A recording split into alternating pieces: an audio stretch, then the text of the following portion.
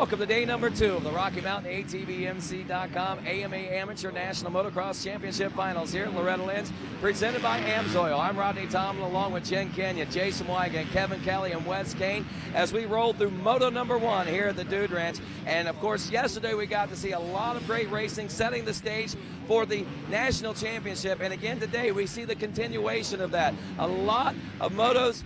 No one knows who's going to be the winner, and the great thing about these first motos is when we really start to see how things start to shape up. How are things starting to shape up, and what can we look forward to as far as today's racing is concerned? Let's check in with Jen Kenyon to find out.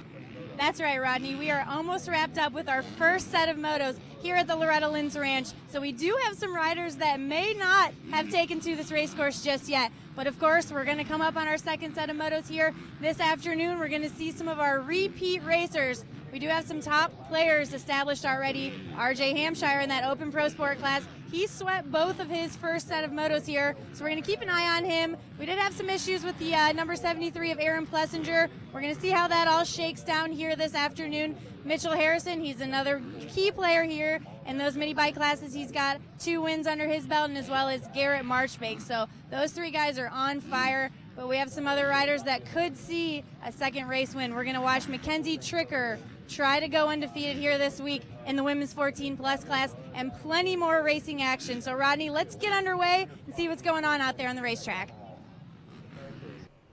All right, thanks, Jen. Jason Wygant, Kevin Kelly up here in the Under Armour studios. Sebastian Tortelli, I believe one of the fastest guys ever, both in Europe and in the United States, joining us up here for a moment. I know you're scouting out some of your talent out here, but before we let you go, I just want to let the people around the world now watching on the internet know what this track is like. We were bench racing for a while about how rough it gets and how difficult it is. I mean, it's amazing. You know, for me, that's one of the best runs you can find. You know, it gets rough. It's the heart of motocross you get out there. You know, when young guys race here and then they get some speed up, I mean, that's the perfect, school for the future. Yep. And that's what Loretta is about. I mean, that's, the heart of the motorcycle and the future pros. I mean, in the U.S., they all come here. Even, Ken Roxon came here, when he was in Germany. So it's, for me, it's the best race. That's why I want to do it next year. All right. We will see you out there. Good stopping by, Sebastian Tortelli. Thank you, man. And we're going to call the action here. Here, I'm going to selfie myself with Seb, though. Yeah, you should. What do we got here, Kev? We are off and running. Gate drops, and it's going to be a Yamaha, the number 52 machine out front early. And that would be Gregory Paymart with the hole shot. Paymart has the number 31 Suzuki ride behind him. Barry Costin out of New Jersey. Your boy. Come on up here. We can get up here now and get in the mix here. I'm excited about having the Bear Dog here, but man, he's got to get better starts. Big Bore Barry, always known for crushing it in the starts most of the time. He has struggled. Came back to Loretta's, I believe, for the first time last year.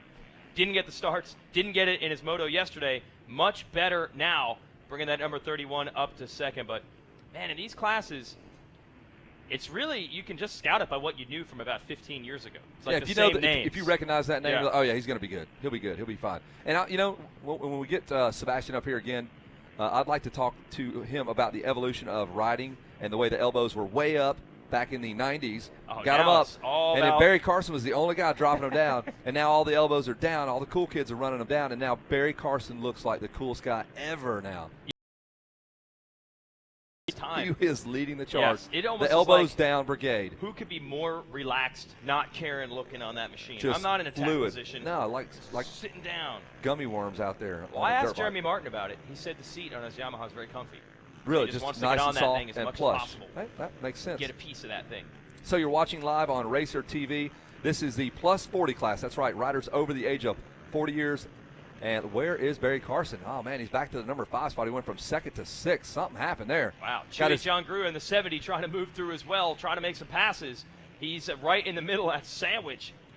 He's going to make it happen, though. Look at this around the outside. Grewy, who's also up front of that 45-plus class, trying to make tracks here in 40-plus, but it is Paymart in the lead on the 52. Scott Sheik, a former champ here in the mix as well in that number 2 spot. John Grewy, Dag Boysen, Tony LaRusso, Barry Karsten, Terry Bastard is 7th. John Bolin is 8th. Michael Treadwell, get off that gate, you ugly son of a gun. Get in the mix. Treadwell is 9th. Earl May is 10th. And Earl's won a moto in that plus 70 class a couple days ago. 70. No, it wasn't. It plus almost 50. seemed that way. Seemed like it seemed like he's been here that long. This is 40 plus. You're watching on RacerTV.com. and then we're going to follow that up. 458. 458. So we'll get you a little warmed up with this one, and then we'll go to the big dogs. Look at this battle.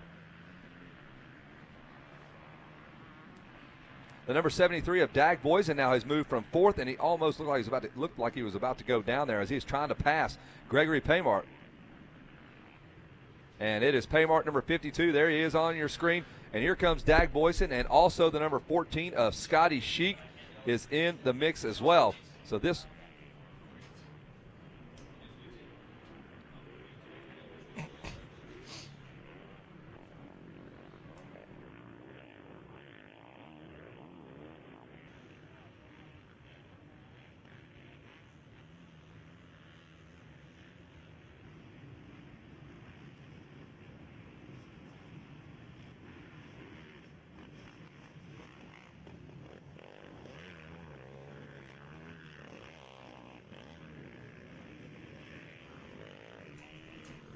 So right now we continue to watch Greg Paymart. Look at that battle. There's Greg, and then you've got Dag Boysen, Scott Sheik. Boysen is really the guy on the move here. He is. He's moved up from fourth to second. Yeah, I was saying he moved from fourth to second. No, I did. No, I had the stats dialed. Whatever. And there it is again. I mean, we're going to need a wide-angle shot to get all these guys in focus here at once here, coming towards the finish line. Boysen a little sketchy though. He's a little bouncing out of the turns here. He Just needs got that Boysen link. He needs that Boysen link. He does. That rad valve. Got that rad valve going on there. Coming across the start stretch, billboard turn. Greg Paymart doing a good job just dealing with all this pressure. Been about 3 or 4 different riders have been trying to get him. First it was Karsten, then Sheik, then Gruy. Now Boysen, and Sheik is on his way back. He's going to try to repass Boysen for second. Scott the Abdul, the Sheik, in that number 3 spot on the Kawasaki. There's Boysen. You're watching him on the 73 KTM sneaking into the screen. There he is, Scotty Sheik. They'll make that left. Good Lord, he just set that bike all the way down to Iwo Jima. He just dropped it down to the radiator shroud. Now they'll make a right. Boysen's going to swing it around on the outside. Here's the 10 Commandments, the fabled 10 Commandments. They look so easy on TV, right? Those are so hard to get through clean. Time after time they change. Boysen, I think he's going to make it happen. Oh, Paymart just found that inside line at the last moment to take the lead back away. And here comes Scotty Sheik on the 14. And John Gruy is not done. The number 70 Kawasaki now creeping in. There's Boysen right back around Sheik. He is an animal. Wow. How long can this is a 40-plus class. How long can these guys can't sustain sprinting like this? Heart rate's over 700. Arms are just locked. Right. Jeez. Wow. This is Loretta Lynn, so that is why this race is so money. You got guys from all over the country. They're the baddest dudes back home, and now they're all going to meet right here. And Gregory Paymart, would you have put money on him as leading this thing like this with all the action behind him? Absolutely. You're talking about so many guys who have won races at the pro level before, but here's Paymart trying to put it to them. Oh, Gruy and Sheik almost come together on that anthill for third place. Look at all the different lines there. You can pass. I don't want to hear anybody on that podium say, well, you know, it's kind of one line. Really? No chance of that. There's Paymart again, opens it up. How, I don't know. There's Sheik going back after Boysen. They pass each other 9 times. And there's Gruy, and the Suzuki ride of Tony La Russa is now coming into frame. It's 1, 2, 3, 4, 5 guys. There's Sheik and Dag Boysen. Good Lord. I think that La Russa, who's at the back of this train on the yellow bike, might be the fastest of this entire group. La Russa probably pumped on the sand they put down. How about it? Mike Treadwell from top 10. Now he's in the number 6 spot. If we can get Treadhead up there. Treadhead and La Russa have definitely rubbed elbows a time or two. Both of the NESC guys up out of New England, and La Russa is right there. He's in this fight now trying to get Gruy. Unbelievable battle there past the Yamaha mechanics area. We used to park vehicles right there where they're at now, and then they'll pop back into view, pick up the normal straightaway.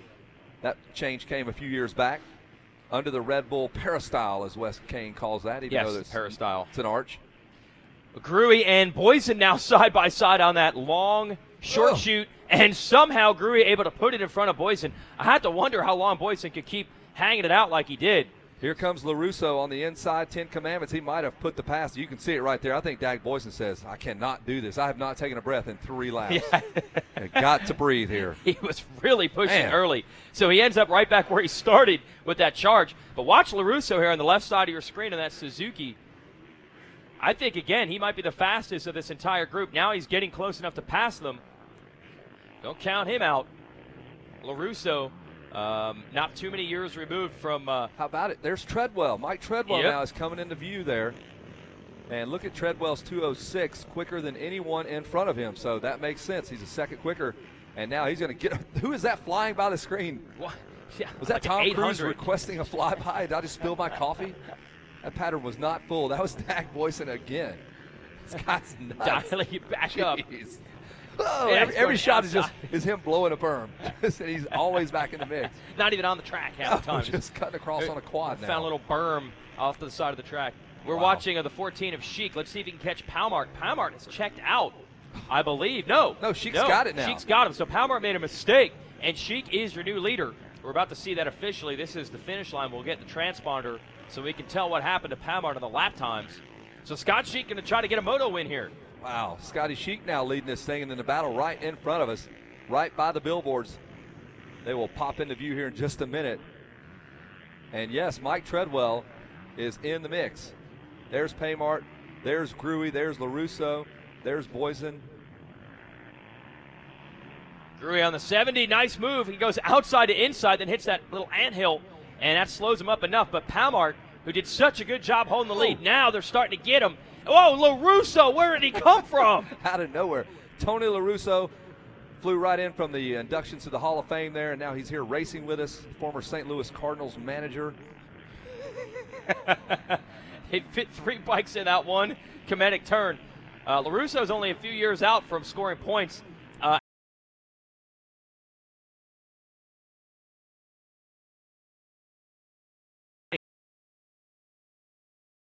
That's not even physically possible.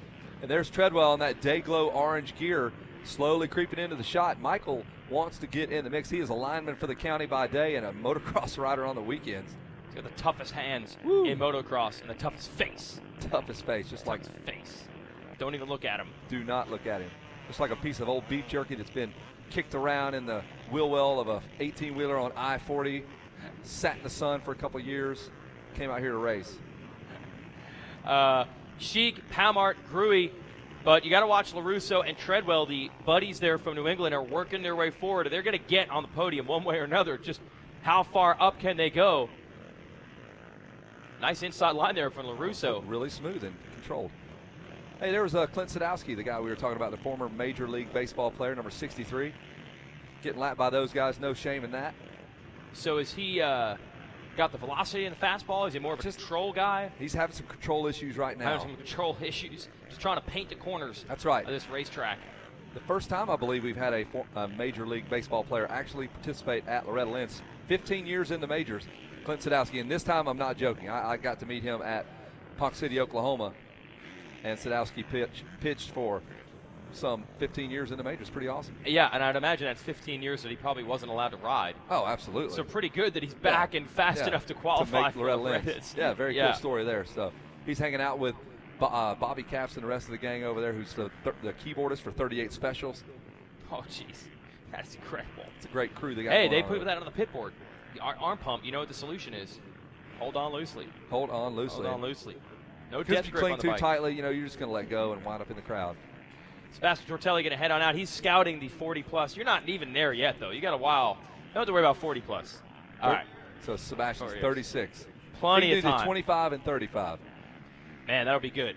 All right, better luck next year. We'll see Sebastian Tortelli a little bit later. It's good to have his analysis up here. And as far as that battle up front, right now, Scott Sheik trying to control it, trying to deal with the pressure. You got John Gruey here. You see him on the number 70. And here comes LaRusso. Like I said, LaRusso, he wants that podium.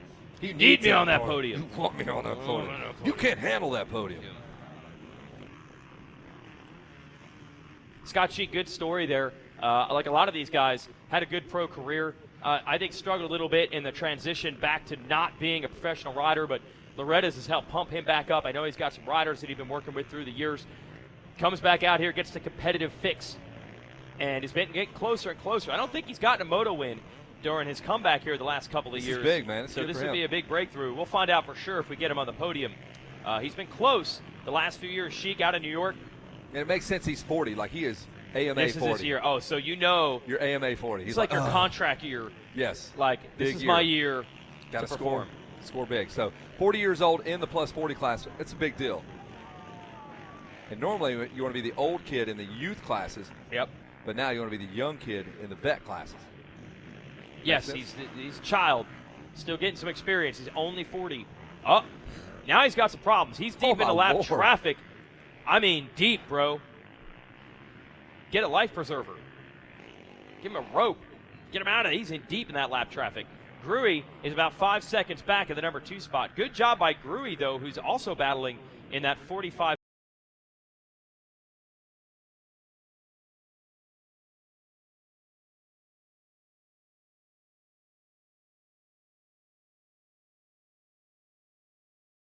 Continues to put down the fastest laps there with 2:05 that time around. 2:07's everyone in front of him. And Tread just 2 seconds back of Tony LaRusso. So we'll watch the Dayglow gear that he's put together there. I think he's a Troy Lee guy, I believe. Super bright stuff on that Kawasaki.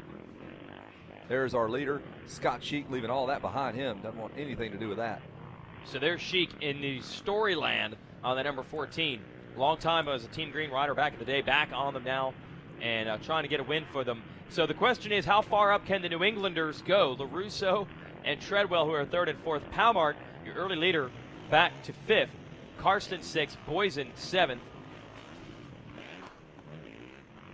Terry Bostard is 8th. Earl the Pearl May, who won a 50-plus moto yesterday, is 9th in the 40-plus. That's pretty impressive. And John Bolin rounds out your top 10, 40-plus. We'll have an A moto coming your way next. So, folks here at the ranch, get to the fences, get to the bleachers. It'll be an all-star cast. You see Gruey, and you start seeing that Suzuki of LaRusso creeping into the picture. And behind him should be, in that shot momentarily, Treadwell should pop into view here. There he is. Tready's on a KTM this year, and yeah, you'll see him in some of the longer shots. There he is. So we could have a 3-rider battle for the final 2 podium spots. Treadwell a little bit quicker right now and closing the gap, but not much time to work with. We are on lap 7. Yeah, maybe 2 more laps now as they pass in front of us here at the announcer's deck. By the billboards and behind them we go. Oh, you know who that is. You know who that is.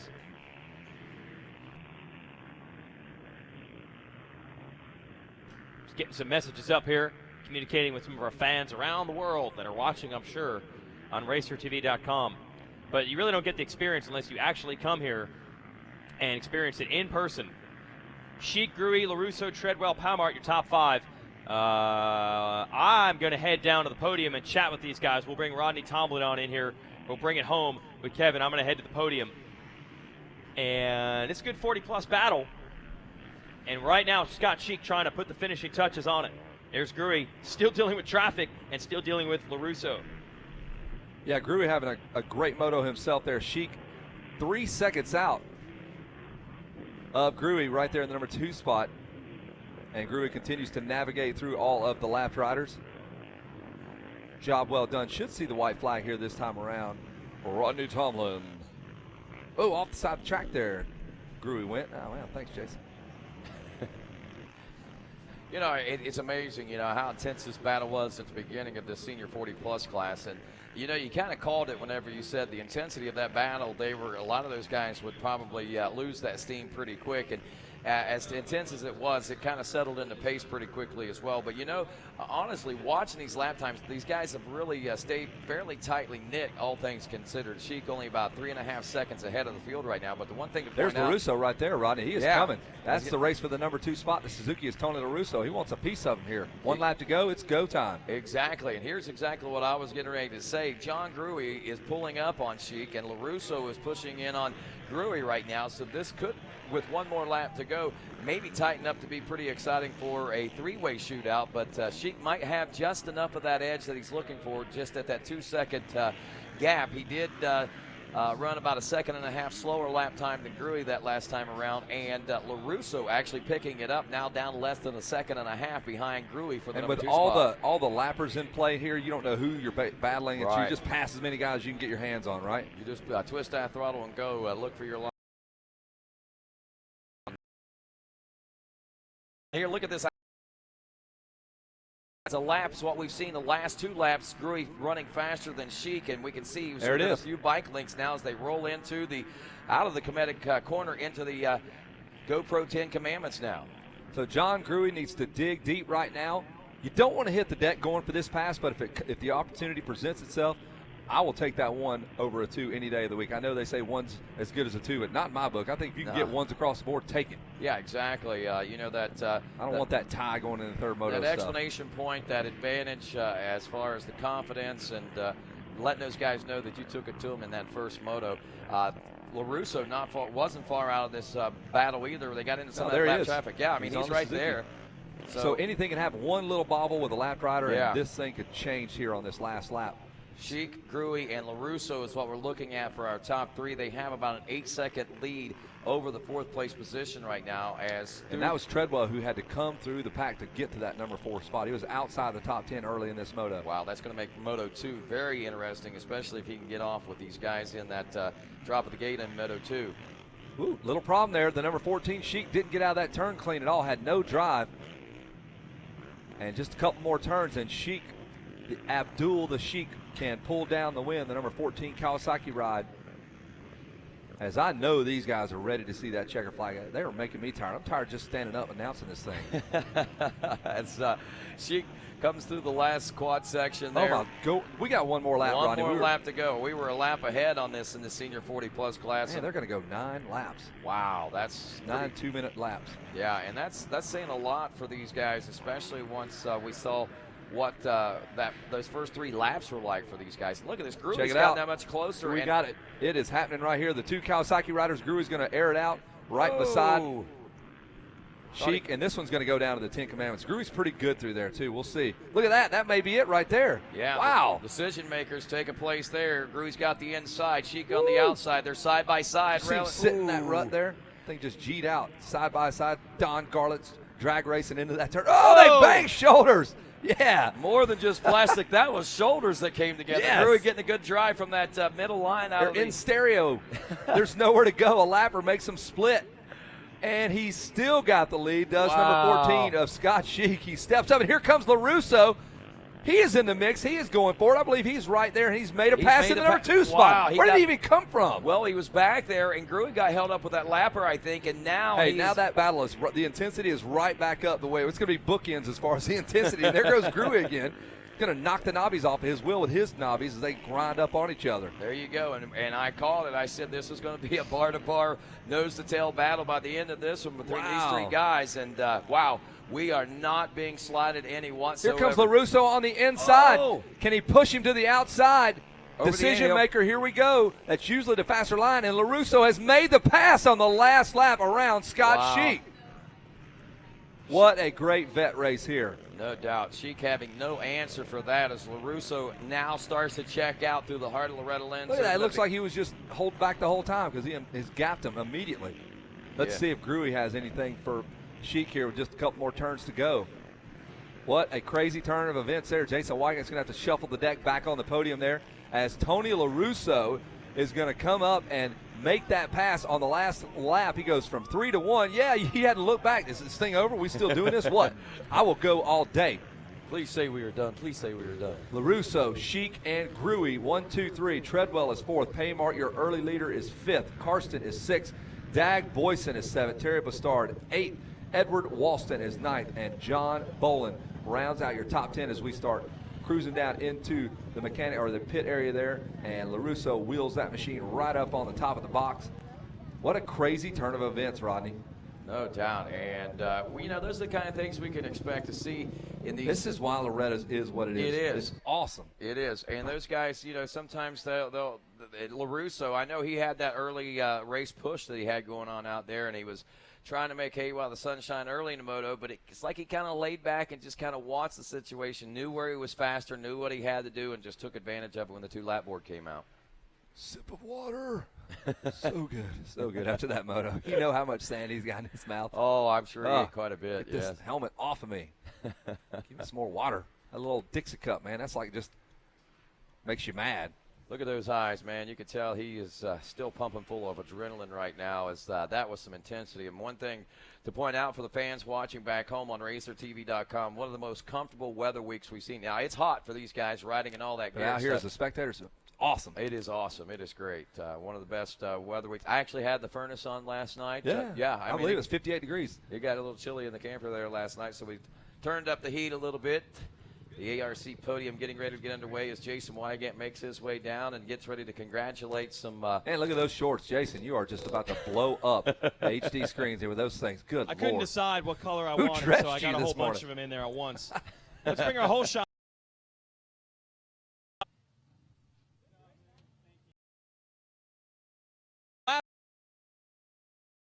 Whole shot award.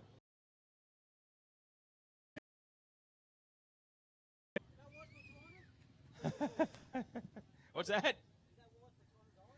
Yeah, I don't think it works that way. I don't know. He's hoping it's double as much. Come on, you led for a while.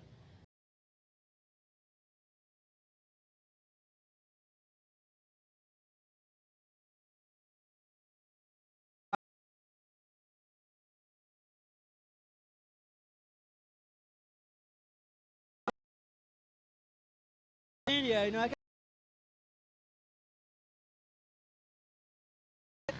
You're definitely close. That's it. I got to go grab third and second, and then we'll talk to our man Tony LaRussa right here, who's got the moto victory.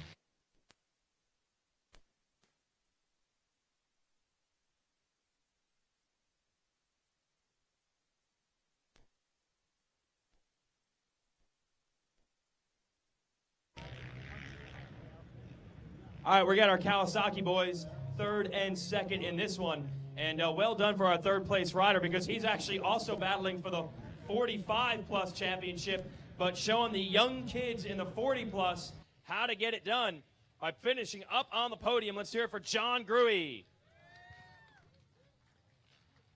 says you're 48 on the sheet. I know you're over 45 for sure. Pretty good against these young bucks. yeah, it feels good to get out there and be able to mix it up with these guys still. And man, that was crazy. I mean, I had no idea LaRussa was there. You know, and I'm concentrating on Scott, thinking I'm going to get by him and get past by LaRussa. You know, he was hauling. He had that late race charge. It paid off for him, and man, that's something I needed to have.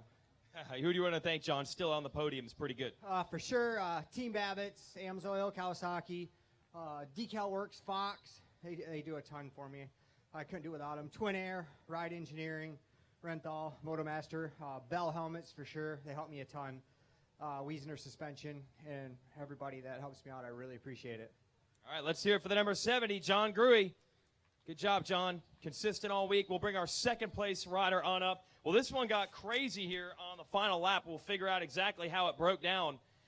Scott Sheik led a bunch of laps. He ends up with a silver medal. He's still in title contention. Let's hear it for Scott Sheik. Take me through that race. We had like 5 different guys leading. You had your shot. You're up front for a while. Just what happened out there?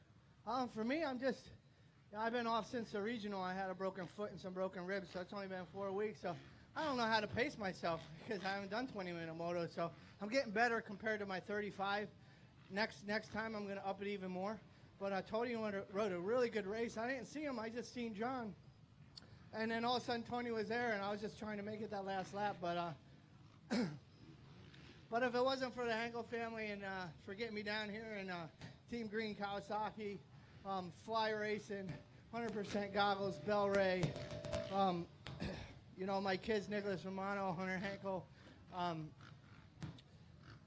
Garnet Boots, and Pro Circuit, of course, Hinson, Twin Air, Renthal, Arc Levelers, Lightspeed, Matt's Cycle Center. If it wasn't for all them, I wouldn't be here. And I'm just having fun. So, you know, I'm in a position where I can do better next time. So. Hey, you made it exciting for us. Let's hear it for Scott Sheik, second place. Good riding, Scotty. Good to have you back here at the ranch. And what a ride here. This guy was out of the top 5 at one point. He comes back to win it. Let's hear it for Tony LaRusso. Okay, you're not just fast up in New England, clearly, not just at Southwick. You made it happen here. What a battle. Yeah, it was awesome. These guys rode great, and I was just lucky to chip away one at a time. I had got some arm pump about halfway through, and I just wanted to pace him, stay on him. And then once I seen that white flag, I gave it everything I had. And luckily it worked out. I had some help from a couple of lappers, and I made some pretty good line choices at the end. But it wasn't easy. Who do you want to thank, Tony? Well, I want to dedicate this one to my wife, Lisa LaRusso. She passed away early this year, so this one's for her. I got to thank Chelsea, my daughter, for helping me out, and all my sponsors. Factory Connections been huge. They're always there for me. Dunlop, Troy Lee Designs. Yoshimura hooked me up with a pipe this week. That was awesome. That helped out. And Carne Boots and STS Graphics, Smith Goggles. I'm sure there's a few more out there. But and ctmotocross.com, my track back home. So. There's your gold medal winner, Tony LaRusso. All right. Well, that's going to do it for the podium. We're going to send it back up to the tower at Rodney and Kevin. All righty, thanks a lot. Podium interview presented by Arc Unbreakable Memlon And Levers. thanks a lot, Never again, break Jason, a lever from down again. on the podium there as we get set to roll into another moto. We get the excitement level raised even higher as we go to our 450 A-Class, Kevin Kelly. Yeah, we do, man. Another good one here. The #1 plate. That's on his bike for a reason. Luke Rensland is the returning champ, so we'll see if Luke can defend the title on his Horton Racing Yamaha. He has got some stacked talent. A great start. Look at that Kawasaki ride. I believe that might have been Colton Nichols. Or maybe number 88 of Chris Ulrich. He snatched that whole shot in a nasty way there. The number 88 with the bell hole shot, it is Chris Ulrich.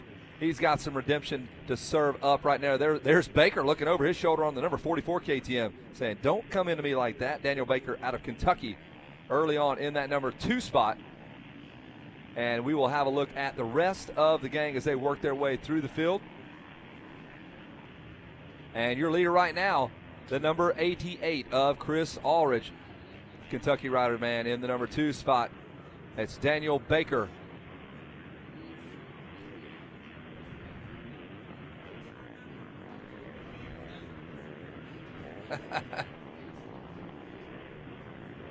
All right, early stages here, 450 A-Class. Christopher Ulrich out front and leading this thing. He snatched the whole shot right away from him. It is busy in the tower. Tyler Bowers up in here. Ryan Villapoto here as well. They're here to sign autographs later on. They might jump on the mic here if Jason Wygant can orchestrate all of that. We got a lot going on here. And we are continuing to work our way through this first moto. Chris Ulrich, again, finished 4th in his other moto. Not too pleased with that. And Ulrich is not going to be alone in this one. He's got the number 44 KTM ride right there with him, and that is Daniel Baker. Man, new life for Daniel Baker. Really excited for him. He is having a great week. Good starts, and that makes your life so easy here as the green flag flies. First moto here in this 450 A-Class. And we got a couple guests up here, courtesy of the good folks at Monster Energy and Kawasaki. We have our multi-time Arena Cross champion. We got a pair of 4 times. Pair of 4 times. That's 4-timers. 8. Or 4 times 4, which is 16. I'm not sure how we're counting it. We got Tyler Bowers up here from the Babbitts Monster Energy Cowie team. Hanging out here at Loretta's. I know you did some damage back here in the day when you were racing it. Do you get a little nostalgic when you see these guys battling? Sorry, man. Hang on one second. I got to turn you on. There you go. You're good. Somebody didn't turn me on there. I didn't turn you on. Tower here. Use your imagination. Consummate pros we are. Yeah, Wes Kane, want to take selfies. No, I love coming down here to Loretta's. You know, I grew up like 4 hours from here in Kentucky, and you know, it's great coming down here, and this is a lot like my track back home, and it's just, yeah, it brings back good memories. You know, I think last year was the first year, I think my whole career I've ever missed going to Loretta's, and I totally regretted it. And so I'm happy to be here this week and watching these amateur kids go out here and try to make a name for themselves. And Chris Aldridge, you both Kawasaki riders, a lot of hype about him and where he might be going next year as a pro, might be on Mitch Payton's team. Doing the job right now, looking good. Yeah, the kid's ripping out there. You know, I've heard a lot about him. I actually haven't been able to see him ride a whole lot, and it's pretty great to see, be able to watch him. I know he's been out in California, and I've seen him at the tracks out there a little bit. You know, and he's clearly getting it done. You know, I know there's a lot of hype about him going to the pro ranks, and you know, maybe he can take care of it here this week and get his deal done and go make a name for himself in the pro ranks. That's KTM rider behind him. That's Daniel Baker on the 44 in second, trying to keep some heat on. Then it's Chandler Lindsay in the number 3 spot. don't interrupt me when I'm talking. I'm helping Kevin you out. Kelly. You're I mean, blind. come on, You're bro. blind, yeah, bro. you could tell I was straining, squinting, leaning forward, cheating. Chandler LaRue is third. Frank Nogueras comes through next, and please help me out with fifth, Kevin. Let's see here. I'm going to go. It's Cody Kuykendall, the number 5 spot. Nicholas Nicely Farrell done. is 6. I got you, man. I can help you out here. And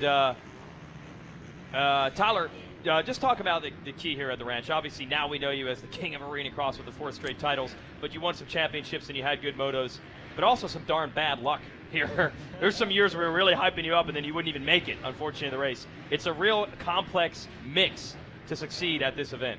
Yeah, Loretta's is it's hard to figure out. You know, I think the key to winning Loretta's, it's not like the track's like insanely hard or anything like that. It's just kind of staying out of trouble. You know, like you said, luck plays a big role into it, but unfortunately, you make your own luck. So you got to be able to come here and keep a good head on your shoulders. Don't crash. Don't break your bike. Get good starts and finish up front. You know, we got Aldridge out here winning right now, and he looks like he's trying to make it easy and you know, have some fun. So he looks like he's you know, doing it the smart way right now. But you never know; anything can happen out here. You know, a guy can come from the back and end up getting him, or you know, bike malfunction, or even a lapper can get in the way. So anything happens. And this is so different from any pro race you guys do because your whole season is drawn out to 16 races in Supercross, 12 or so in the outdoors. This is their season in a nutshell. You can win this, and it changes your whole career path, your whole trajectory. Yeah, you know, it's crazy to think. I remember growing up here and racing Ryan Dungey in the amateur ranks, and he was kind of like a, you know, like a 5th to 10th place guy. You know, you went to the amateur nationals, and Ryan Dungey, you were like, oh, you know, he's going to be there, like he's going to be in the mix. But it wasn't like, you know, Ryan Dungey's. Yeah, I'm terrified of Ryan Dungey, like you were of like Ryan Villapoto. So, you know, it was just great. It's crazy he came through and he won, you know, his schoolboy races here. Like, I think the last year he won one title. He won one title and killed it. You know, made a name for himself and really grabbed everybody's attention. Roger threw him up in the truck. Yeah, he got that ride with factory Suzuki at the time and took advantage of it. And then you know, look where he is now. You know, riding for Target and KTM and all these crazy stuff, making all the money. So you know, you can come down here in Loretta's and just really change your whole trajectory. Good battle for second. At one point, Lindsay had the pass made, and Baker said, I'm not having it. He passed it back and actually pulled back away, and that was all on one lap. This is second. You're watching Baker and Lindsay. Let's bring in the other 4-time champ here. Make sure that microphone's on. You're getting experience now with the announcing gig, so you got it down. And we got to move into the center here so they get us on camera. We got tighten this up here. We got Ryan Villapoto with us. Now, RV, I don't know what you accomplished as a pro. I do just remember you're out here at Loretta's, and you only got one title. So I've won here one time. Yeah. Were you able to make it? Let me make sure this thing's working here. Take this one. Is it on? I can hear. Trust me. Yes, yeah, so you only won one title here. So did you ever make a go of it as a pro? Did it ever work out for you? Yeah. How'd your pro career work out? My pro career's gone all right so far. You know, definitely made somewhat of a name for myself, good and bad. Yeah. But you know, that's part of it. I think if you have good news circulating around yourself, and sometimes you have bad news. So it's all part of it. I'm going to keep switching out. We're just going to keep switching out. Yeah.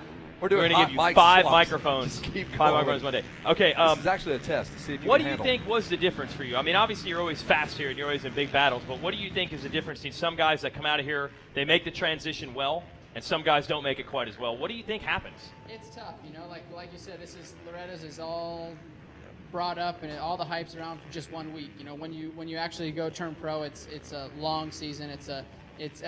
Once you turn pro as a lights guy, it's 8 rounds of Supercross, and then you have 12 rounds of outdoors. So it's not all relied on one week. So that is a big takes a lot of pressure off that right there. Yeah. You know, so you know, that makes it, as a rider, it makes it a lot better. You know that you can come back next week and you know, show what you have again and keep working on it. So you know, here I always had good luck here. Never had really any bad luck, but just never won except my very last year, and that was. Does that have anything to do with that guy, number 800? You only got one title here? I only have one. Wow. And he's looking at you like, you got what? a beat, bro. Mike won. I got 2. I got a beat here. Mike won a lot of titles here. Sure, yeah, he was good. Always Amateur. beat me, and even the year that I had won, I raced against Jason Lawrence, and he ended up beating me in the other class. So, you know, it's definitely a unique place.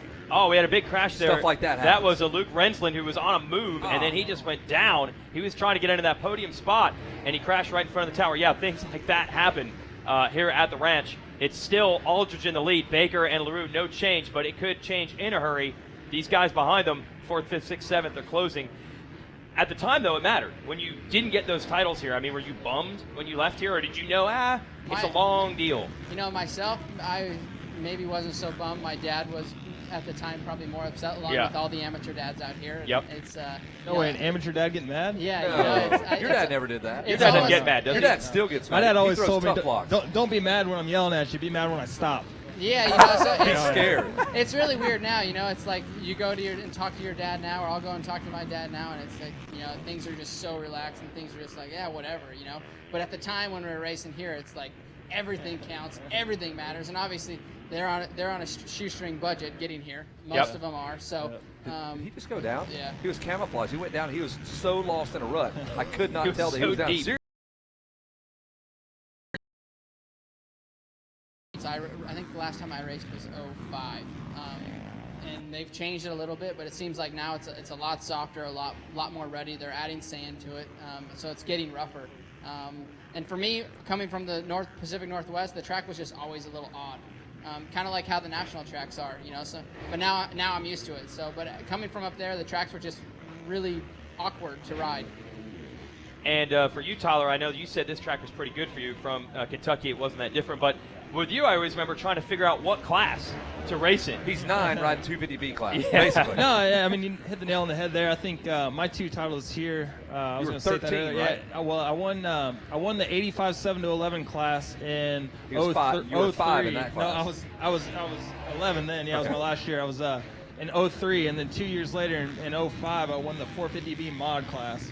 And that's the one where you had to wait and ride the last qualifier because you were what? 12 well, or yeah, 13? I got lucky because I got protested. After the races were over, I think it was Will Hahn and Dennis Jonan were like second and third. I don't know who really did it, but somebody protested me because of age, because you have to be 14 to be in that class. Correct. And at one of my area qualifiers, I was actually 13, but luckily I did like a backup one. I was 14 at that one. So Yeah, you came out to our that's track how I road. snaked on that one. So I almost got disqualified from being too You young. was young. You had the disadvantage. Yeah, You yeah. were too young for the Well, class. I hit a growth spurt. It was just horrible. Yeah, when you were I was born. Yeah, I think you hit a yeah, growth I was spurt at born. 8-0. Born. Yeah. I was actually kind of small at one point. I don't know what happened. I got it on the 80s. I hit like 4 or 5 inches in 1 year. They had to Just- throw it him in was a big, nuts. huge Yeti cooler as an incubator when he was Yeah, born because they yeah. just couldn't put him in the normal one. We're watching Chris Aldridge still leading here in 458. Baker and Lindsay still no changes, second and third, but behind him it has been crazy. Dogueras on the Suzuki's up to fourth, and Rensland onto that number 1. That wasn't Rensland that went down. Rensland is still solid in the number 5 spot, trying to defend this championship. Yeah, 1 year I remember you were going to race a 125 out here. Probably the heaviest 125 rider ever. Yeah, well, that was another awkward situation. That was 06.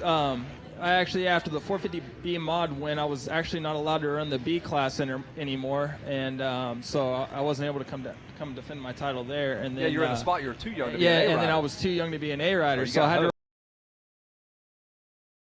And then I had to ride 4 stroke, so I went from a 125 to a 450 every weekend through all my amateur races and all that. And the week before, I was actually riding up at Redbud, just having fun up there, and then misshifted off the tabletop, ended up landing on my head. I collapsed my lung and broke a few ribs, so I ended up watching this week. But as I said, Loretta's is kind of crazy. You got to be in it to win it here, and I wasn't in it that year.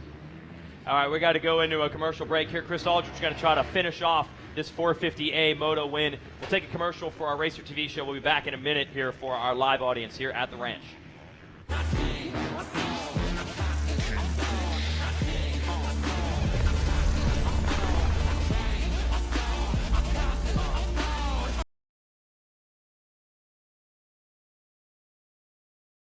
Where you live or what kind of bike you ride, there's a common bond and passion every rider feels when they turn that throttle.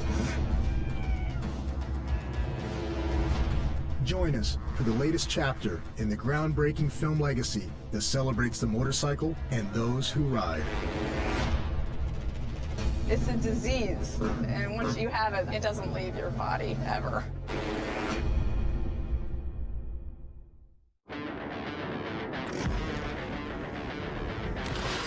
Sometimes you come across something so different, you just have to stop and check it out.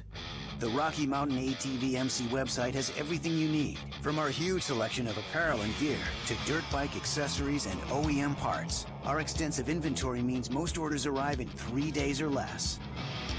Get low prices, quick shipping, and incredible customer service. Get ready.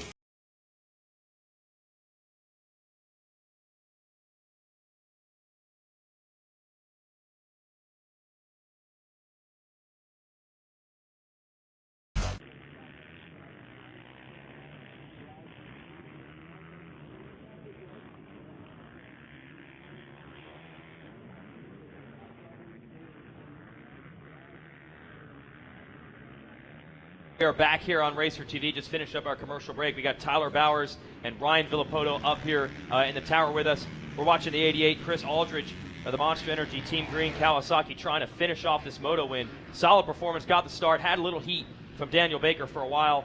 He took care of that. No pressure now. He just got to try to bring this thing home. Dust coming from the side of the track. How about that? And Chris, one of the older kids, he's had some injury-plagued years, so I guess he's maybe 18 or 19, which in amateur terms is kind of old. I think it's kind of a good thing. I think the career spans are a little longer now. And being a little mature those first couple of years and not trying to just kill yourself to win a single Supercross race might not be a bad thing. Yeah, no, for sure. You know, obviously there is no age limit in the lights class over here. So coming in a little older, a little more experienced, you know, can play into his favor. Hey, Ryan, what's the update on you? When he saw you at Redbud a few weeks ago, I know you were finally just off crutches. You were happy about that. What's your condition these days? Yeah, still doing light stuff like that. You know, so just trying to do what I can. It's a little different. It's a unique situation because I tore the meniscus off the bone. If it was just a normal ACL reconstruction, I'd be, you know, 3.5 months, I'd be back on a bike. But since I tore the actual meniscus off the bone, they had to reattach that, and that's why my recovery time has become from 3.5 to 7. So, you know, it's one of those deals where, you know, I ended up doing it in the beginning of the season. Thought of it, you know, rode through it because I've done it before like that, and actually at Detroit Supercross ended up popping it out in the main event, and that's when I hurt my meniscus. And get out of the way. Get out of the way, lap rider. That's one way to take care of it. Beat it. Dude, how are you riding? You were riding through all that. That is insane. You know, honestly, people say, oh, you have your, you know, knee injury or injuries like that, and sometimes injuries don't bother you unless they actually pop out. And with a joint like that, my knee that I've raced with plenty of races and actually years with no ACL, as long as it stays in, it's fine. Now, I'll say that this is the third one I've had done. Each time it gets worse, and I have to get it fixed sooner and sooner and sooner. So this year, I had to tape it up and you know, try to do what I could during the week and then also go on the weekend. So luckily, out of 17 rounds, you know, I think I ended up hurting it on like around round 4 during the week. I only popped it out once in Detroit. So I was really lucky there. But yeah, I just taped it up every weekend and actually every time I rode.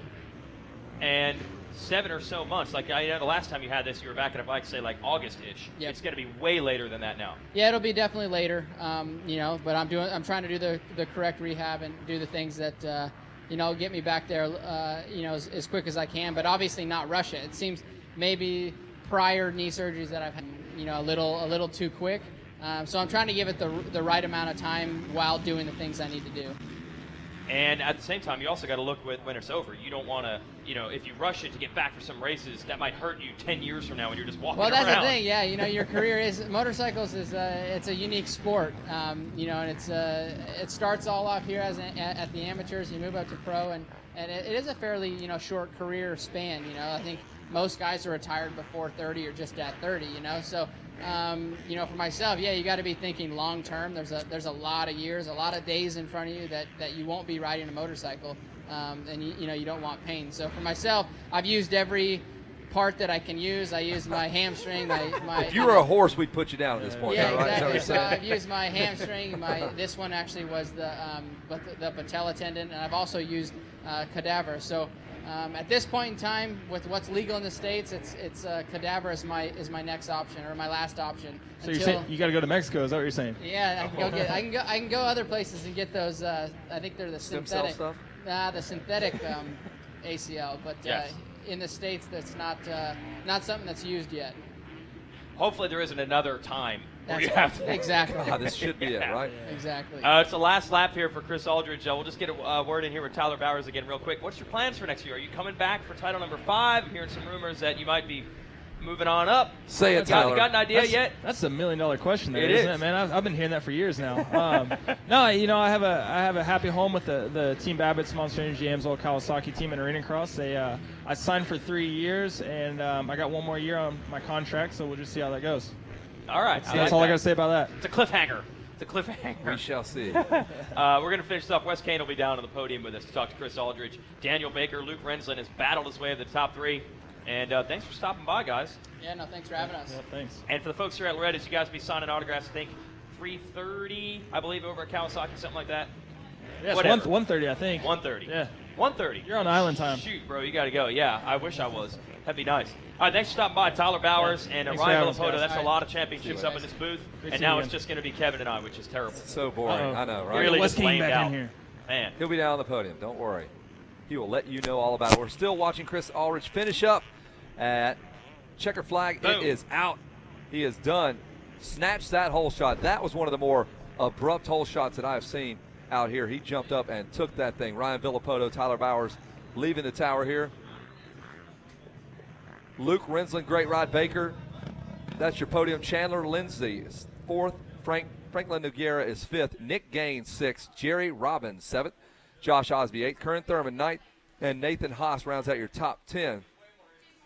And that will do it as we wheel that bike right up onto the podium. The number 88 of Chris Ulrich handling that race like a champ. Man.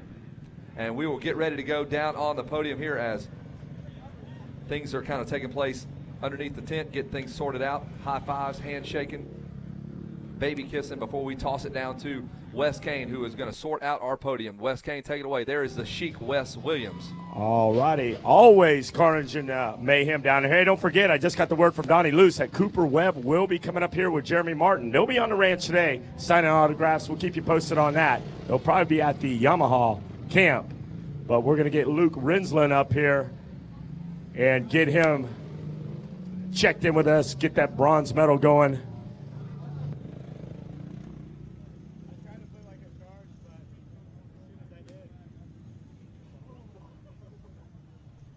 All right. Take it away, Wes Kane. I got you down here. Luke Rensland coming up on the podium. We're going to give him a bronze medal.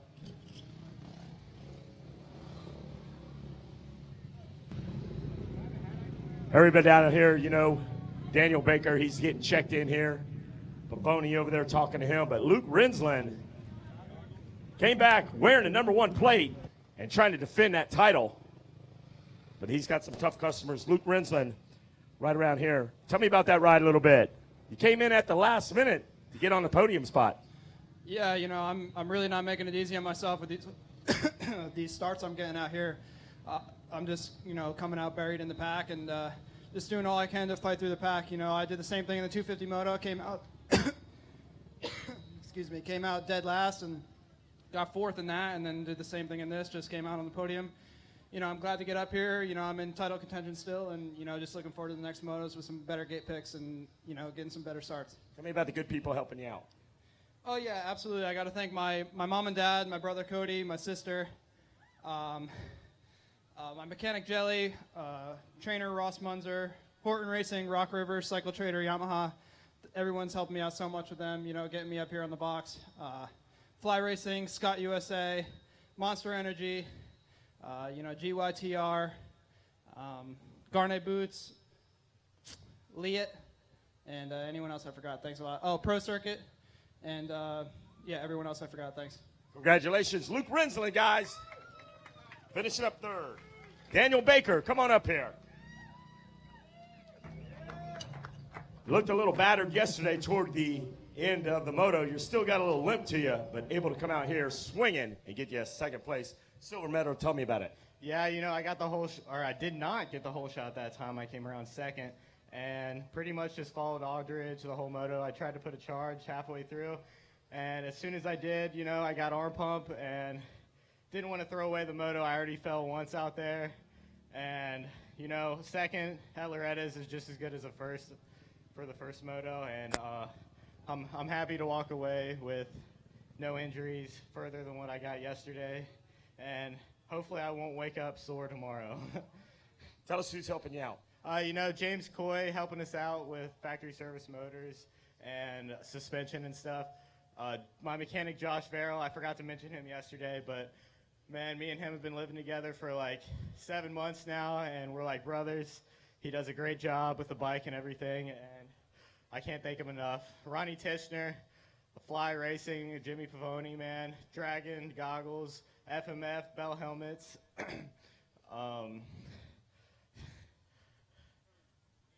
I think I forgot a lot of people. What do I see? We're looking around up there. We don't see. I see the sky. But my parents for getting me here. I talked a little bit about them yesterday, but they sacrificed everything for me. They freaking sold their dream house so I could continue my dream racing, and I wouldn't be here without you, man. That's it. All right, guys, put your hands together. Daniel Baker, a true soldier out there. Coming up here, your moto winner, and Bell $100 Hole Shot Award winner.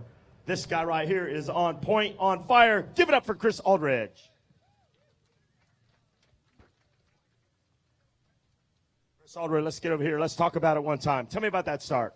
Oh, man, I tried to get that start yesterday and didn't quite work out because of that sand. But, no, my setup's perfect this year, and the Kawasaki team's been working hard. And, I got off to a great jump and looked left, didn't see anybody, and just kind of cruised around that corner. I wanted to get set up on my lines early and try to make that race as easy as I could. So track's tough today, and just hopefully take this into the Cup 2 days. You get denied yesterday. Now, is this you reevaluate everything and come back now and start to win motos? Competition's stiff this year with RJ Hampshire, Jordan Smith, Luke Renslin, Nick Gaines. I mean, the list goes on and on and on. So I'm going to try to get some more wins this week. I'm just happy coming out of here safe. It's been a couple years since I've been here, so hopefully get a few more hole shots and maybe a couple more wins. Tell me about all your sponsors back there, back in this machine. I can't thank my parents enough back at home, my little brother Chance, my mechanic Andrew Bauer. He's been working his tail off pretty much since Texas, just helped me out as much as he could. The whole Monster Energy Team Green Pro Circuit Kawasaki team, Maxima, Fly, Scott, EVS, Dunlop, Renthal, and everyone who helped me get here. Thanks a lot. There you go. Congratulations. Good luck on the rest of the week. Give it up, guys, for Chris Aldridge. Now we're going up in the Armor Underwear Skydeck with Kevin Kelly, Jason Wygant, and Thanks, Rodney Wes. Tomlin. We're going to throw to a commercial break here on RacerTV.com. We'll be right back.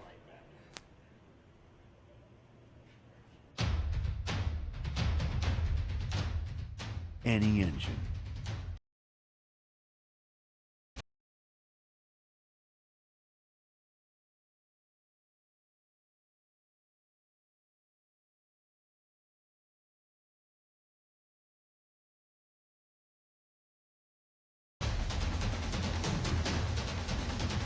Amsoil for any engine.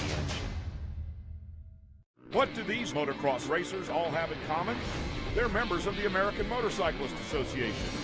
You don't have to be a motocross superstar to join the AMA, just support the sport. The AMA protects your right to ride and race. Plus, you get a lot of cool member benefits, like American Motorcyclist Magazine, roadside assistance, and great discounts. Protect the sport and join the AMA, where riders belong.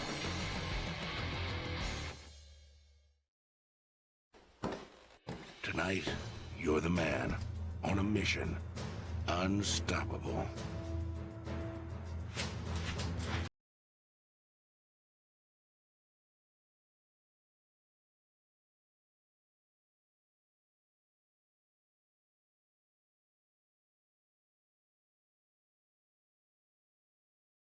Tranny oil? Nope. What does the world come to when a man loses control of his lubricant supply? Pal, you know where you're going.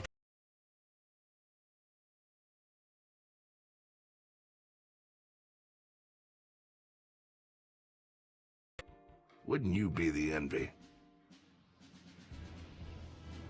Do it. JackMoto.com. Open the door to your dream motorcycle. Most people want to ride like Caselli.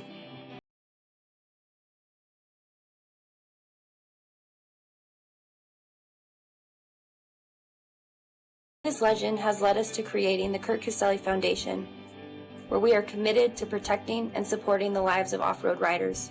Help make the Kurt Caselli Foundation. To learn more and donate, visit kurtcaselli.com. Racetech Gold. Improved bottoming resistance for minis. Guarantee to be impressed.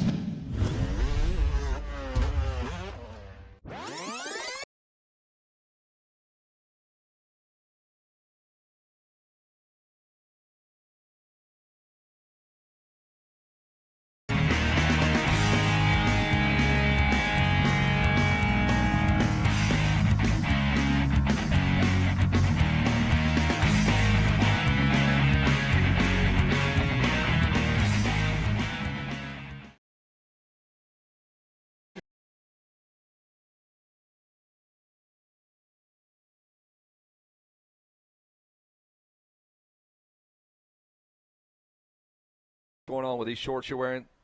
Those are unbelievably. They look really good in uncoordinated. HD. They look really good. Yeah. They look so much better. The track doesn't look as rough on Wait. TV as it does in real life. Do you know how many kids just went into epileptic seizures because of those things? Yeah, it's like that old Wang Chung video. Yeah. All right, let me pull the shirt down here. Make it Got look some a little better. 50cc racing, the 7-8, the veterans of the 50cc class. You've got Really? Yes. Deegan's son out there and Casey Cochran, a whole host of other fast kids that we're going to talk about here in just a minute. And like you were saying earlier, we take this extended track break so we can kind of smooth some key areas down for these guys. It's still rough. They're going to leave some parts out there still, rough and tumble, but they want to knock some of those massive ruts that you might lose a 50cc rider in, literally. Yeah, we might not just find them. Have to put their name in a milk jug and say they were last seen in this rut. Look at the front of that preparator right there on the front of that skid steer. That thing, Preparator. that's what they're called. They smooth things out. It spins around and kind of just smooths things out so those little guys can ride through there. That's what you use in a front yard of a house. That right there will get it ready for sod. Really? Yeah, that's a preparator. That was not invented for motocross purposes. No, that As massive adapted. thing was not invented just for this, but it does a great job getting that soil turned up and smoothed out for these youngsters here, the 51cc 7 to 8-year-olds, as they get ready to go. The adrenaline is pumping. They ate some Captain Crunch earlier in the day, man. They've been down at the creek messing around, probably doing that coloring book that Wes just couldn't get through. The maze really stopped him. Put The kids' activity book Kids' was activity all book. Wes Kane could handle. That word search is just too tough to. Oh, shoot, he's here. Wes He's jumps here. in a live screenshot on the Racer TV broadcast. He's here. Sorry. He's such a professional. As he sent it up to the underwear studios earlier. Nice job, Wes. Hey, we're doing good out there. Your mic's not even on. Welcome to the show, Wes Kane. Well, thanks a lot, Kevin Kelly. I appreciate you having me up there. Jason Wygant. Everything's going great down there. We've got the command down there on the podium. You guys are handling it up here at the command center, and we're just doing good. So I'm going to let you guys have at it. Thank you. That is an extra large shirt, and that thing is crispy tight on that physique. Look at that. Hey. Wow. Hey, I'm 230 pounds of twisted steel and sex appeal. Yeah. What do you want from me? There it is. Oh, there it is. Been waiting to hear that. All week we're waiting for Hey, that. look at that right there. That was Down there good on the beach. That's where Wes is going down there to hang out on the beach there. I would not get in that water because there is nothing but cow dung in the middle of that thing. Oh, come on. It looks pretty, though. It looks nice. It does look- I mean, you it's have a to be pasture suspicious. all year long. Yeah, that's true, actually. I mean, there's horses. If you take the road out behind the track, there are literally just horses grazing down there. Oh, no, this is exactly what we don't need. Wes Kane getting energy drink, getting even more fired up. 50cc classes are going to be starting in a moment, and it's 4 classes and 3 motos. It'll be a double gate drop for basically the PWs, the Yamaha PWs, and they have a shifter division, which is generally for the Honda XR 50s. We'll put them on the gate together. PWs as well.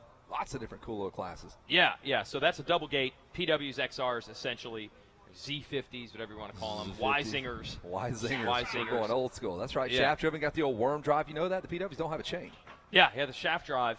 That was like, what, 1982-ish? Something like that. When that bike came out. That's when Buddy Antunez ran one. Barry Higgins tested that bike in the Barry. early 80s, back when they were inventing computers and Y-Zingers. We need to Barry find, was a part here's of what we all need to that. do. We need to find the test riders when they were developing the PW50, which would have been probably late 70s. Find that guy now. He's older than us. Yeah, actually, that's about our absolutely. age. That's a guy like Keith Turpin. Keith Yeah, Turpin someone was was still a little bit developing older than him, actually. Yeah. Keith was on 80s by that point, the late 70s. So our 50cc riders are almost ready to go. We'll start it out with the 7 to 8 division, and that is the loudest class here. So loud. And I've done what that guy's doing right there on the start at my track. That's probably one of the most dangerous jobs, stopping 41, 50. So We're going to have another commercial break here on RacerTV.com, and then we'll be right back here for our 50 class. If you haven't ever seen these little kids race, it's pretty fun, so stay with us.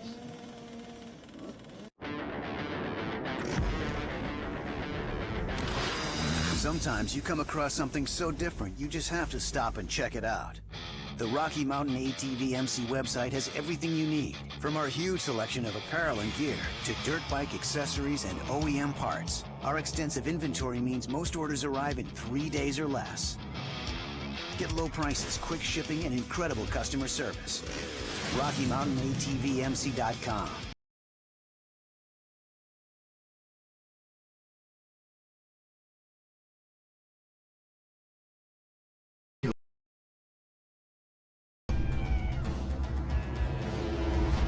Join us for the latest chapter in the groundbreaking film legacy that celebrates the motorcycle and those who ride.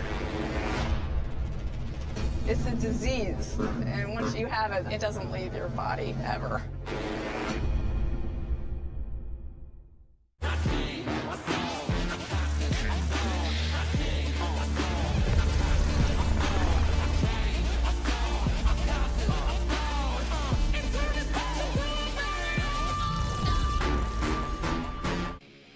love racing, all kinds of racing, how about pro motocross, flat track, road race, ATV, GNCC, Supermoto, Enduro Cross? Well, we've got what you're looking for. Welcome to the Racer X Show with Greg White, presented by Chaparral Motorsports. New every Tuesday on RacerTV.com. We're back here on RacerTV.com. Our 50 riders are out there on the parade lap. And through the 10 commandments, just checking things out, seeing how the track is going to shape up. Like we said, we did a lot of track maintenance, try to make it a little smoother for them. Look at the maintenance going on at the starting gate. Look at all the dads out there packing that stuff down for those half-inch knobbies that are sure to throw roost up and over into the Team Greenville there as those kids launch out of that. Oh, that thundering horsepower. Like a cannon on the Mayflower, as Wes Kane said earlier in the broadcast. Here's something I don't know, beyond not knowing that there were cannons on the Mayflower. Okay, these are that was a peacetime the the CVT one-speed centrifugal snowmobile-type transmissions on the bikes in these 50cc classes. How do you actually start on those? You just turn the throttle off, and then when the gate drops, you just turn the throttle on. And crank there's it up, no clutch. Sit there. Sit there, and then just turn the throttle. Sit there, and when it's time to go, you twist that thing. You twist the thing. I mean, they don't have like a clutch. Like a jet ski, no clutch. Right, yeah. Got So some they're all brakes. sitting there, and then they all just turn the throttle. And they just take off. That's why when that exactly. gate drops, you hear them all just light up. They don't sit there. No, it's impossible. They don't have. I guess you could grab some front brake and kind of give it. But that seems too technical. You know, I've never watched that part of the starting process. I'm curious now. We're going to try to get the audio. We're watching here on RacerTV.com. I'm actually using this as a selfie to. Looking good. Fix that up. First time I've looked in a mirror all week long. I'm sure you're shocked to hear that. So we'll listen to see how they actually do it here with these one-speeders or zero-speeders, no gears, just belt-driven on these Cobras. Hey, I'm going to bring our buddy Cliff Nobles over here from GoPro real quick while we complete this parade lap. We've got a minute or two to chat. Every day we have a GoPro giveaway. Step in here. Every day we have a GoPro giveaway. Talk about what the people here at the ranch can get, and if they're listening at home, how they can sign up and get a cool discount. My bad. Here and every day we give away a $600 camera package to all the cameras. I'm going to tune you in here. Here we go. There we go. High-end audio. Is that better? Yeah, we're good. Okay. Can you hear me now? I like it. All right. Every day we give away a Hero 3 package here at the truck at 5 o'clock. Yep. All the campers got to do is come by, sign up, come back at 5 o'clock. You must be present to win. We had a little discussion about this morning. Some kids' names got called yesterday, and they weren't there, so they didn't get the camera. But it works out really good. Right after Loretta's, you'll get an email for a $100 discount. That'll come through your email account. You can purchase directly from GoPro at that time. And tomorrow night, we're sponsoring the drive-in movie theater. Cool. And we're going to give away a GoPro down there tomorrow night at 9 All right. o'clock. So we got another one to give away. And then for the people at home, you can take out your cell phone and go to the number 46776 on text and text the keyword GoPro MX and send that directly to GoPro, and you will get an immediate response on it, and it'll tell you how to get $100 off for the viewers. And from what I understand, there's a lot of people watching this program. Yeah. And they'll all be excited to be able to get $100 off on their next camera. Awesome. It's all great. And like we were saying yesterday, even if you have a GoPro already, 2 GoPros are better than 1 GoPro. You can always figure out another use. Go 3D, man. And here's the other thing. Email we sent you is that for 2 cameras, you buy 2 cameras. So actually, if you're going to buy 2 cameras, it's $200. $100 off to each. Each camera, and that comes good for 2 weeks. So you got to jump on it. All right. Good work. Of our Under Armour studio announcing tower. Why not take the trip up there to win the camera? Absolutely. We got to.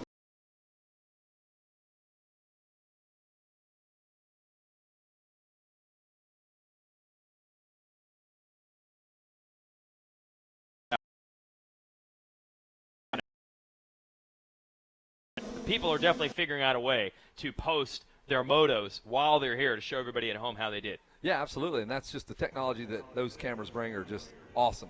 Glad to have them here right next to us, and we are getting ready to go with the 50cc action here. See how these kids take off this gate, Jason. Let's see how we're this going to all learn works out. something here. Throttles are off. And all the arms drop. Yeah, That all was the it. arms drop. There's only all one the way right to arms do it. drop down to the pegs, and we are off. And look at the dads, like little English there. I can't tell. I have no idea. My kids are all on the same color bike, and that is a massive hole shot for that young man as we get moving and grooving with racing again in the 50cc 7 to 8-year-old class. Jordan Torres out of Watsonville, California. He's the one that grabbed that hole shot we'll give you the names in this division as we wait for the first lap to complete. Bell going to give him $100 for that. Got the number 11 of Kyle Barfield, the 12 of Parker Ross. 13 is Joey Arico, Brock Walker on the 14, Mason Naker on the 15, Noah Geyer on the 18, Jake Covert on the 20, James Clough on the 21, Preston Mashalangelo on the 22, Johnny Weber, number 24, Chase Grandstaff, number 25, Christian Janik, 27, Ashton Werline, 28, Julian Beamer on the 29, Ian Fruge, 33, Whispering Smith on the 34. Kevin? 35, that's going to be Colin Allen. 36 is Dominic Hegman. 37, Gavin Newsom. 38 is Hayden Deegan. 41 is Nicholas Romano. Expect to see both those kids up towards the front. Noah Gordon, number 44. Tanner Scott, 46. Maddox Owen, 48. Leland Golazinski, number 57. Cody Samples, 54. Jacob Jones, 56. Jet Burgess Stevens, number 57. That's the kid from Tasmania, Australia. Ethan Kidd, 58. Aiden Dickens, 62. Ryder McNabb, 64. Casey Cochran, 66. Carter Malcolm, number 67. And Aiden Beckich, number 69. Jordan Torres on the 71. He's the one that grabbed that Bell hole shot. 75 is Chase Carrasco. Grayson Smith, 76. Case Burton on the 77. Cole Kish, number 81. Daxton Bennick on the number 87. Owen Koval is number 94. And Randall Myers on the number 98. Those are your riders battling in this 51 7-8 limited class. Going to have Wes Kane handle our paperwork up here, shuffling the deck. Tough break for that young man as he goes down and still looking. I believe the number 71 might have gotten past there. Torres, new leader, looks like the number 41. And it is the number 41 machine out front. I don't think we were surprised by that. That was one of the riders, and I know it's crazy to know in this class that there's Romano. certain riders to look for, but we knew Romano would be up there. You said it when we were given the lineup, and he does now lead. Lap 1, he made the move. Torres second, McNabb is third, number 64, and we'll wait for the rest of the gang here to populate the screen there. Colin Allen, Daxton Bennick rounds out your top 5. Lap 1, 50cc 7-8 limited. Hey, Nicholas Romano from Bayside, New York. Goodbye. Hey, do work. Out front of the 41. It's going. I dare you to pass my kid, huh? Got some good, fresh, clean gear. We're in the dry cleaning business up there in Bayside, New York. He does. That's the true story. That is a true story. Yeah, they really do run a dry cleaning business. Absolutely. I said, what's your dad do? He owns a dry cleaning service. Really? Yeah. So that gear is fresh. Oh, it's crispy. He's got those great press lines down the front there. Good, solid crease. Dry cleaning that gear, Nicholas Romano out front, the New Yorker. I believe he got a moto win yesterday as well. Look at him doubling through the 10 Commandments out there. There's one. Picking the bike up to get over that final double through the 10 Commandments. And Nicholas, one of the favorites here, no doubt.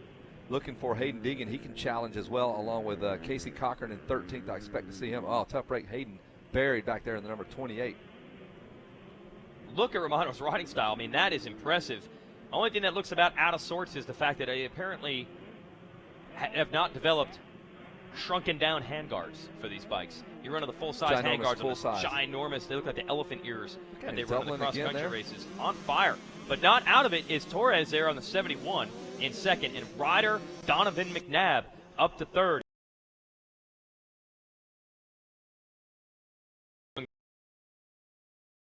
Each. Kind of pointing that thing where he wants it to go. Nicholas Romano up and over the big anthill. That can't be an anthill for them. It's huge. Yeah, well, they've turned it was a molehill. Turned it into a molehill. Yeah. Okay, fair enough. A molehill into a mountain. On a 50, that's a big hill. Man, I want to say I just saw the number 87 of Daxton Bennett, who was sitting 5th, coming through in about the number 2 or 3 spot. Or is that Torres? There's Torres back for more now. The number 71, finding that extra gear, even though they only come with one. Wow.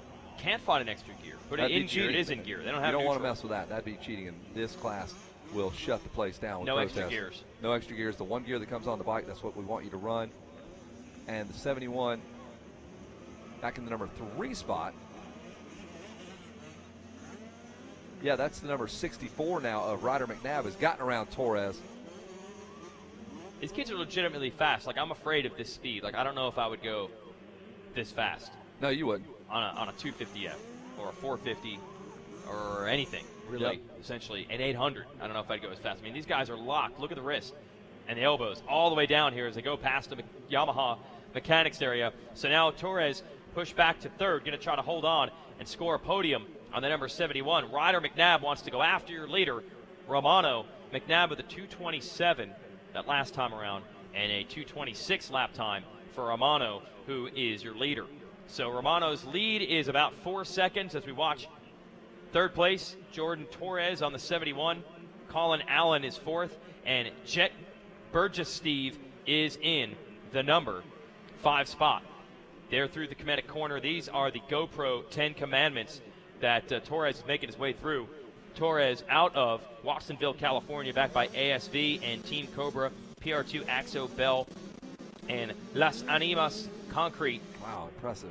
Your leader on that 41, Romano.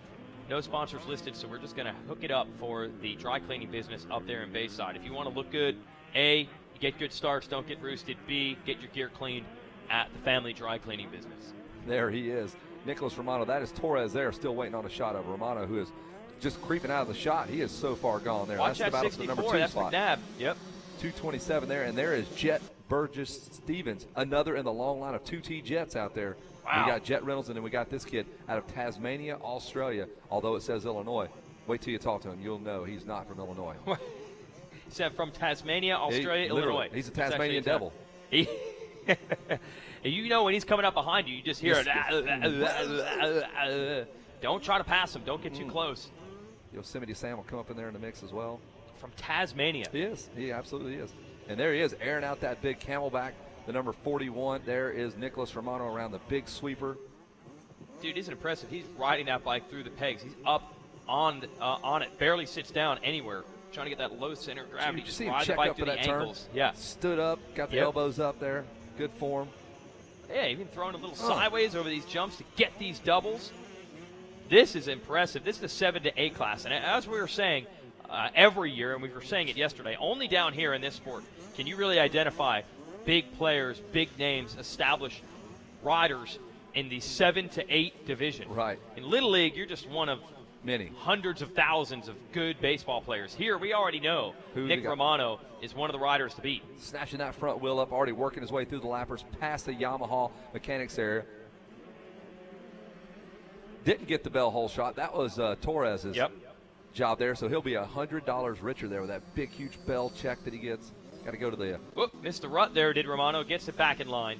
No problem at all. 3.9 seconds, almost 4 seconds out front is Romano in front of Ryder McNabb. And McNabb doing a good job in the number 2 spot. Torres in third, trying to hang on. He's going to get some heat from Colin Allen, who's fourth. Noah Geyer is now fifth. Daxton Bennett, sixth. Seventh is Jet Burgess Stevens. Casey Cochran, Mason Necker, and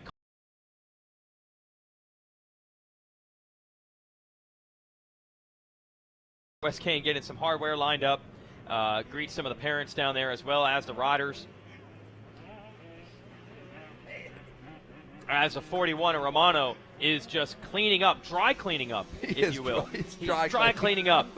Wow, I'm not able to measure up to West Kane. Not able to measure up to West Not Kane. even close. Hardware he's going to bring down to the podium. We're talking moto medals, and that's what these kids are fighting for. Romano looking for a gold.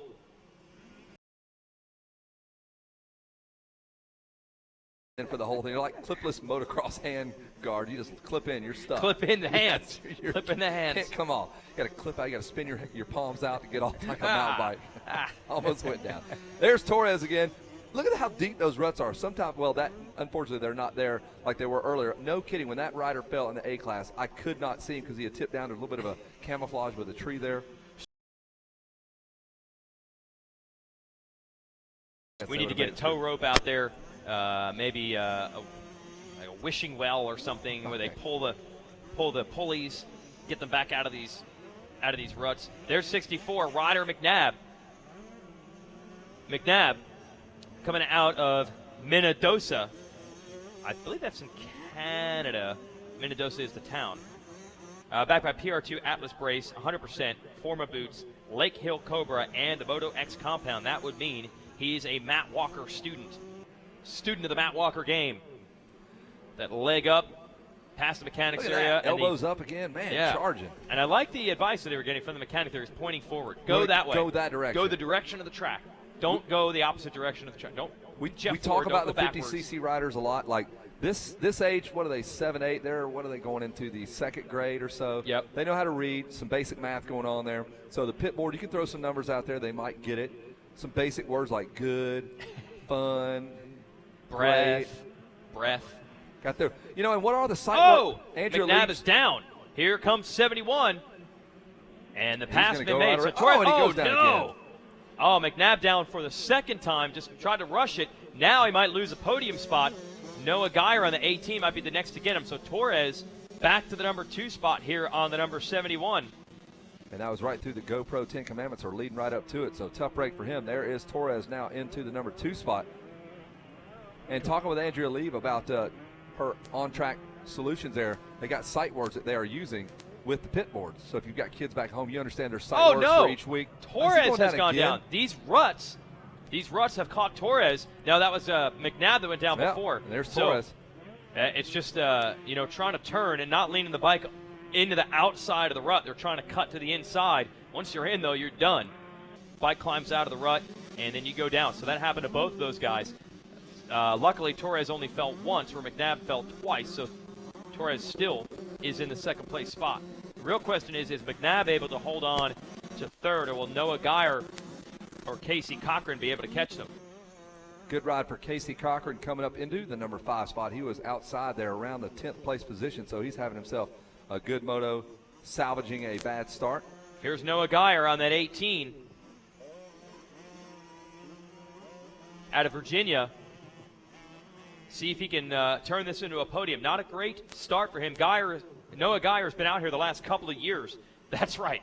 Yes, they are well-known, established names, yes, in the 7 to 8-year-old division. So Geyer, no stranger to the podiums out here, trying to make it happen on this 18. This is the Thor sweeper.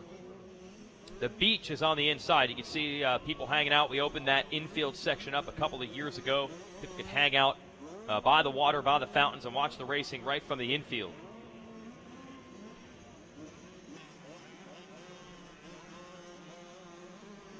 And even these guys are able to chew this racetrack. Remember, this is a freshly groomed racetrack before their moto, and ruts already starting to happen out here. Very soft, fertile dirt that they are running around in. Make sure you use that hashtag Loretta's Live. Let everybody know that you're watching. Spread the good word. Rodney Tomlin rumbling back up to the tower with us here, and feeling better than ever. All right, we'll have Rodney Tomlin rejoin the broadcast in a little bit. Wes Kane headed down to the podium. White flag is out. Don't surrender, kids. It's 1 lap to go. Romano's got them covered. He's got nearly a 20-second lead. Jordan Torres second, and McNabb, despite the 2 crashes, still up in the number 3 spot. You're watching a battle. The 11 is Kyle Barfield and Johnny Weber on the 24. This is for a piece of the top 10. 10th, 11th.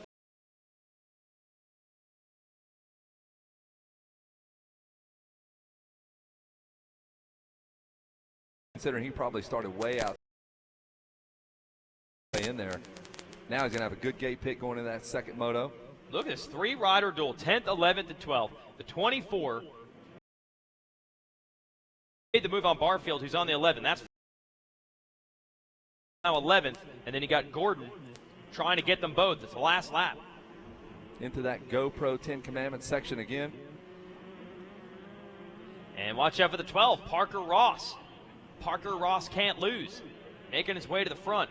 There's no way anyone's catching that reference. No way anyone's catching the Parker Lewis reference. That's pretty deep. That was a TV show that was on for about 5 episodes minutes. in like 1991. Yeah, 5 minutes I think is what it probably felt like for the poor guy who was the star of that, thinking this is it. This is my ticket to fame, and I he's made done. it. This kid's a star right here, number 11, still doing it. That's a great little battle. Kyle Barfield holding on for dear life. There it is on the inside as I was giving him some love. Oh, you jinxed him. Noah Gordon making the pass. Meanwhile, up front, checkered flag is out, and Nick Romano has won it. We're still watching this battle for 10th between Barfield, Gordon, Weber, and Ross. Bad news for these kids. They have to go down and now speak to Wes Kane. Probably going to have nightmares in the middle of the night in the motorhome. Going to wake up at 3 in the morning. I thought it was a guy in a giant blue shirt with tattoos. No, it was for real. That was real. That wasn't a ride that dreams are made of in some ways. Sticking your finger in a light socket. Ah, hair standing up on the end. These guys I don't even know if they know it's the last lap. I don't know if they know Just what racing position to they're the fighting for. Yeah, just going for it. Race till you see that checkered flag. All these little kids, like, back home are the guy. That is the fast 50cc rider I've ever seen. And when they show up here, there's just so much talent, so deep. Yep. There they are going to take this one to the stripe. The number 11, the number 14 made the pass back. Gordon making the pass, yeah, so that could put him into 10th. Last turn here. That's what it's all about here at the ranch. Every spot, like you said, there's always talent, battles throughout the pack, and the 44. And, hey, that could be good enough for a top 5 by the time this thing's That's over right. with. This is a very inconsistent class. You'll see a 10, 3, 7, good enough for a 5th. You know what I mean? You'll have to see how this all shakes down, how everybody else does throughout the motos there. There's Nicholas Romano there.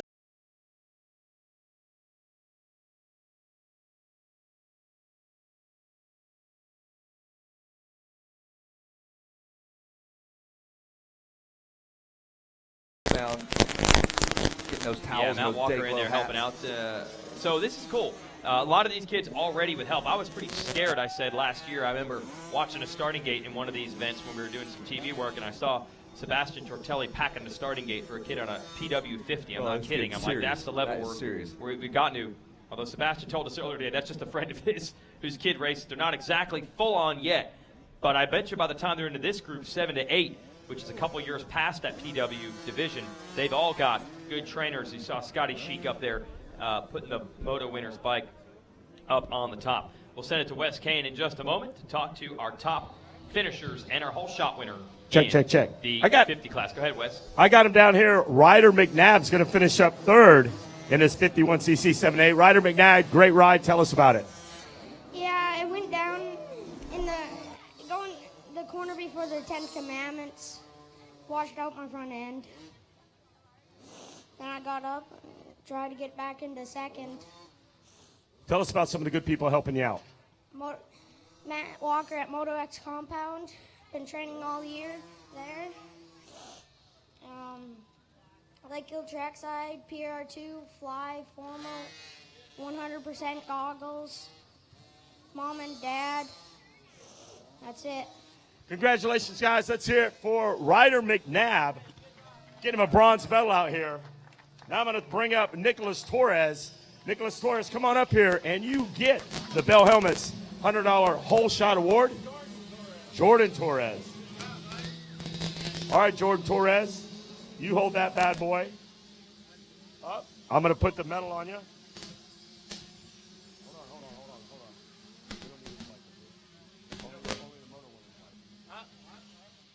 All right, we're trying to put 4 or 5 bikes up here. These guys, they're anxious. They're hungry. He's got the award. He's going to get the silver medal. Congratulations out there, Jordan Torres. Tell me about your start.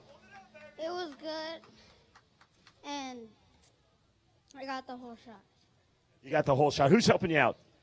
My mom, my dad, Cobra, Axo, Bell, Pax, Allegan, Moto Blanket, Nobby Shop, Scott, and everybody else. What about that guy over there pointing to his chest? What's that say over there? PR2. There you go. Take care of Mr. Durham. All right, guys, give it up right there. Job well done. Silver medal. Gets a whole shot. Jordan Torres. Now, for your moto winner here, Nicholas Romano. Great job out there. Guys, let's hear it for Mr. Romano. And you're right, Kevin Kelly. He is starched. He's got those press creases in his uniform. Congratulations, young man. Tell me about it. Got a pretty good whole shot. Worked my way up. I got about 4th, 5th. Track was rough. It was good. And yeah. Who do you want to thank? My mom, dad, sister, Speed Graphics, Shades of Gray, Nelio, 100%, Fly, Motorbikes Plus, Pro Taper, Mica Metals, DT Filters, G2 Throttles, KTM, PR2, Scotty, PR2 Suspension, and that's it. You got to be happy down here on the podium. Tell me how that makes you feel. Good. And Shades of Gray. Feels good. All right, guys, give it up to this guy right here. He is on point right there to 41 machine, Nicholas Romano. And we'll be right back with more Racer TV right after this. Podium interview presented by Arc Unbreakable Memlon Levers. Never break a lever again. Any engine.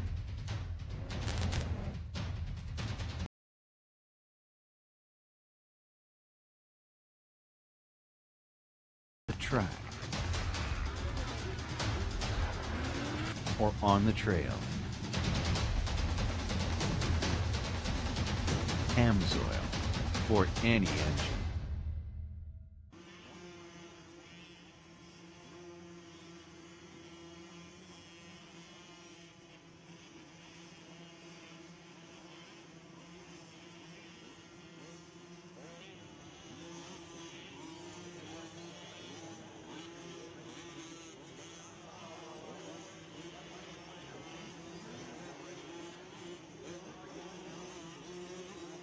If you're at the fence listening to us, you don't need us to tell you where you are, and we don't need you don't need us to tell you what to watch. Watch what you're watching. Just keep watching the track. You over there in the white hat, just keep doing what you're doing. Good job. We continue to roll through our 50cc classes. This is the 4 to 6 limited. I'll break it down for some of the folks that might not be familiar how it works. We have a very, very, very much beginner-style 50 class, which will come up after this. That was traditionally for the Yamaha PWs or the Y-Zingers. The Honda 4-stroke really has become a popular bike over the last 10 years or so, especially. So now, in that beginner division, we have half the gates are on Yamahas competing against each other. Then we'll drop a gate and let the shifters go out there as well. So that's kind of the beginner division. That'll come up next.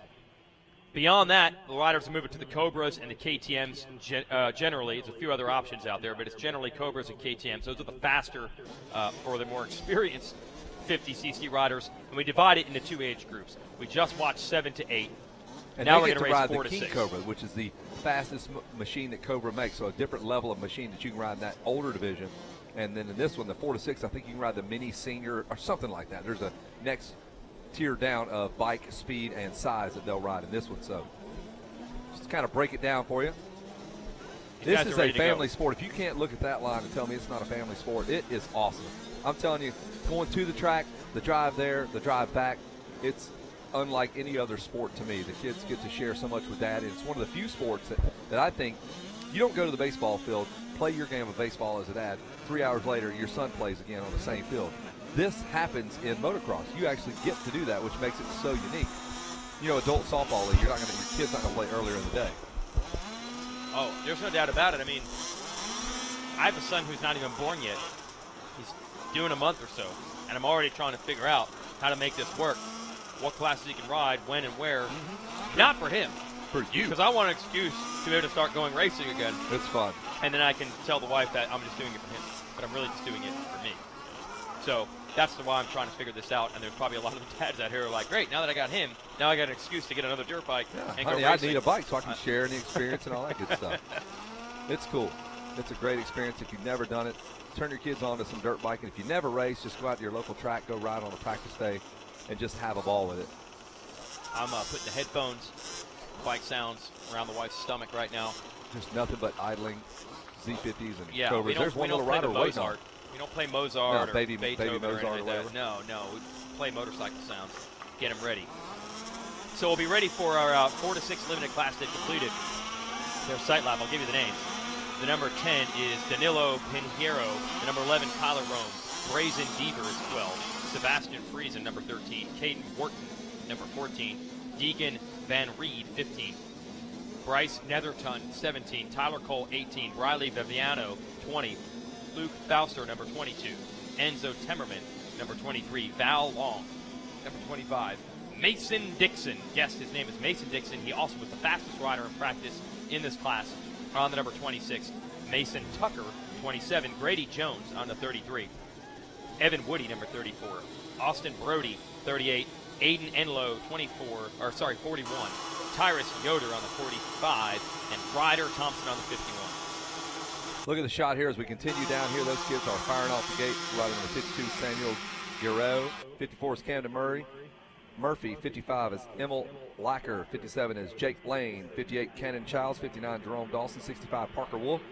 66 is Dominic Stalling. 67 Owen Barfield. 70 is William Conaguer. 72 is Manuel Dumas. 76 Hayden Klein. 77 Colton Stalling. 78 Samuel McCord. 80 is Jaden Palmer.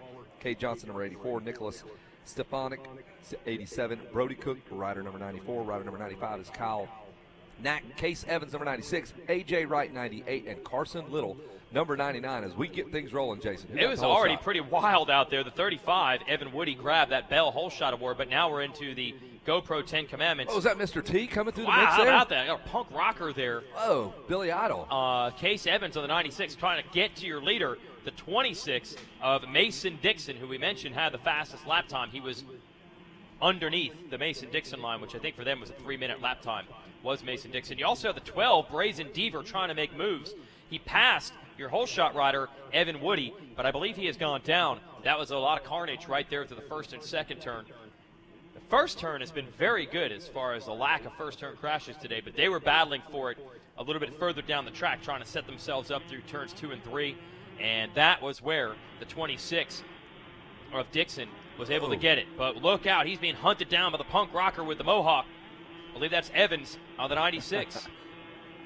That's a good look, man. I'll tell you, as a dad, trying to watch your kid from 1,400 feet away in the mechanics area, Good idea. pays to have something on the top of their helmet where you can pick them out. And that little dude can easily be picked out because he is now your leader with the Mohawk, making a pass on the inside there at the Rocky Mountain ATV Sand Wash. Sorry, I was shuffling my papers there. I see that. Shuffling my papers. Serving you some papers. So Evan Woody does officially have your Bell Helmets Whole Shot Award, but a lot of hijinks made there the in the pass first back. couple laps. Look at this. So Mason Dixon and Case Evans duking it out. Evans out of Texas. Oh, doing it again. Dixon, you know where he's from. He's from the Mason-Dixon line. Of course. No, he's from New York, right? It's Cumberland, Kentucky. So Kentucky and Texas meeting up, probably the first time these two have ever raced each other, and they are dead even. And they are coming right to us here at the announce deck. Rut starting to form after the older kids came through the mix there. Here he comes, bouncing his way right through the rollers in front of us here. Made of cartilage, no bone yet formed on the little body, so he just absorbs all the bounces there. Suction tubes there, just rubber in between the joints of the elbows and knees. Built like a fish. Built It's like all a fish. cartilage. Yes. The green flag is out. Tony Morris is in full effect there, waving that bad boy. And it is a battle royale. We're going to throw the E on the end of that word there. Here they come past the mechanics area. Oh! How did he not take out your second place rider? Tough break for Mason Dixon as he goes down. The right end just the front end just digs right, and he goes down and almost wiped out Case Evans. Well, Evans could have just put that head down and used that Mohawk to just barrel his Charge way him out of through the like way. a running back. So now the Mohawk Warrior taking a look over the shoulder. Where's he at? Where's he at? He looks like an Indian, man, just running wild. Ah! Chief running fast. He's into the Look comedic at that, corner. that was like a tabletop. Yeah. That was cool. Turned that little roller into a table. That's a big – he cleared it. He cleared the I tabletop. cleared the tabletop. Cleared me a That tabletop. was just a roller. That was Greg Brotman from Rad MX there getting the shot. And I believe our number 96 of Case Evans back underway. There it is. There's another battle there. Number 76, Hayden Klein. No relation to Letitia there. I think people were expecting that and wondering. Well, maybe. Been on the road for a while. They're all in through the GoPro 10 Commandments now. They got this choice, inside or outside, and now it's the famous Storyland. That's where the stories come from. Not a lot of spectators back in this section of the track, so it's up for interpretation of what goes on back there. Yeah, there's a lot of stories. That's what I'm saying. So it's Dixon, Evans, Woody Klein, and Deaver. That's your top five. Cade Johnson is 6th. Jaden Palmer is 7th. A.J. Wright, Cade Murphy, and Enzo Timmerman rounds out your top 10. You are watching the 51cc 4-6. It says it's right there on the bottom of the screen. But for those of you folks, this broadcast going over the PA as well here, so we kind of got to talk to two different audiences. I got to deal with Wes Kane's third audience. Hey, your leader, Case Evans, says backed by Justin and Laura Evans. So coincidentally, he has sponsorship from someone that has the same last name as him. I wonder if they're related. I wonder if they're related, or is that just they like the name and maybe they said, hey, we want to help this kid out because he has the same name as us. Not sure if it's his parents or not. I would just have to. That's sarcasm, folks. Yeah, if you're we wondering. know. We know that parents are obviously the ones that get these kids to the races. At this point. Woody, your whole shot rider on the number 35, under some fire right now from the 76 That's of Hayden Klein. Yeah. That is for the number 3 spot. Look at him. Klein is climbing to the top. Yeah. Maybe a bike length separate them. And if you think about the length of a bike here in this class, it's only about 3 feet. So when we say 1 or 2 bike lengths, man, that is some tight racing. Yeah, is that regulation bike length or is that 50 bike length? Watch the 84. Got 84 trying to 86 them. There it is. Cade Johnson. Fly race. Oh, he high-sided, and I believe he hit the deck. He's quickly up, though. Just got that fly racing 5T, size 5T, toddler gear dirty there. That was Cade Johnson out of Utah who went down trying to get third, quickly back up in fourth. Now, Evan Woody in third, trying to go back after. With a little bobblehead bouncing around right there. Gee whiz, those helmets look like they weigh 80 pounds on these little guys. There's number 76 again. It is Hayden Klein. Good form, standing up on the bike, charging hard there. And what's cool, our Jen Kenyon up at the tower here pointing it out in between snacks. You can actually hear the parents cheering on the fence. You can actually hear the parents cheering on the fences for these kids. Now, these are loud bikes, these one-speeders, where they get stuck at that 1 RPM. The parents are so into it, we actually hear them cheering. And then our next group will be out, the Yamaha PWs. They are so quiet, you can literally hear the mechanics. You'll hear the gate yelling drop. at the rider. You hear the gate drop, and then you hear, and then what do you hear right after that? Go, twist it! Yeah, good times here at the ranch. But best of times for Case Evans leading the way in the 96. You're looking at little Evan Wood. He got his little camera on the helmet there, recording all the shots going through the GoPro section. He's not done. He's trying to get that 76 of Klein. And then Mason Dixon, who crashed, battling for the lead, is still second on the number 26. I want to have Mason Dixon meet up with someone with the last name Mendoza. That would be Mendoza outstanding. line, battling Mason out with Dixon Mason line. Dixon line. Putting the lines in the sand. One class here, Wes Kane's going to hit it up on the podium. 51 4-6 limited. Wes Kane, the vision of these children's nightmares. Oh, he's hearing it now. These bikes aren't loud enough to cover up. Now he's upset. We've upset Wes Kane. I'm scared. It's a big man with a lot of tattoos. Very scared. Starts yelling down at the podium. Stranger danger, stay away from me. Yelling my name. 76 and 35. That is Woody and Klein. We're going to take a little commercial break here on RacerTV.com. We'll catch back up with our podiums in the 4-6 limited class.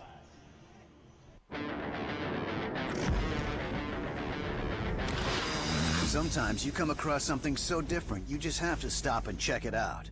The Rocky Mountain ATV MC website has everything you need.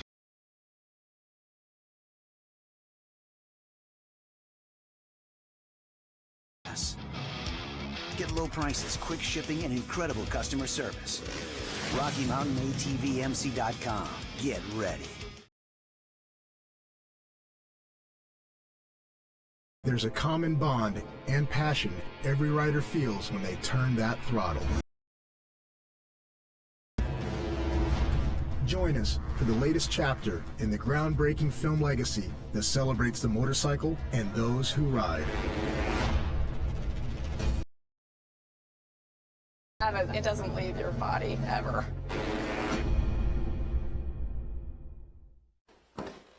Tonight, you're the man on a mission. Unstoppable.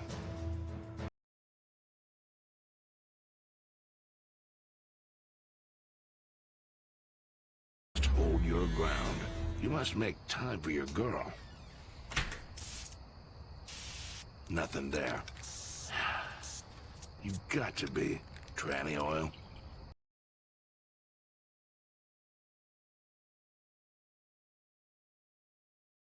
Going. Feast your eyes, friend. Paradise. The deals are unbeatable, so no holding back.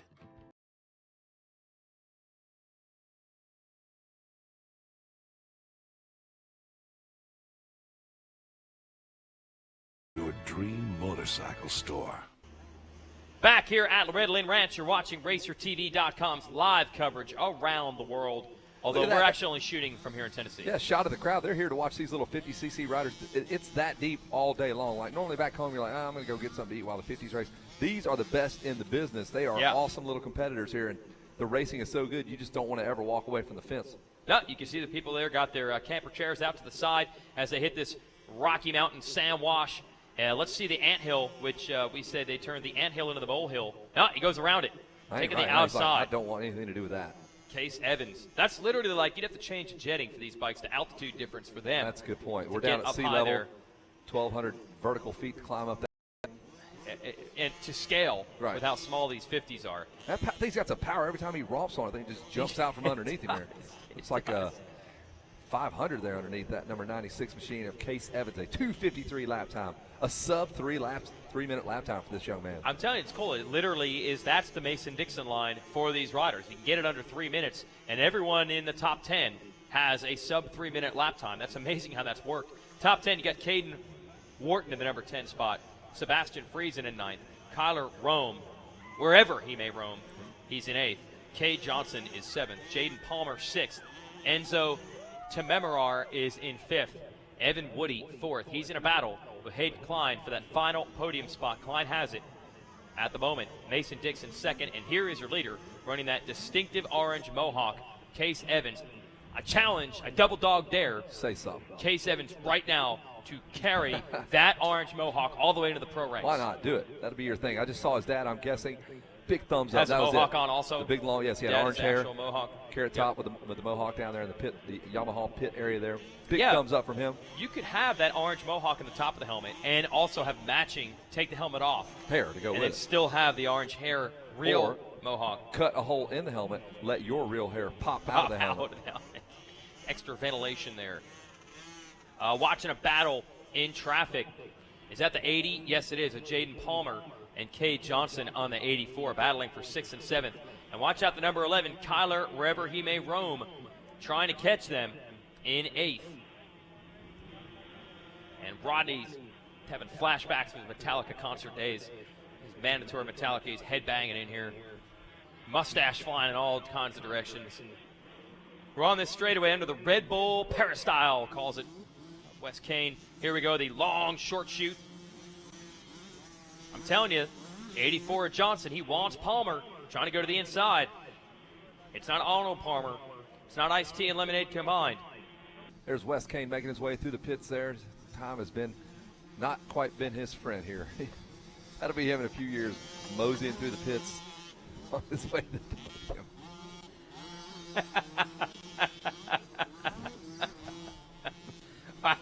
A lot of walking out of the podium, man. Where are you out? We need a zip line, Where are you man. out? Yeah, we need back and forth, zip line. back and forth. All right, let me talk to It's my almost way. the perfect trajectory to put Oh, a you zip can line. do it, no doubt. You could zip right That'd be almost awesome. through there. So Lap we're- number 4 Yep. here. I mean, I'm guessing, what, 6 laps maybe? Yeah, I think At that's 3 where we were minutes, the that'd be last, about 18 Moto. minutes of racing. So I'd say 6 laps what we'll be seeing out of these young men here. These 6-year-old guys out here, 7 years old, 6 years old. Some of these kids probably 5 when they qualified earlier in the year. That's the experience of a lifetime. You don't get to go to a national like this in many other sports and know that you're really going against the best of the best and then determine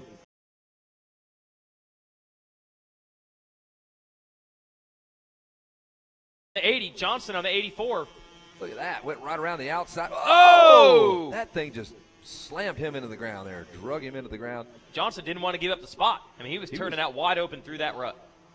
And that is now the number 80 of Jaden Palmer, who is, that was just a battle to keep his spot because Johnson was trying to get around him. Good form there, standing up, mom, dad at home watching, learning how to ride, trying to teach kids how to ride. That's a pretty good idea of how you want to do it. And to give you an idea how fast they were going, someone was running on the side of the track. Blew him away. Oh, absolutely. They got some serious speed here. Looking for the checkered flag here. Case Evans on the 96. They're going to grab this moto victory. Here they come across this finish line area. So they're all taking the white. And your leader has already embarked on his final lap. There he is. Out past the mechanics area now, under the Red Bull arch. Look at this pack. This looked like a bunch of kids just hanging out, having fun. It's like recess. Here they go. Hi, ride our dirt bikes. I'll be at Loretta's Go riding. They'll be at Camp Loretta's here in no time. Finish up this moto, straight to whatever activity they got going on there. They got movies down at the GoPro Beach, I think. They're doing that. 67. Trying to figure out that battle. That's Owen Barfield. Another Barfield in another battle on the last lap, just like the previous race. 70 is William Kanagie, and he's making the move. And they're both trying to get the 78 of Sam McCord, the real McCord, trying to hold him off. Sam doing a good job right in front of us. Got those mag wheels, those American Racing mag wheels, saw blades. He went with those. Solid aftermarket part there. They're going to take the white flag now as we wait for our leader, Case Evans, out of Texas, I believe, leading the pack with that distinctive orange mohawk.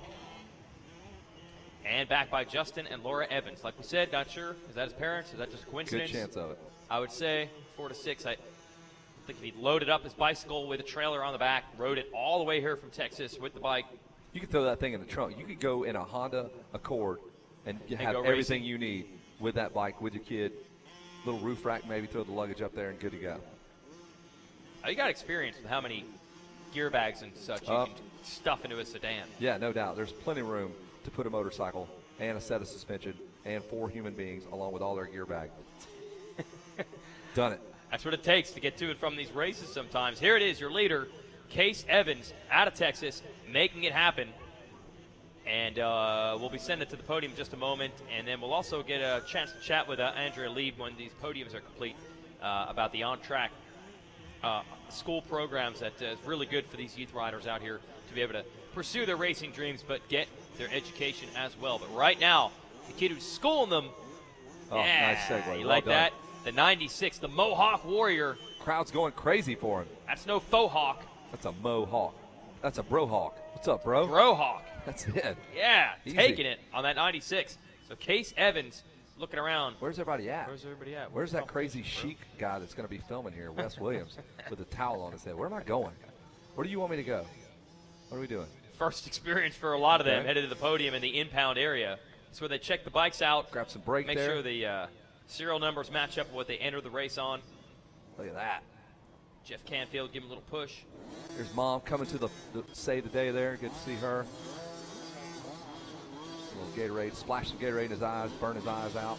Evans is, now up to the top of the podium. Wes Kane will be greeting them in a moment. Second place looks like Hayden Klein, and Mason Dixon ends up in third. So Wow. Hayden Klein digging deep late in this moto. Will that bike stay on the stand?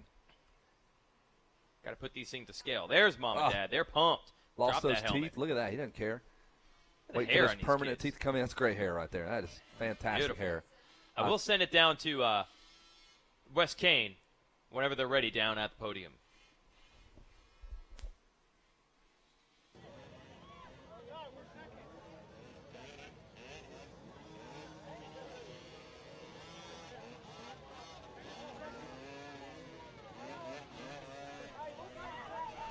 There's a smile on this kid's face. He's pumped. All he wants for Christmas is his 2 front teeth. Doesn't need to ask for anything else. He's getting a moto medal, putting it on the podium, so he's pumped. That's the 26 of Dixon. Sitting on it on the stage. Yeah! That's how you do it. Number 1. All right. Yeah, well done for Case Evans on that number 96. Could be the first of many. You never know here at the ranch. Can you remember the day we first saw that distinctive orange mohawk? There's Wes Kane hustling around there. We'll send it to him. Get this podium ceremony underway. And congratulations there to Case Evans taking that victory.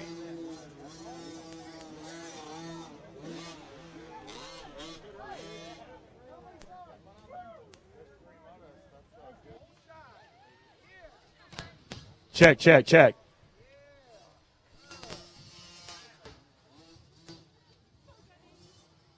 All right, down here on the podium, I've got the 35 ride of Evan Woody, man. This check is bigger than you, man, but you got a whole shot. Tell me about it.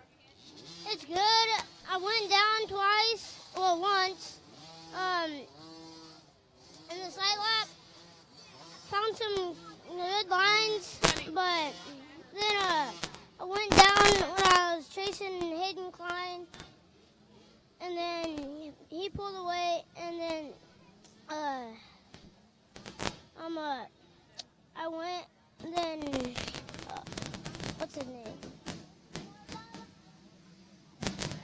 Enzo passed me, and then he had trouble through the back section, and then I passed him, and then got third, so yeah, it's good. Who do you want to thank? My dad and mom, my grandma and grandpa, Venom, Pro Circuit, Replay, Answer, Spy, what? All right, congratulations. There he is out there, Evan Woody. We're going to give you another check over here. Thanks. Now we're going to talk to our third place finisher. Third place coming in. Let's talk to Masons Dixon for the bronze medal. Masons Dixon, where is he at? Number 26. Come on up here, Masons. Dixon's going to finish up third. Come on up here, little man. We got a moto medal for you. Masons Dixon, come on up here. Let's put this medal on you right here. Great job. All right. Let's put this bad boy on, man. This is what it's all about. Let me jump in here and put you in the front. Jump right up here. Mason Dixon's, you finished third. Tell me about it. Look at the camera right there. Talk to the world. It was so good. I loved the track. It was the best ruts and everything. I'm glad of myself. I got third. I'm happy. And I thank you, my sponsors.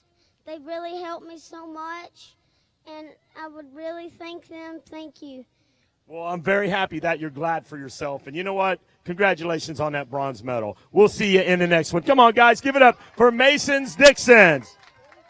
That's what it's all about, man. These are the stars of tomorrow right here. Come on up here. The 76 ride, Hayden Klein. Come on up here, Hayden Klein. Let's put that medal on you. Great job out there, right up front here. Tell me about your moto, Hayden. It was good. How's the track holding up? Awesome. It's awesome. Yes, it is. Who would you like to thank? My mom, my dad, Jesus,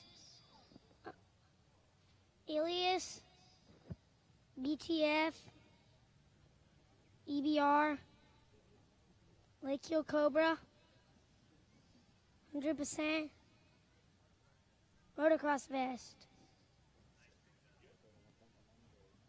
60. All right. That's it.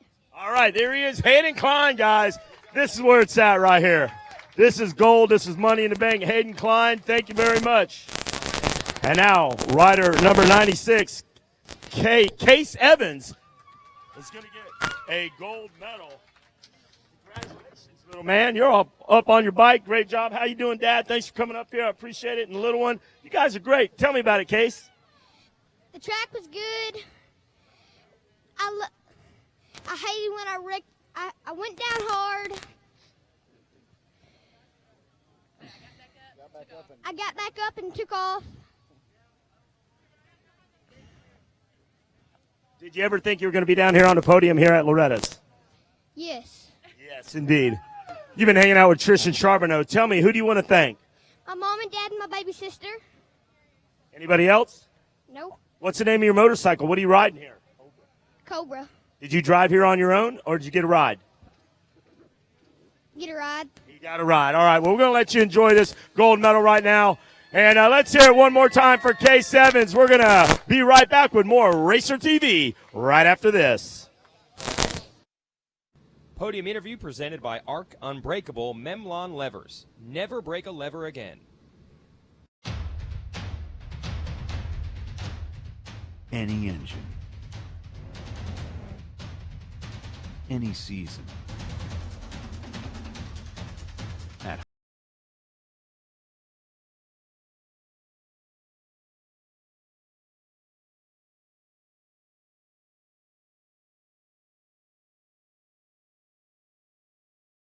for any engine.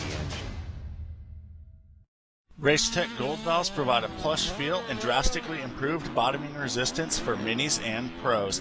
100% guaranteed and made in the USA. Expect to be impressed.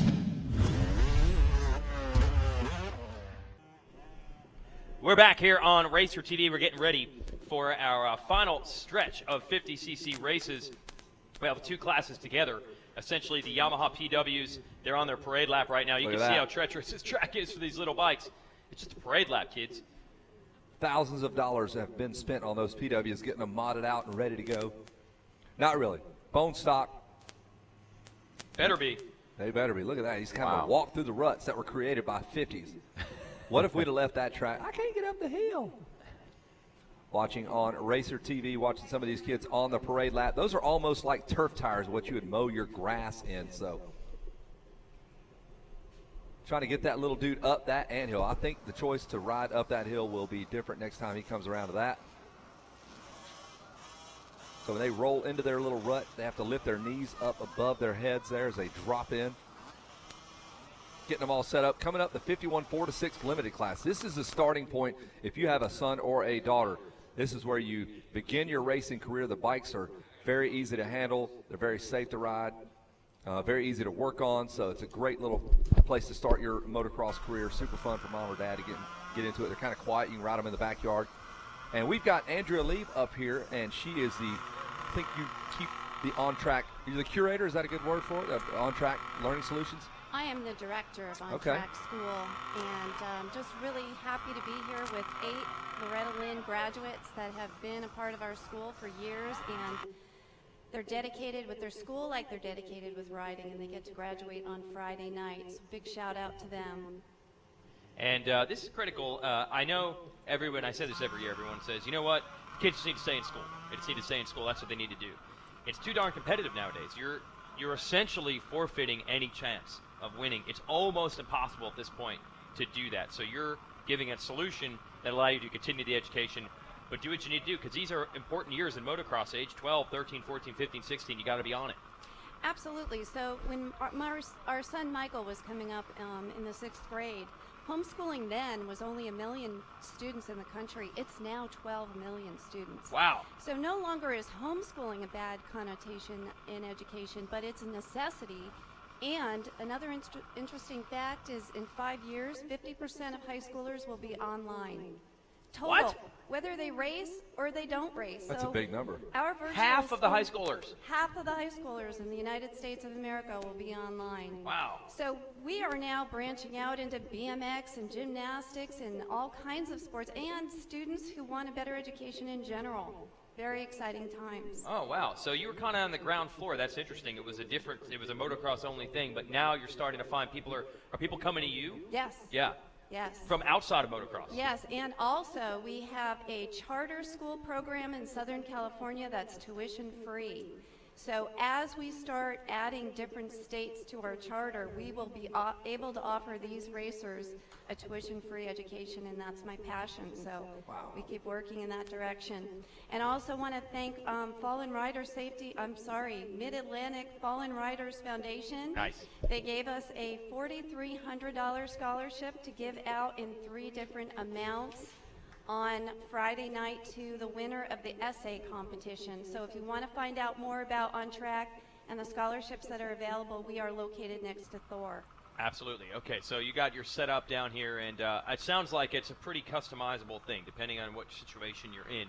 You try to work with the riders and the parents. Yes, and high schoolers can also do dual enrollment, start online college courses, graduate early.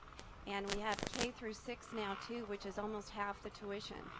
So lots of customizable options, and I thank you guys so much for everything that you're doing here. We always have a good time here, and it's always good hanging out with you. But most importantly, I mean, without a program like yours, I feel like that's one of the hardest decisions to make if you really want to go for it. You know, most sports, you can integrate the school right in. You play for the high school football team. Here, you're almost having to reach this crossroads. Do I park the motorcycle because I want to get an education or not? So really what you're doing is allowing people to continue to race, which is obviously good for everyone involved. Yes, absolutely. All right, well, thanks for the time, Andrew. You can hang out up here with us Thank a little bit. you. I got to get the names out for this huge class. We have 2 classes on the gate at the same time. We'll start with 4 to 6 Special Limited. That's essentially the XR50 type bikes. The number 15 is Aiden Babin. The 17 is Brody Orr. Austin Camden is 19. Braden Johnson on the 22. Dawson Gentry on the 24. Austin McKee, number 25. Jack Brown, number 26. Carson Hope, number 27. Reed Harrison, number 29. Briley Stopp, number 30. Peyton Poker, number 31. Marek Backer, number 33. Cole Timbo is number 34. Cash Jones. He's got a Jones for some cash. Who does? Number 36. Carson Fields, 37. Wyatt McGrath, number 38. Gavin Brumfield, 44. Kyle Bourne on the 46. 48 is Montgomery Bolware. 51, Cruz Rainwater. 52 is Kyle Wakecramp. 54 is Carson Stone. 58, Braxton Black. 61, McLean Fedolini. 63 is Austin Schaefer. 71, Jace Cash Dollar. You want some of that? That's Cash Dollar. Jace Cash Dollar. Number 80 is Corbin Reed. 89 is Racer Fry. 92 is Dylan Paris. 93 is Alex Trezona. Number 4 in the 50cc 4 to 6 shaft drive class. It's going to be Aiden Eller. Number 11 is Jeremy Harrison. 12, Jackson McWhorter. 13, Canyon Richards. 14, Pierce Zobin. 16, Ashton Harris. 18, Devin Cook. 20 is Tyler Mollett. 21 is Tucker Haddock. And the shaft drive class, we're watching Cash Dollar actually grab the whole shot. He literally just grabbed $100 in cash. Cash Dollar. Cash Dollar from Bell Helmets. Too great. That's great. Jace Cash Dollar with your whole shot. Oh, in please the make it in Special Limited. Please continue racing for many years. Shaft drive class will be dropping the gate next. 23 is Caden McCrory, Benjamin Fisher, 28, Miles Monty, 32, Holland Purser, number 35, Cade Alsop, number 40, Cody Wells, number 42, Alex Holder, number 47, Hayden Mays, 56, Joe Shipley, 59, Tucker Harkin, 69, Jax Cranbill is number 70, Caden Casey, 72, LeMay Rivera, number 73, Mason Brandow, 77, Gunnar Hopkins, 78, Lucas Amos, 79, Preston Payne, number 81, Cole Harbor, 88, Justin Petters, 91, Jerry Meyer, and Maliki Lowry. That's your shaft group. Got a couple other riders?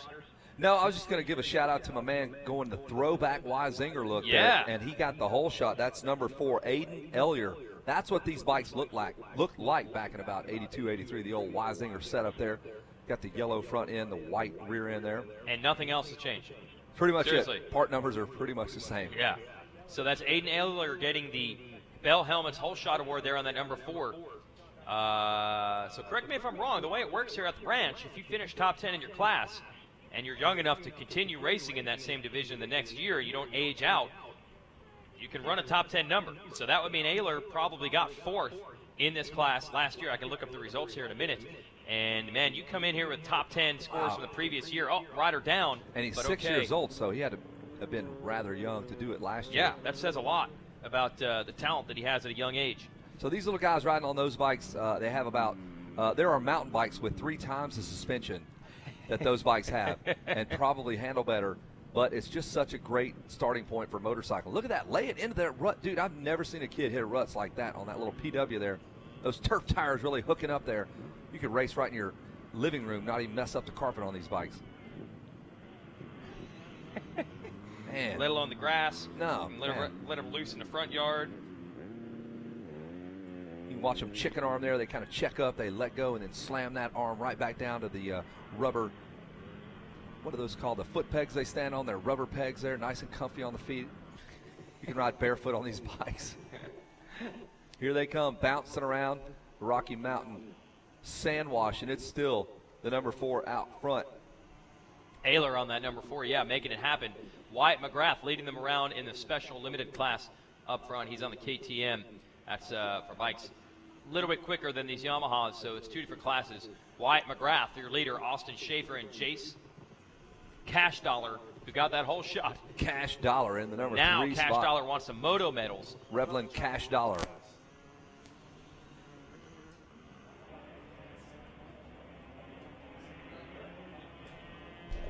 What do we got, Wes Kane? Wow, let us in on this, Wes. Well, I'll tell you what's happening down at Verb Moto. We've got the Vanilla Ice Project, West K Mafia, Racer X, Redlands 2014 custom painted helmet by CS's Artworks. Proceeds from the raffle of that helmet are going to Keegan McDade. He's 2 years old. He has cancer. He's going through chemo. Mike Medade is a racer here. He races Amsoil Arena Cross, Supercross, Outdoor Nationals. It's time for us to take care of our own. So what I want to do, we've had that helmet painted. We introduced it at the riders meeting. Yep. We're going to raffle all week long. It's going to go down at Verb Moto, and we're going to give it away Friday night just before the talent show and have all the champions sign it. So that helmet will be yours Friday night, but we're going to give it to you on Saturday after all the champions sign it. And the first guy to sign it right now was Ryan Villapoto just signed it along with Tyler Bowers. So we're going to try to get Jeremy Martin's name on it, Cooper Webb, and then all the Loretta Lynn's champions 2014. All proceeds go to Keegan McDade. And then we're also, the guy that painted it said the most traffic he can get, like a hashtag, like go for Keegan, he's going to award them. If you come and take a picture with the helmet, he's going to award you, if he picks out your picture, a free custom paint job helmet. So not only will you get a trophy case, a museum piece, one-of-a-kind 2014 autograph signed helmet by the champs, you can get your own custom painted helmet. Go down there, see the boys at Verb Moto. The helmet's in Kawasaki pits right now being signed by Tyler Bowers, Ryan Villapoto, and you get your picture taken, hashtag it, however, talk to Wes at Verb Moto, and you could get a free custom painted helmet. Compliments of the guy that painted that helmet. Breathe, Wes, breathe. Yes, and I want to say yes to Jordan Bees. You guys got to talk about Jordan Bees a little bit. Get that guy right. It's not Baez, it's Jordan Bees. I think they tell me that every year. I think it's 3 years. And his dad is down there ready to come up in his tower, and I'm going to say that. Take us out. Rodney said it. Yeah, it's all on Rodney. It's all on Rodney. Remember that Papa Gorky came down here? Oh, that was he had Rodney That cornered. was a rough scene on Rodney. We helped him out. Rodney was able to work his way out. Yeah, but what about the Pee-wee? Hey, what about the Pee-wee grandma that came in Sarah and jumped on Whitmore Jason that said something, and Jason said something about got me fired over something about an iPhone, and if you win a moto at the beginning of the week, it doesn't mean it's necessarily going to work at the end of the week like an iPhone. Grandma came up to beat up Jason Wygant. Yes, that's right. And then Kevin Kelly has numerous people come and attack me all the time for things he says, and Wes Kane bears the brunt of it. So this is us right here. It's our 10-year anniversary. The kid in the tower bears the brunt of it. He got smacked in the face by you. But here's the deal. Us four guys, we've been doing this for 10 years. Rodney, he's an astronautical GNC recipient of GNC announcer. Wygant, you're world renowned. Kevin Kelly, we all travel together, and you know what? Once a year, we definitely know in our far travels, we are going to be together here at the ranch. And I just want to say to you guys, happy anniversary, man. And I hope for 10 or 20. I don't know if I can last 10 more years, guys. Yeah, I saw future West walking down the pits, and you look rough. If I don't make it, just spread my ashes over there in the first turn, okay, guys? Because I think Doc Holliday's going to be here long before I am. If I keep going the way I am. Well, the pace you're going, you're taking years off your life. All right, well, stop by Verb Moto, guys. Take a picture with that helmet, and let's donate for Keegan. And back to the race in action. Yeah, he's out of this world, Rodney. He's out of this world. I can't get any of these things to work, Rodney. You're just going to have to commandeer the headset back. We've been doing the hot mic swaps. Wyatt McGrath and Aiden Eiler continue to lead. It hasn't been a change up front, but there are some battles. Yeah, there sure are. We're watching one right now on the screen here on Racer TV, and that is the KTM rider number 20, it looks like. No, rider number 30. That would be Briley Stott.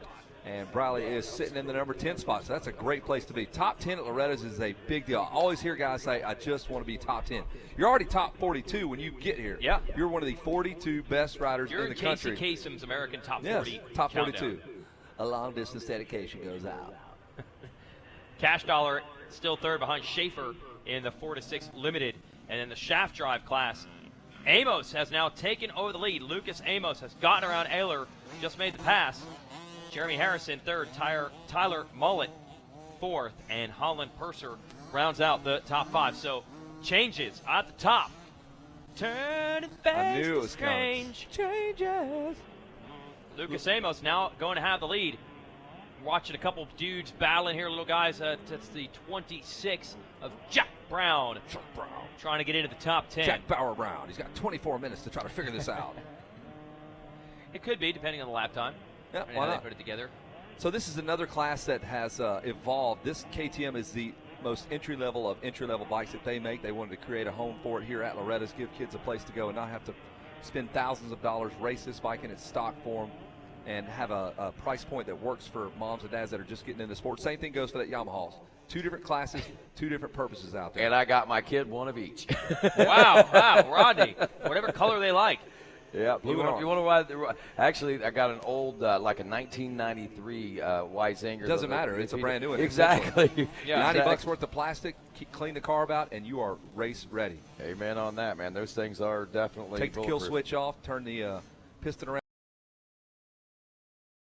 It was cool though. My son, after about a week of riding, Lord, it wasn't going near fast enough for him. That's your leader, Amos, and the shaft drive. But they're all in a mix with the riders in the other classes. Those KTMs are a little bit quicker.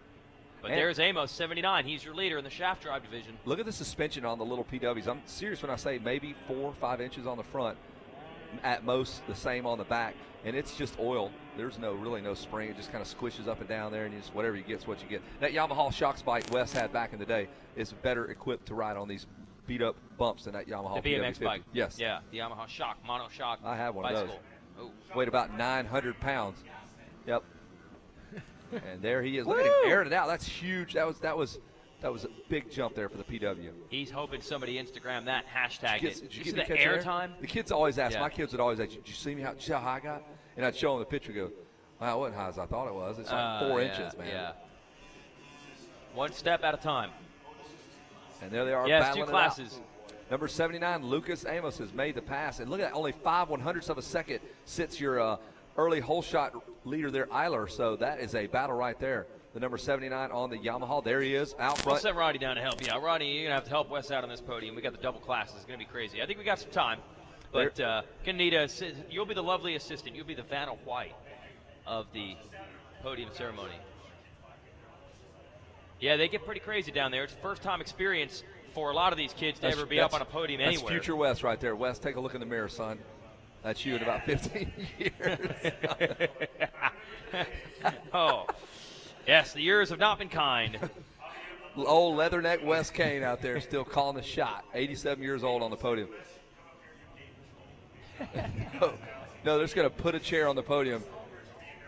You'll actually sit on Wes's lap like Santa Claus on the podium. Come here, get up here, youngster. Tell me about that race. My name's Mike Treadwell. I don't. Wes, do you remember me? You got any applesauce? I'm 45 years old. You need me sitting on your lap? Got some applesauce. I don't have any teeth anymore. Wes, we'll all go visit Wes in the home. We'll come around the corner. Wes, hey, bud, it's Jason. How are you? Yeah. Do you remember me? You good? And he just kind of gestures a little bit. They treating you good? Still has the sunglasses and a flat black hat, though. Are they treating you good here, Wes? At Lazy Days Retirement Community? He's still going to have those sunglasses. Macking the ladies hat. on bingo night. Killing them. Announcing bingo. That's where you'll find Wes. Yeah, announcing bingo at the old folks' home. Coming soon. Car wash? Said he's going to do it at a car wash. Oh, yeah. White Astro van. Pop that towel. Lucas Amos continues to lead in the shaft drive class. I'm watching. Whoa! Wait, a bike. Throttle is stuck wide open. And, man, even on a PW, bike stuck wide open. Still scary. A scary Still thing. scary, yeah. That bike looped out. We got a bunch of parents down there and track officials helping these riders get back up. The good news is they're never going that fast, so they're not that high off the ground. So when they crash, they're generally okay. And it looks like the case. It just had some carnage. We got it right there on the screen. Just saw it. We go back to Lucas Amos leading the way. The little guy. Oh, one little rider went down. He tipped over. That was behind Lucas Amos on that KTM. Got that hair hanging out like Damon Bradshaw on the back of the helmet. That's Do they a good look. get hair? Do they not just kids just don't do haircuts anymore? What's They the let deal, it go, man. That's the deal. Let it grow out, get crazy, get woolly. Back by Lafayette, out of Lafayette, Georgia. Back by Suzuki Yamaha of Dalton and Jacob Saylor MX Schools. We remember Jake Saylor out here back in his day. Jersey untucked immediately once he just walks to the pit, pops out of the back of the pants. It's an eject button on the jersey. So Amos, trying to be famous Amos right now, pulling away. He's doing it. He is doing it. Number 79. There's the number 24 in that other class on the KTM. Trying to find him. Don't know who. Oh, that's Dawson Gentry. Yep. Austin Schaefer is now the lead in the special limited division. He's gotten around Wyatt McGrath. McGrath on the 38 was the leader. Now it's Schaefer on the 63. Braxton Black is back in black and back in the number 3 spot. McKellen Fedolini is in 4th. Reed Harrison 5th. Kyle Bourne, yes he was, is 6th. Aiden Babbitt is 7th. Braden Johnson 8th. Jack Brown and Jace Cashdollar rounding out the top 10 of the special limited class. There's a 79, still leading the way in the shaft drive division. Lucas Amos, Aiden Ayler, Jeremy Harrison, that's the top 3. Holland Purser, Alex Holder ran out the top 5. Wow, flying right by him was the number 24. That's your leader in that PW class around the Thor sweeper. Ginormous rollers there as they work their way around, bouncing their way around. Yeah, suspension setup just not quite as spot on. Can't do it. Is there any setup you can do? Is there a clicker number 1 on a PW? No. The only thing you can do is turn the on and off start switch on the PW. That's the only adjustment you can do. You can have the bike running or not, is what you're saying. There are 2 options. Run it. Oh, I'm off the track. That's the 38 of McGrath. He was the leader for most of this. Wyatt, Showtime, MC, Super Mac, McGrath. No relation. Nope. Maybe. Doubt it. So now McGrath has retaken the lead. We're hearing that the leader, who was Austin Schaefer, has had an off-track excursion, lost some ground. Is that him right there? We saw him pull off there. Is that He's who just we hanging saw? out with the fan. Yeah, there he is. That was the leader, and he cannot get the bike started. He was looking at a potential moto win. Wyatt McGrath will take control of it now in the number 1 spot. Oh, and a heartbreaker for Schaefer, who might have been able to win this thing.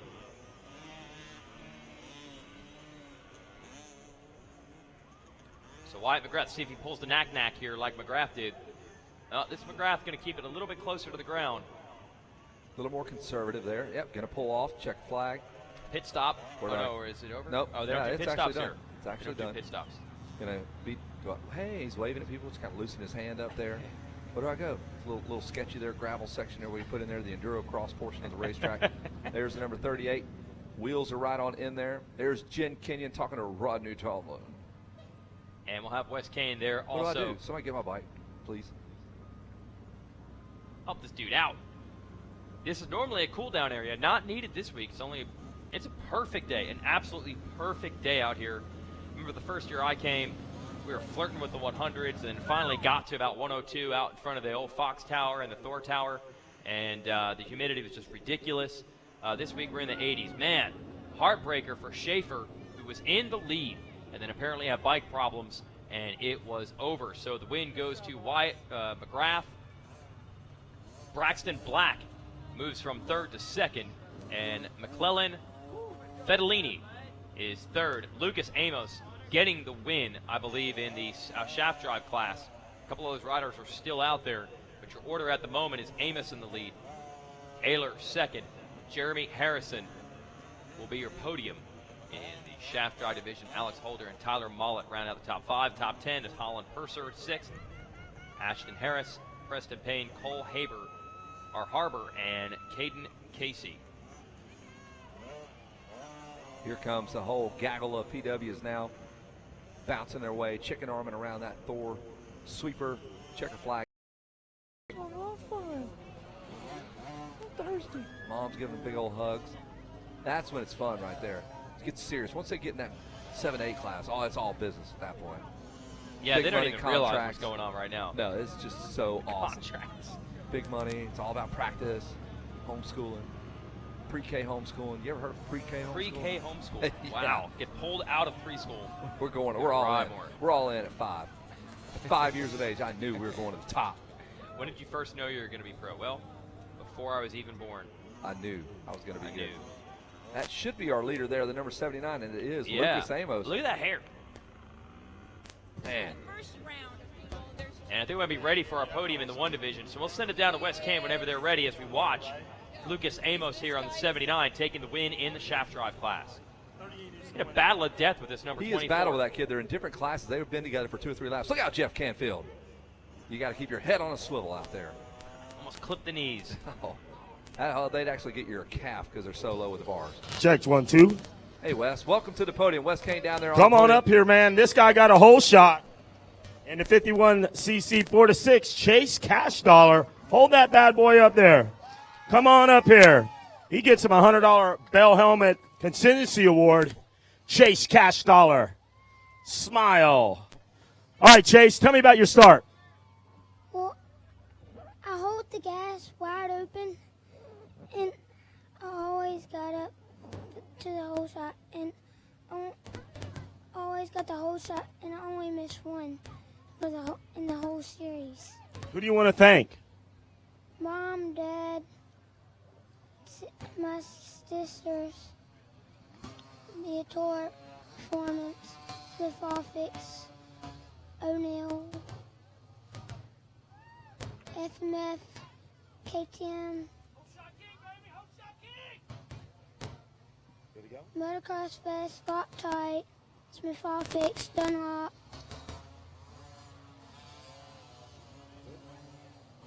All right, congratulations out there. Chase Cash Dollar taking home the Whole Shot Award.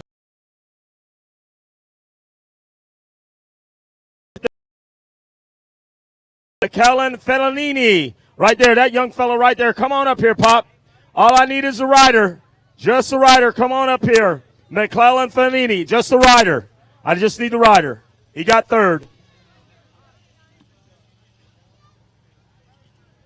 We're going to put the bronze medal on you.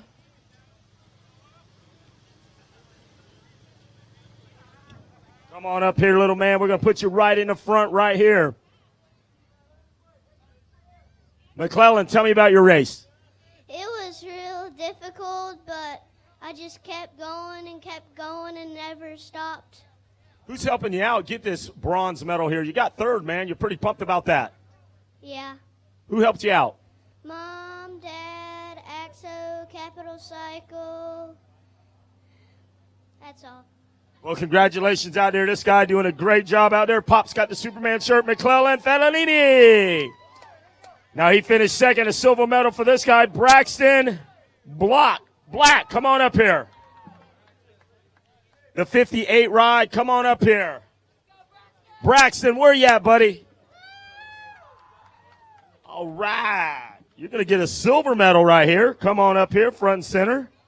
This guy's not even sweating, man. You had a great ride out there. Let's talk to everybody. Say hello to everybody. Hey. Who do you, tell me about your race. It was good. I picked good lines, took the insides, and that's all. What do you think about all these people down here hanging out, wanting to see you? Good. It's good, yeah. Well, tell me who's helping you out. Brock, EBS, Like Hill Trackside, A1 suspension, my mom, my dad. That's all. Well, congratulations out there. Great job out there. Give it up one time for Braxton. And now to number 38 ride. We got a gold medal for this guy. Put that thing on there. Wyatt McGrath, ladies and gentlemen. Wyatt, what do you think about this crowd down here, man? This is a big show you got going on here. Tell me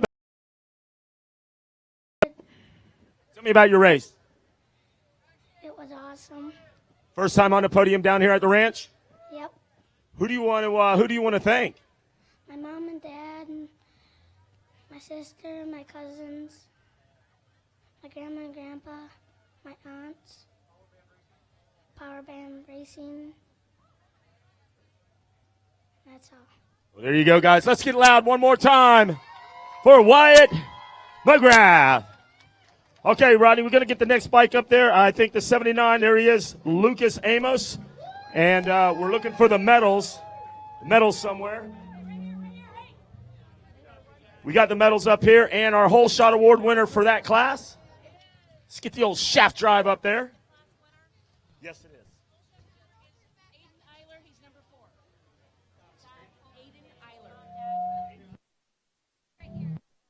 Here, Aiden Eiler, you got the Whole Shot Award. Come up here front and center. Aiden Eiler, we're going to give you something bigger to hang on to. You got the little check, but let's give you that big bad boy. Come right up here, Aiden.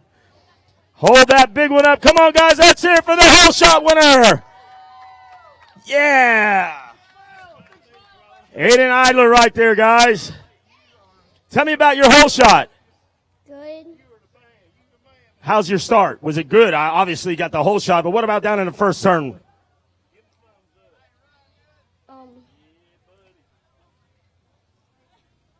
Who do you want to thank for bringing you here? My mom, my dad, God, Dave Jeffers, Colton, my Nana, my Papa, my Mima, my Gigi, and that's it. Congratulations out there, young man. Let's hold it up one more time. Hold that up. All right. Our third place finisher in the 4-6 shaft, the number 11. We need the rider up here. Jeremy Harrison. We're going to put the bronze medal on you. Come on up here.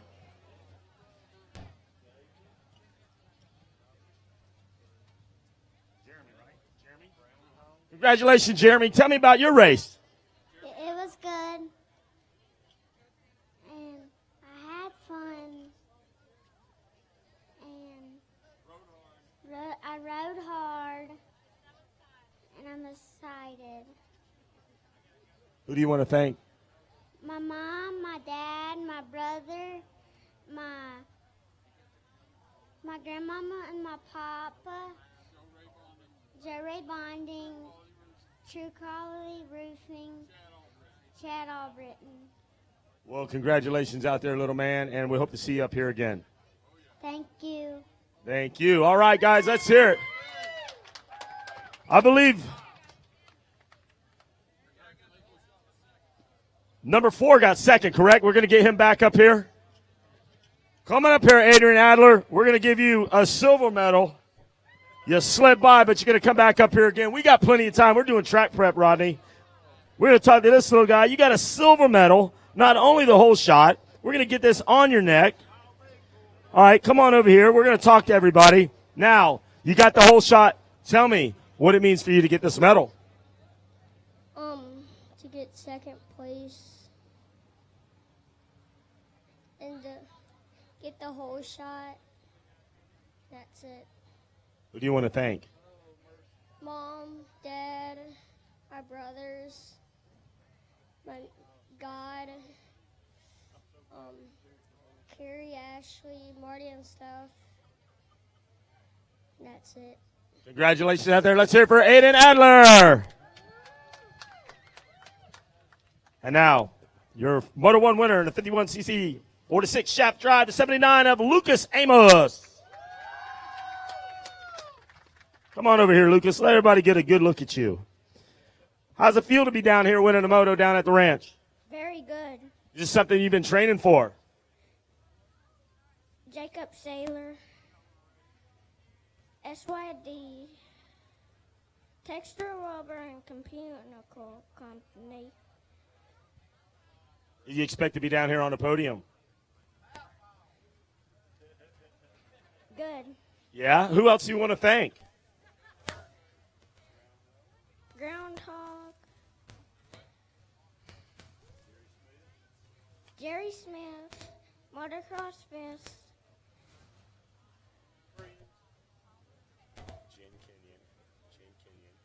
Jen Kenyon, Jason Wygant. Jason Wygant. Say Jason Wygant. Papa, Kevin Kelly. All right, congratulations out there. Hey, we're going to let you guys celebrate out there. This is what it's all about, grassroots racing, 4-6 shaft drive. These are the stars of tomorrow, guys. Celebrate. Lucas Amos gets him a moto win. All right, we'll be back with more Racer TV right after this. Podium interview presented by Arc Unbreakable Memlon Levers. Never break a lever again. I'm a sore loser. I'm a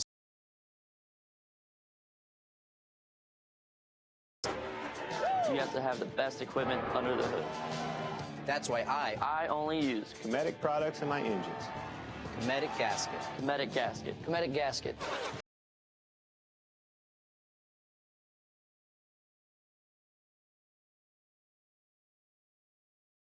Or what kind of bike you ride, there's a common bond and passion every rider feels when they turn that throttle. Join us for the latest chapter in the groundbreaking film legacy that celebrates the motorcycle and those who ride. It's a disease, and once you have it, it doesn't leave your body ever.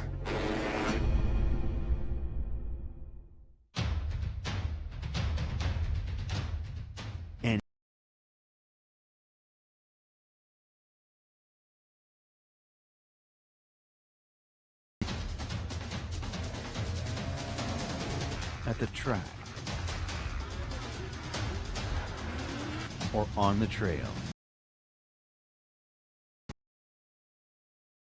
Oil for any engine. What do these GNCC racers all have in common? They're members of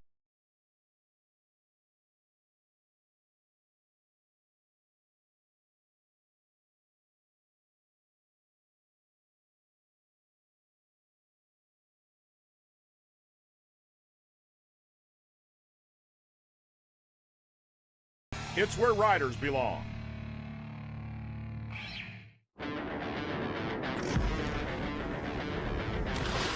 Sometimes you come across something so different, you just have to stop and check it out. The Rocky Mountain ATV MC website has everything you need, from our huge selection of apparel and gear to dirt bike accessories and OEM parts. Our extensive inventory means most orders arrive in 3 days or less.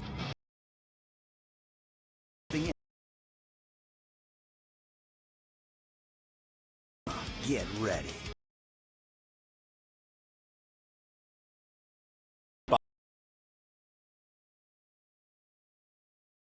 Made in the USA. Expect to be impressed. Who's giving out athlete support?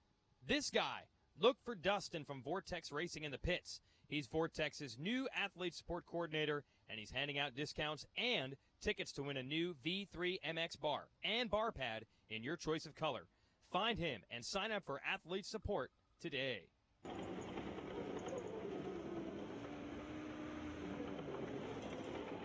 No, Racer TV, we're having some jokes about the track maintenance going on right now. We got an extreme track makeover going on right now as we prepare for our next set of motos. Just completed the 50 class. Our buddy Rob Beams here from Moto E hanging out with us in the tower. And just talk about the difference. Normally we're out here, Rob, you're one of the trainers. Normally it's 100 degrees or thereabouts. Sure. A little bit different this year, and I know what happens. Then people get carried away the other direction, and they don't even think, I don't have to worry about drinking or anything like that. Riding a motocross bike is hard even if it were 50 degrees out. You're exactly right, and it's a misconception that people have, even like you said, even if you were to go into nearly freezing conditions. Once the muscle starts to contract, it depletes sugar, and part of the contraction of a muscle utilizes electrolytes, and that sounds really sophisticated, and don't let it be. Essentially, for a muscle to contract, you have to have electrolytes present in the muscle, in the blood. So by keeping that electrolyte levels optimized, the strength of the tissue will be maintained. So like in our sport, we hear the dreaded late moto fatigue. And what we find is it's usually chronic dehydration. They come to the starting line already behind the 8-ball. Yeah. Then what ends up happening is they get into a deficit halfway through the race, and then you see kind of the old dreaded throw the anchor, go backwards. Our experience has been by doing blood sugar testing that it's really low blood sugar that causes them to start making eye-hand coordination issues. You see them making mistakes on the track. They start using more muscle, getting progressively more tired, and starting to go backwards quite quickly. Here at Rob Beams of Moto E here, Kevin Keller, myself, Jason Weigand on RacerTV.com. So low blood sugar. I got some Jolly Ranchers in here. Maybe grab myself a Coke. Or Good just to go. maybe just take the sugar you would dump into coffee and just take it straight. Is that the way to handle that? Not necessarily. The big key that we run into is you have to have a concentration rate of 5 to 7% carbohydrates. Okay. So if you take the hard candy as you're referencing, what happens is your pancreas releases a ton of insulin. Okay. So you get that sugar shock. Yeah. It sucks it up quickly, and then it just plummets. I see. So the idea here is to what we call stabilize blood sugar levels, is we want the blood sugar to stay maintained throughout the duration of the race. The big key is coming to the starting line with that blood sugar already balanced, topping it off as you look at the mechanics. They top off the gas after a sight lap just for that little bit of extra precautionary measure. Same thing with the electrolytes. When they come back through, if they hit our hydration drink, it's just enough to top it off to make sure that the muscle has what it needs for the full 20 minutes. But don't think that you can hit the hydration drink right before the moto if you weren't doing the right stuff way in advance. That's It's not exactly going to it. solve the problem. You got to do it right. I think we got Jen Kenya down to the track with an analysis of what's happening right now. Jen, you down there? That's right, Jason. I don't know if I have much analysis, but I do have a guess here. You know, we're at the AMA Amateur National Motocross Championship. We hear it all the time, the American Motorcyclist Association. I'm joined here by the Vice President of Operations, Jeff Massey. Jeff, welcome to Loretta Lynn's. How's it going for you today? Thank you, Jen. It's just incredible. It's not the first time that I've been here, but every time I come to Loretta's, it just is amazing. I'm awestruck by the competitors, their families, just the really tight-knit community that Loretta's breeds. That's right. You know, you and I just witnessed these 50cc podiums down here with the families, with the riders, and it's just an incredible thing. Now, all of the racers here at the ranch, they are AMA members. They do hold an AMA membership. Now, you folks have been doing so much for the sport. You've been around forever and ever, especially here at this event. Talk about the benefits of being an AMA membership, and from what I understand, there's some new benefits that you guys have to offer for these racers and their families, because you are here for those racers and their families. Most definitely, Jen. We are celebrating our 90th anniversary at the AMA, and one of the things that we've heard over the last few years is that we need to look at doing things maybe a little bit different. We can't have the same business model that we had 90 years ago. And so we've worked really hard with our racing staff, Bill Cumbo, Kip Bigelow, Alex Hunter, to put together some real benefits for our members. For the first time, we have a one-event membership, which allows racers to race at a reduced cost without having to buy the entire AMA membership. We also have a youth membership, which is, again, at a lesser cost than a full $49 AMA membership. And we also have a family membership where you can include up to 5 members of your family on that one membership. So those are just a few of the things that we've done, and really over our 90-year history, the main benefit is protecting the sport, giving the opportunity for kids to continue to race. And it was only a couple short years ago that we had the lead law that we worked together to battle, and that's really what the AMA is here to do, is to make sure that this is the 33rd annual, that we'll have a 40th, we'll have a 50th, and that's really the benefit, the main benefit of being an AMA member. We protect your right to ride. Absolutely. Like you said, all good business models, you evolve, you change things around. That's got to be pretty important for especially people here. We see a lot of families. We see father-daughter, father-son, brothers, sisters, lots of families. They do this together. So especially that family membership and even the youth membership, because there are so many kids here, that's a pretty good thing for all these riders out here. Yeah, most definitely. And our hope is that we bring these young riders in, they have a great positive experience like what's happening here at Loretta's, and that we keep them as members for their entire life. That's right, and I know you guys do have that life membership. That's a feature that a lot of people strive to get. Hopefully I can do that someday. That'd be pretty cool. Now let's talk about the AMA #1 plate. These guys all get, and girls, get championship plates at the end of the year, but it's more special than anything you could ever have, because it is that AMA #1 plate. They are the best in the nation. That's got to be pretty cool. Yeah, I think when you think of racing and the #1 plate, it's like the Lombardi Trophy, the Super Bowl. It's like the green jacket at the Masters, and it's really unique to see young kids up here holding up that #1 plate and what it represents, and the multitude of stars that have stood right here with that #1 plate over their head that have gone on to incredible pro careers. That's right. Well, we're going to see some of those things unfold here this week. Jeff, thank you so much for taking the time to talk to us. Thank you, Jen, and good luck to all of our racers and their families. All right, Weege, we're going to throw it back up to you guys in the tower. All right, thanks, Jen. We are joined by Celesta here from Suzuki. You guys got the 2015 models on display, and is this the first time people have really gotten to get up close and personal with those machines? Oh yeah, in fact, we rolled them from Nashville. We got them on the truck, yep.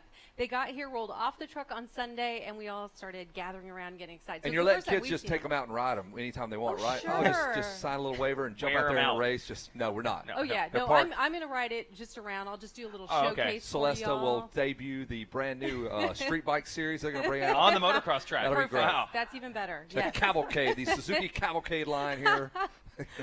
Back in the day. Yes. So what do we have over there? We have the new RMZ 450. I'm assuming a lot of changes with that bike. Oh yeah. So it's very exciting. We have a few things. We've got the new RM85. So if any of you are on the RM85 or you just want one now because you're watching Hannah Hodges out there kill it on it. Nice. But we do have that coming back for 2015. So that's on display. Okay. The new RMZ 250. But you're right. The RMZ 450 is the one that has almost all changes. It's got same frame. Not BNGs. We're not just going bold new graphics. We're doing an overhaul. Yeah. This is like air suspension, inner chamber, outer chamber. There's no spring in the suspension at all. It's all controlled by air. We have the whole shot assist. So if you want more power off the line, less power so you have a little better traction off the line, we've changed the kickstart, we've changed the gearing. So A lot of changes to make it even more competitive out there for Suzuki riders. And we can all go check and see those things right now here on the ranch if you are here, right? If you are here at the ranch, or even if you're not here, you could probably still drive here, get Yeah. here. If you Got can time. hear We got this. several more days. How many days is this setup going to be around? We're here till Saturday Oh, afternoon. yeah, plenty of time. Anywhere in so America, you can could get make here. the distance. Come You could. to Suzuki. Yes, Should I just say that Anchorage. really loud? Yeah, and we're Yeah. actually giving out free stuff. That's never bad, right? No. So we Bikes? get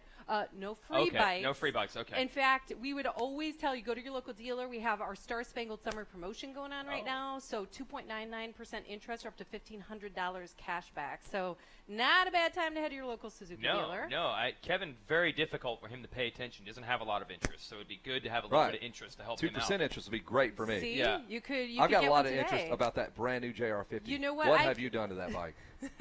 The RMZ 450? The 450, yes, that's what I meant to say. absolutely. So you could give Very me your similar. email. I'll have your local dealer talk to you. How's Yeah, that? Freewill and Honda It's in perfect. Douglasville, Georgia. Got it. Now, there is something else I want to tell everybody out there Okay. because it's very exciting for me personally. Every night here, I'm calling someone to tell them they won a Suzuki iPod Shuffle. So we're Wow. picking one winner a day, and your odds are pretty good because it's just people that come to the tent and Okay. sign up. So Very if cool. you can hear me, this is Celeste at Suzuki. You can come to the Suzuki tent and sign up for that. So that's another great thing, not just bikes.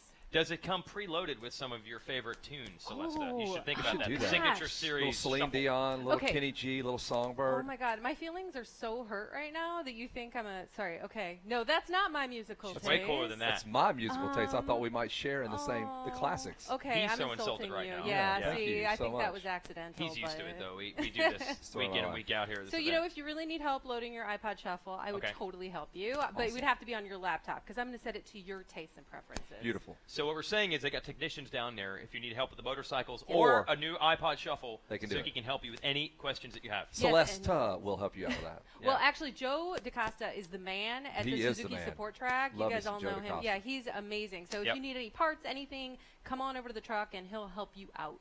Okay, Awesome. so go visit Suzuki over there. We're trying to come up with a name for this. There's like a crossroads, Times or an Square. intersection, I know, what Times is it? Square. So busy right there. Absolutely. They're right there, and they're, I think yellow is the color we're looking for. We're looking for a big white tent that says Suzuki, and all of us are wearing these fabulous yellow RMZ T-shirt. shirts, talking Is about Suzuki the new is RMZ. Joe wearing a black skirt as well? Yes. Yeah, he has a really cute little skirt. His legs are great. All right. So, He's Joe, from if Florida. you can hear They're me. nice and tan. I got Yep, that. Yeah, he looks good. Okay, so go see Joe and Celesta, the rest of the crew over there. But most importantly, go see the new 2015 Suzukis, which they literally rode here from Nashville. From Nashville. They all of found them. trails the whole They time. hired It's 15 good. people. Closed course. Yes. No, They did true. not do They that. did We not. made that up. Thanks for stopping by. This is actually Thank you, really guys. fun. We're going to invite you up Super here a fun lot to more be here. often. Thank now you this so is going much. well. Earlier, Jen Kenyon was able to catch up with one of the superstars who used to race here at the ranch and is now back as a racer dad. Here's Jen Kenyon with Brian Deegan. Here at the Loretta Lynn Ranch, it's always great to see old faces, new faces, and all kinds of different people. Join here with the Deegan family of Hayden and Brian here. Brian, how cool is it to come back to the ranch, be here with your family? It's a little bit different than probably in the past, huh? Yeah, for sure. You know, I spent many years here with my dad, camping out, and so many good memories. And for my son to actually want to race motocross, and we're like, all right, here we go. And ended up back here at the Nationals. And I'm excited because I get to share those memories with my son. And he's racing the 50 class today, 7 to 8 limited. And, KTM sponsors him. So I'm like, all right, we got to go do this. And we're going to do it right. So we're having fun. You know, it's pretty cool. We talk about following you guys on social media. We see all the fun stuff you're always doing. He gets a lot of publicity for a little guy. Do you think that that's pretty cool, or how do you feel about that? Well, it's there's goods and bads with it, and in the end, we race. We race to get attention. That's how you get sponsors. That's why people support you. With my brand, the Deegan 38 brand, Metal Militia, and the multiple other products I have, it's all about marketing, right? And so, but in the end, he's built his own little following, which is cool, so he's got his own image. I don't want him to have to follow anything I built. I want him to build his own personality, and he's doing a good job of it. Yeah, definitely. All right, so I have to ask, Bud, what do you think? You're going to race this Loretta Lynn's racetrack today. Are you pumped or what? Yeah, I'm pretty pumped. I want to go out there and win this. So what's going to be your tactics? The track looks pretty good. It's not too hot. The weather's going to be good. What do you think? Yeah, it's not too hot, but the ruts are really deep for a 50, so just pick the smooth lines. All right, so what number are we going to be looking for out there on your bike? 38. Number 38. All right, well, good luck to you. The Deegan family, they're always here having a good time. pretty awesome. Back here on Racer TV, almost ready to go racing again as intermission draws to a close. I believe we do have one more break to take here on the show, so stay with us after this.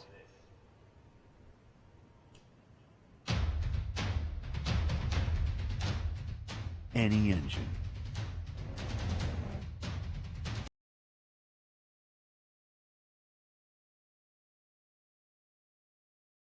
At the track. Or on the trail. AMSOIL for any engine.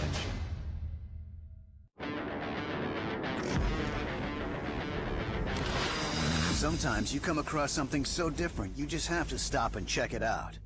The Rocky Mountain ATV MC website has everything you need, from our huge selection of apparel and OEM.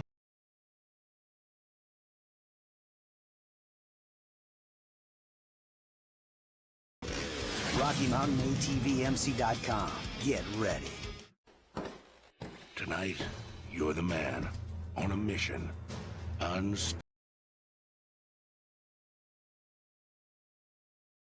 Not waver. You must hold your ground. You must make time for your... Got to be. Tranny oil? Nope. What does the world come to when a man loses control of his lubricant supply? The deals are unbeatable, so no holding back. Sweet mercy. Wouldn't you be...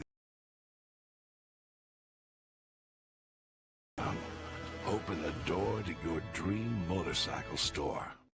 Racetech Gold Valves provide a plush feel and drastically improved bottoming resistance for minis and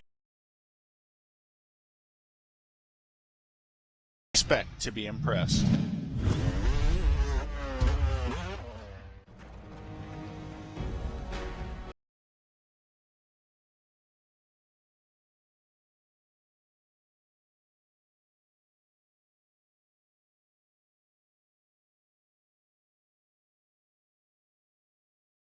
Isn't available just yet, but it's being built at Under Armour right now. I will. To RacerTV.com and Loretta Lynn's live here at RacerTV.com. Rodney Tom along with Wes Kane and Jen Kenyon now as, man, we've had a tremendous day of racing, guys. I know that we started out bright and early this morning about 7:30, and things rolled right on into the 10:30 race where we got to see our first live racing action for the day here on RacerTV.com, and it has been intense. We just wrapped up the 50s. And Wes, you were down there on the podium, man. And Jen, I heard you making comments on the radio about how neat it was that the parents are actually picking their kids up and carrying them away. So that's something you don't see a lot in this sport at this level, especially. But we got to remember, these are still little babies out there. It seems like. Yeah, it doesn't even seem like it's possible. They're still small enough to be able to be carried by their parents, and that's normal to them. But they're in racing gear, so it's a little bit weird. But Wes, you get to see a whole different side of them, man, the professional side of those little guys. Well, the thing of it is, Pee-wee parents know exactly if there's 40 on the gate where each one of them finished. They have it already built in their brain. They already know, I got first, he got second. No, he didn't do that. I did that. They already know. So they're basically helping me. Jen was down there. We did 2 classes at once. We did the Bell Helmet Whole Shot Award. It went easier than doing some of the big classes, the B classes or the A classes. You know, they want to sit back. They want to talk a little bit. How was your strategy? The kids just come in. They just like, I'm happy to be here. Where's my crowns? Where's my Legos? I rode my bike. I'm going to go in the creek. But it's just amazing to see everything going on. And those are the stars of tomorrow right there. What can you say? You got to give it to them, you know, the parents and everybody. Villapoto was there one day, you know. He's been there. And the Bowers and those guys like that. They all come from the grassroots, that little bit of seed that you plant. And then it grows up to be an elite superstar athlete. It's pretty amazing stuff, to say the least. The parents probably more emotional than the kids down there. They're crying. Mom's crying. Dad's got tears running down his face. And kids going, what did I do, Dad? What did I do? But it's funny, though. Some of those kids, if you ask them, how was your race? How was your whole shot? How's your day going? They kind of like look at you, but as soon as you say, who's helping you? it's like push button. They go right down the list, 15 guys. Those little guys, 4 years old, know it better than some of the big guys. The big guys, they got the card out there. They're holding this or that. And I believe in one thing. If somebody's helping you, you should know who your bosses are. Yep. So, I give kudos to those young kids who are being taught right. They're doing the right thing. And I'm just pumped to be here. How about you guys? Hey, I'm pumped to be here. It's amazing, Jen. I imagine, how long ago was it you were riding 50s? Because I remember when I first started announcing races, you were riding 50s and 50s. We didn't actually know that we knew each other. Exactly. And Rodney was going, well, Jen, how did you do? So you were announcing races when I was on 50s, and now we're announcing races together. That is kind of crazy. That means I'm old is what that means. No. I didn't say that. But looks like we're getting the stage set for our next moto coming up here as the 50cc's got things wrapped up. We'll see those guys back again tomorrow and then on Friday, if I'm not mistaken, around the same time right here on RacerTV.com. So you guys get to see all that great grassroots racing action from right here at the Dude Ranch and Loretta Lynn's, and I know that everyone is excited for that. I look forward to it. And amazing thing is that they've got it figured out, like you said, Wes Kane, especially the sponsors end of it and the riding end of it. We've seen some good airtime out of some of those guys that were making jumps out of places where wasn't even jumps there a few moments ago. Now, these guys that are on the track out there right now, there are jumps out there for them, and there's plenty of them, and there's more than jumps, but there has been a little bit of track maintenance going on, so it's not as rough as it was, say, an hour or so ago, but it's still pretty gnarly out there, and it's got its championship face on today. Wes, well, I was waiting for Jen. Jen looked like she was going to hop right in there. I know. I was waiting for somebody to carry on. I was so enthralled by what you were saying, I couldn't even. Hey, Rodney is the voice. It still happens today. I know you did it as a. He is the voice of reason and the voice of wisdom. There we go. We finally got a shot of the track. That's what we got going on out there on the racetrack, and a little bit of flexibility and freedom now as we can do our 250C class coming up here in just a few moments. We'll take a break, and we'll be right back with more of Loretta Lynn's Live on RacerTV.com right after this.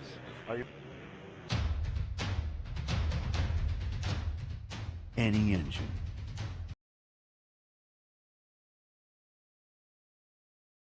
At home. At the track.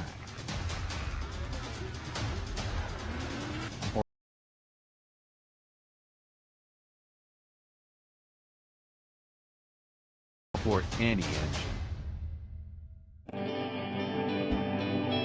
Most people want to ride like Caselli, but everyone should want to be like Caselli.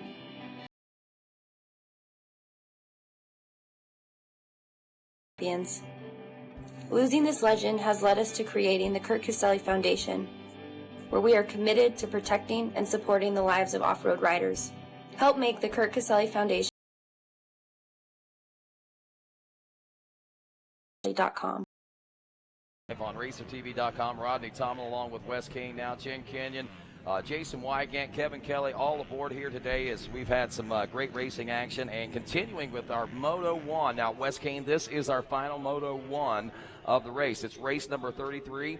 Our 50s have gotten their first moto out of the way. Now, when we start back here in a few moments, race 1, Moto 2 will be getting underway, and we're going to see the college BC 16 to 24 coming up. Right now, though, it is the 250C class where we've got the number 11 of Seth Stevens out of El Reno, Oklahoma, the 13 Drake Janes out of Encinas, California, the 15 Cole Conister from Napa, California, 16 Bryson Vanderheyer out of Louisville, Kentucky, 17 Brandon O'Neill out of Chatsworth, California, the 19 Gavin Todora from Norco, California, out of 20 Bryce Grissom out of Henderson, Tennessee, 22 Andre Durham from Chesterfield, South Carolina, 23 Javier Loria out of Fremont, California, the 24 Andrew Insall from Stanley, North Carolina, 26 Kyle Jones from Chapel Hill, North Carolina, 27 Baron Bellows from Lorenzo, Louisiana, 28 Reg Magyar out of Cairo, Georgia, 34 Cole Vogler out of Bainbridge, Georgia, 38 Kyle Cheeseman out of Brooksville, Florida, 42 Colin Fletcher out of Oak Grove, Missouri, and 44 Nicholas Rolando from Adiac, California. The 45 of Gene Jewell out of St. Hebron, Canada, the 47 of Robert Flag from Kent, Ohio, the 49 of Zach Lee from Fairbanks, Arkansas, the 51 of Mick Thomas from Eugene, Missouri, 52 of Foster Burton, Las Vegas, Nevada, 7 of Turner from Conroe, Texas, 9 is Tanner Myers from Oklahoma City, Oklahoma, 64 Chad Schultz from Libya, Illinois, 55, there's David Hall from Katy, Texas. Card about to go sideways, guys. 67, Drew Albany from Shawnee, Oklahoma. The 74 of Thomas Fliptrop from Minnesota. There we got the 77 of Justin Hill. 78 of Austin Flock. 79 of Zachary Wells. The 81 of Lane Shellhorse. The 82 of Tyler Laser. The 83 of Caden Bugler. 88 of Andy Malasico. 89 of Jaron Williams, the 90 of Connor Raphael, the 91 of Justin Boyd, the 95 of Darian Parlett, 97 of Blake Stagel, and the 99 of Dylan Rye, and 250C down out of the first turn. They make the right-hander, they do the switchback, they go into the trees now, and riders jostle down that long short chute as they go through the Red Bull Peristyle. And watch them now, Rodney, as they come down the long short chute. I believe that's rider number 78. That could be Austin Flocker, Zachary Actually, 64, Wells. Chad Salt's got the hole shot here in the Bell Helmets Hole Shot Award in the 250C class. And like you said, looks like we got that battle coming up. And Austin Flock may have been rolling in that number 2 spot. I know we have a lot of position jockeying going on, but the 64 of Chad Salt's was the early leader. I know he too was looking like he was under all kinds of pressures. We're back in the backlands of Storyland, and it's still that Yamaha mounted pilot out front here in this 250C class. Again, the relative who's who, the unknown who's who out here in this 250C class. Lots of riders. We pointed this out in some other classes, but the Midwest on out to the West Coast is where a lot of these novice class riders hail from, it appears, and we'll see whether or not they're going to be able to stand the sands of time, so to speak, here at Loretta Lynn's here in the extreme Midwest. Well, right, I guess about almost midway in the country itself here in the heart of Tennessee, as the 64 of Salts continues to hold on to the lead. Starting to open things up over the second place position ride, the Kawasaki now, as they head around Thor Beach. So he pointed out the track and the ever-changing conditions all day long. A lot of track maintenance going on during that intermission a few moments ago, so not necessarily a completely brand new racetrack, but these riders are looking at much better conditions than what they were faced with a little bit ago. That's Darlin James now, Drake and James, sorry about that, the number 13 machine.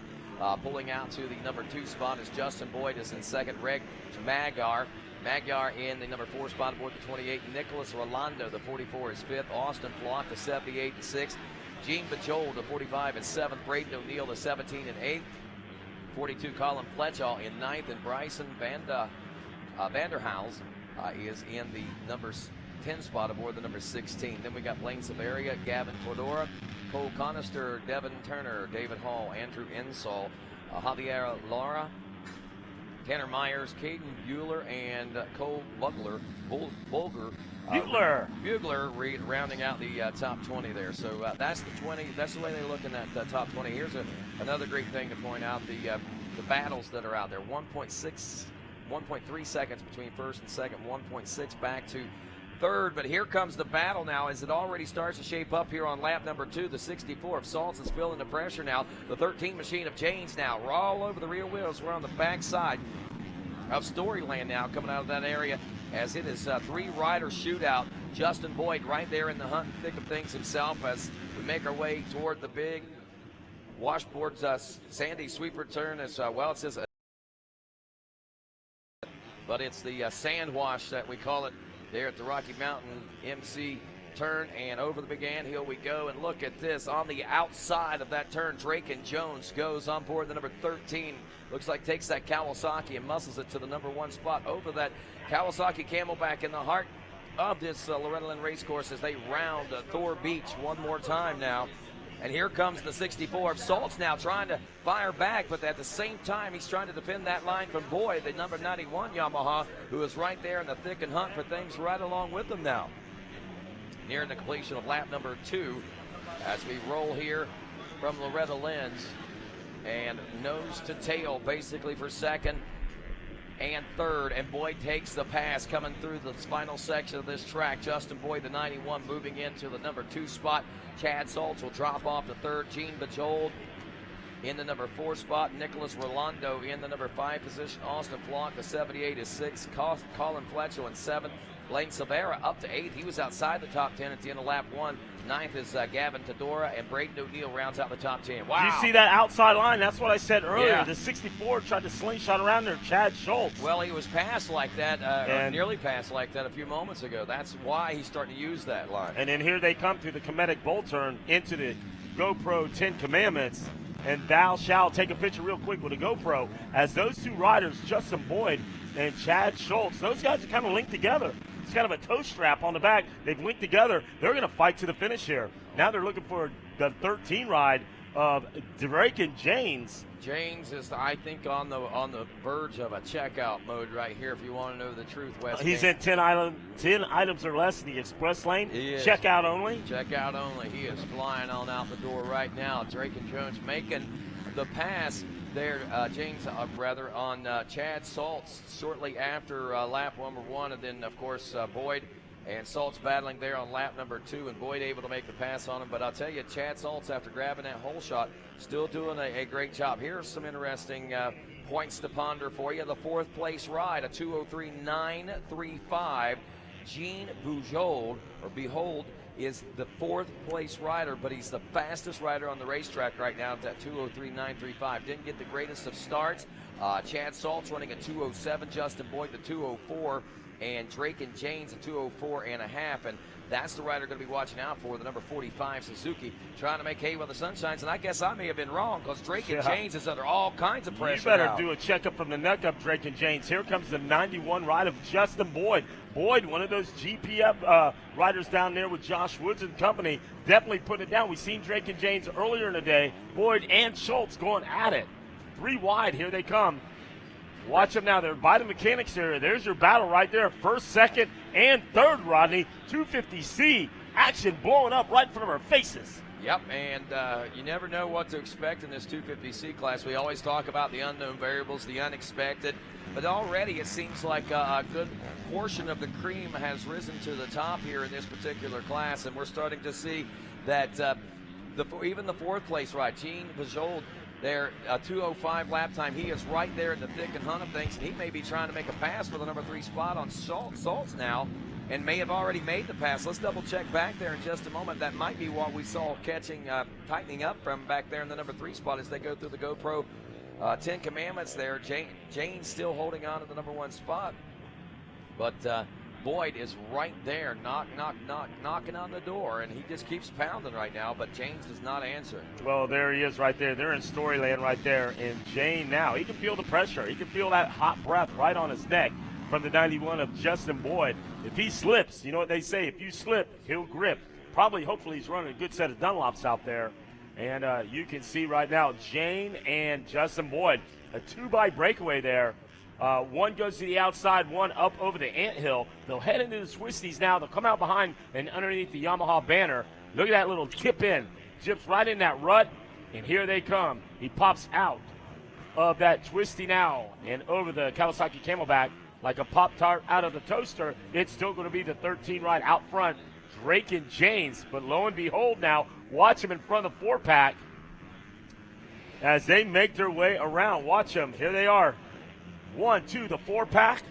They're side by side right underneath the announce tower through the 4 banner there over the Tunnel of Love. Wow. There's Doc Holliday waving them on in front of the billboard, the Wall of Fame. There's your leader right there. James goes to the inside. The 91 of Justin Boyd now. He does a checkup and the neck up. There's nobody behind you. The race is in front of you right there.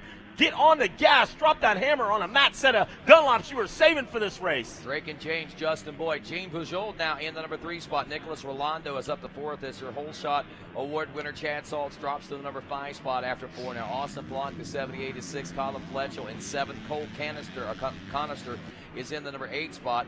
Blaine Silvera is in the number 9. Oh! There he goes right now. A break for Drake and James. Sorry about that, Rodney. The 91 of Justin Boyd hits the dirt. Wow, tough break there for Boyd. He's going to have some ground to make up yes. now. I think it's going to be exciting to watch him and see if the wind got knocked out of his cells or whether he got some adrenaline flowing right there, to be honest with you. I mean, your leader, Drake and James, clearly made it through the 10 Commandments. They were pretty close out there, but when somebody hops through those and you still have to pick your bike up, that's still a big lead because he's already in Storyland by the time Justin Boyd picked up his trusty steed and got it refired. So right now, Drake and James, you know what? This could be the Christmas clap. You just got a gift. You most certainly did. Dustin Turner back in the number 10 spot aboard the 57 after 4 laps complete. Bugler back in the number 12 spot behind Tadora. Those guys have been battling pretty tight. Javier Loria is in 13th. Drew Abney in 14th. Lane Shellhorse rounds out the top 15 here at lap number 4 in this 250C class. As we turn our attention now to the number 78 of Austin Flock, who has got some pressure being applied to him right now. Flock back in the number 6 spot with Colin Fletchell running in the number 7 position. Actually, that's the number 15 that has dropped way, moving up now, it looks like. Colt Canister, actually, or how do you say that? Canaster is in the, well, it was in the 8th spot. I think he might be up to 7 now, working on the 6th place position away from the 78 machine. Canaster's one of these riders from the West Coast out there. We run into him up and down the coastline, and this guy brings his talent all the way down to the Dude Ranch. So Cole Canaster, not having the ride that he wanted, but remember, this is the final moto of the first set. He'll get 2 more tries out there, and you can't say enough about Drake and James and the rest of the field out there. It's quite a good racing going on. It is. We got another good battle starting to shape up back in the 10th place position. It should be coming in close to the finish line here pretty soon. But the 57 of Dustin Turner up to 8th place. Blaine Silvera is 9th, and Colin Fletchell dropping out of the top 10 back to at least 12th place now, as Gavin Todora will move up.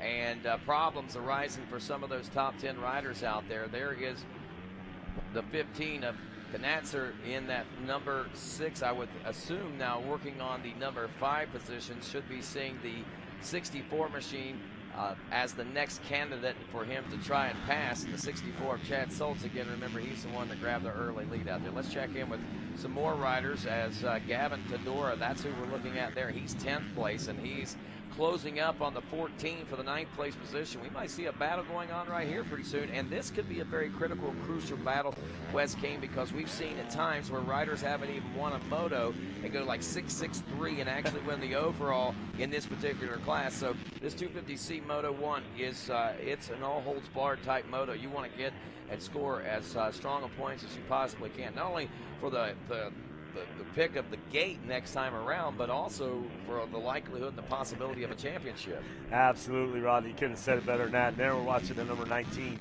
as he starts to come through Storyland, Gavin Todora. Todora now chasing down, it looks like that is the number 14 ride. He's still trying to shake him up there, Blaine Silvera. So those riders in the sandwash right now, a couple of yellow flags going on. It looks like a rider might have had an issue over in the Anthill there. They both choose to go up there. I see a lot of fast guys rip that outside. You want the momentum shot, I would think. There's a selection right there. Look how deep that rut is right under the Yamaha banner. They dip in, dip out. There's one of the riders that must have caused the yellow flag. And meanwhile, here he comes through the Kawasaki Camelback. We're watching this young competitor here. That's going to be Blaine Silvera. Vera now through that sweeper turn as we're going to watch him now. As he's working his way through here, you're going to see him come around. Now he'll be into the 4-pack, jump by the announce tower, in the tunnel of love. But Drake and James has got to be out there. Call Waverly and call the post office to see he could be in a different zip code right now. That guy was definitely on the gas. He was on the gas, but I don't think we should take our eyes off the 91 of Justin Boyd just yet, to be honest with you. There are some pretty good things going on there in the camp for the number 91 Yamaha. She's saying, I'm going to go. All right, Rodney, I'm going to go down to the podium. Weege, go ahead and finish your lunch. Rodney's going to bring this one home. It's not a big deal, dude. Go ahead and finish your lunch. No, you're good. You're good. Go ahead, finish it. You're good. I mean, the whole world's seen you eating behind us. It's all good. So, Drake and James, Gene, although you can't help me out with this one thing, Jason Wygant. I'm helping you out with everything, man. No, you're going to eat. Is what you're going to do. How do you say that second place name? Bejold? I'm gonna say it's a soft J. I'm gonna go with the Behold. Behold. How about that? Behold. Behold. The behold and the beautiful. We've got it all here in 250C. And Drake and James on the number 13. And I got to check the hometown here.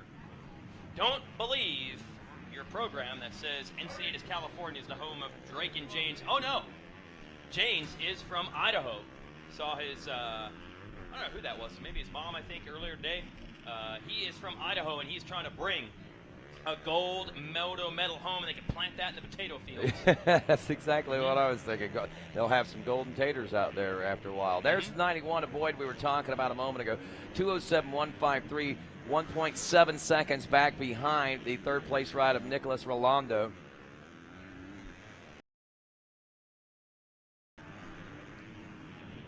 So Boyd trying to make up for some lost ground out there, it appears, aboard that 91 machine. Let's see how things are starting to shape up for him as Drake and James is in for 7.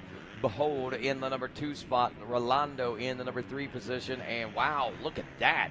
Rolando has picked up the pace. He was running 206s and 207s and almost 208s there for a good while. Now he has gone into the 205.057 range. He's gone as fast as a 204.167. So Rolando is right there in the hunt, thick of things, and he may be getting a mindset that he might want to be doing better right now than a third-place position, especially when he's got riders like Justin Boyd knocking on the door back there. Still back in the number 5 ride is Chad Saltz. Let's see what's going on with Cole Canaster. Canaster is 6.1 seconds back behind Saltz, turning about 2 second faster lap time than what Saltz did last time around. So that one could be a battle that is starting to shape up. Austin Flock running 7. Dustin Turner in the number 8 spot. Blaine Silvera is 9th, and Gavin Todora rounds out your top 10.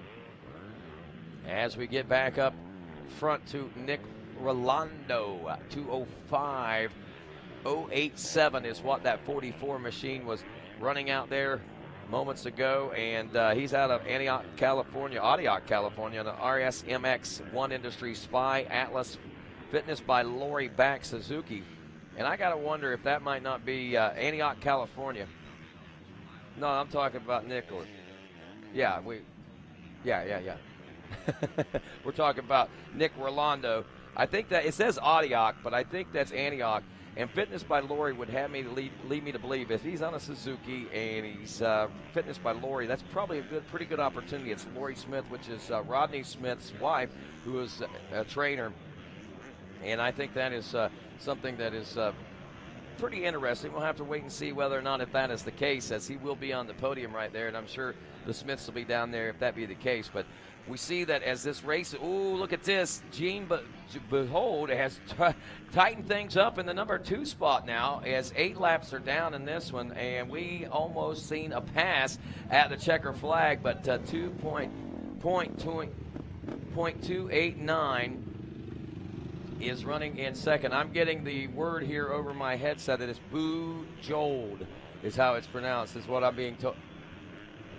That's what the locals are telling us in the chat room. Thank you, locals in the chat room. We really appreciate that. Hey, we can't be expected to know them all, that's for sure. Drake and James, though, we know, has gotten the win, regardless if that's how you pronounce his name or not. He's got the number 1, the gold right now. Bujold is the number 2 ride. Nicholas Rolando will finish up in the I think Justin Boyd, same thing, number 91. Chad Saltz got the whole shot, the 64. Cole Canaster putting on some good charges there about midway through the race. Number 57. 9th place, the 14 of Blaine Silvera. And rounding out the top 10, the 19 of Gavin Todora. Fastest lap, by the way, that last time around was turned by the 91 of Justin Boyd on lap number 4, 2:37.50, and that's when he was making up some big time out there and was actually about to challenge and was challenging the 13 of Drake and James for the win. And Gene Bujold now in second and Rolando in third. As Wes Kane makes his way down to the podium, we've got our Bell Moto Helmets $100 whole shot award there, and we send it down to Victory Lane where Wes Kane is standing by with the first of our interviews here in this 250C class. All righty. Thanks a lot, Rodney. I got the number 64 ride of Chad Schultz. Snapped out of the gate. Got him a whole shot. $100 richer from compliments of Bell Helmets whole shot award. Chad, tell me about that start. I don't know. I got inside. They watered it pretty good. And my Dunlop tires hooked up pretty good, and I got out front. Who do you want to thank? I'd like to thank Buca de Beppo, or my mom and dad, Buca de Beppo, Planet Hollywood, 7, Roger Larson, A3, and everybody else I forgot. And Hammer Time. Congratulations out there. Hold it up high. Yeah, we can get down there. We're going to eat buco de pepo tonight over there with the buddy I borrowed his barbecue grill from, Markoff. All right, come on, give it up for this guy right here, Chad Schultz. All right, finishing third. Come on up here, Nicholas Rolando. Number 44, Nicholas Rolando. Where are you?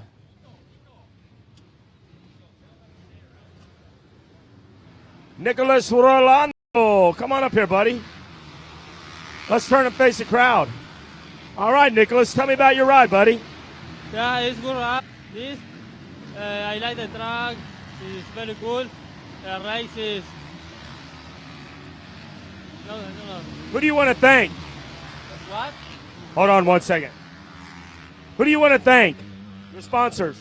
Same for me, Moore Racing, RSMX, Ron Smith, Laurie Smith, my dad, my mom, Extra Miracles. It's good. Everything, thank you. Congratulations out there. Nicholas Rolando is going to finish up with moto number 1 with a bronze medal. Now, finishing up second, let's see, Jean Bajold. Hopefully I'm saying it right. Jason Wygant told me how to pronounce that. I'm going to get the correct enunciation on it right here. Let's put that on there. Let's come front center over here, and we'll talk to you in a minute. How you doing, buddy? Good. What's your name again? Jean Brugeau.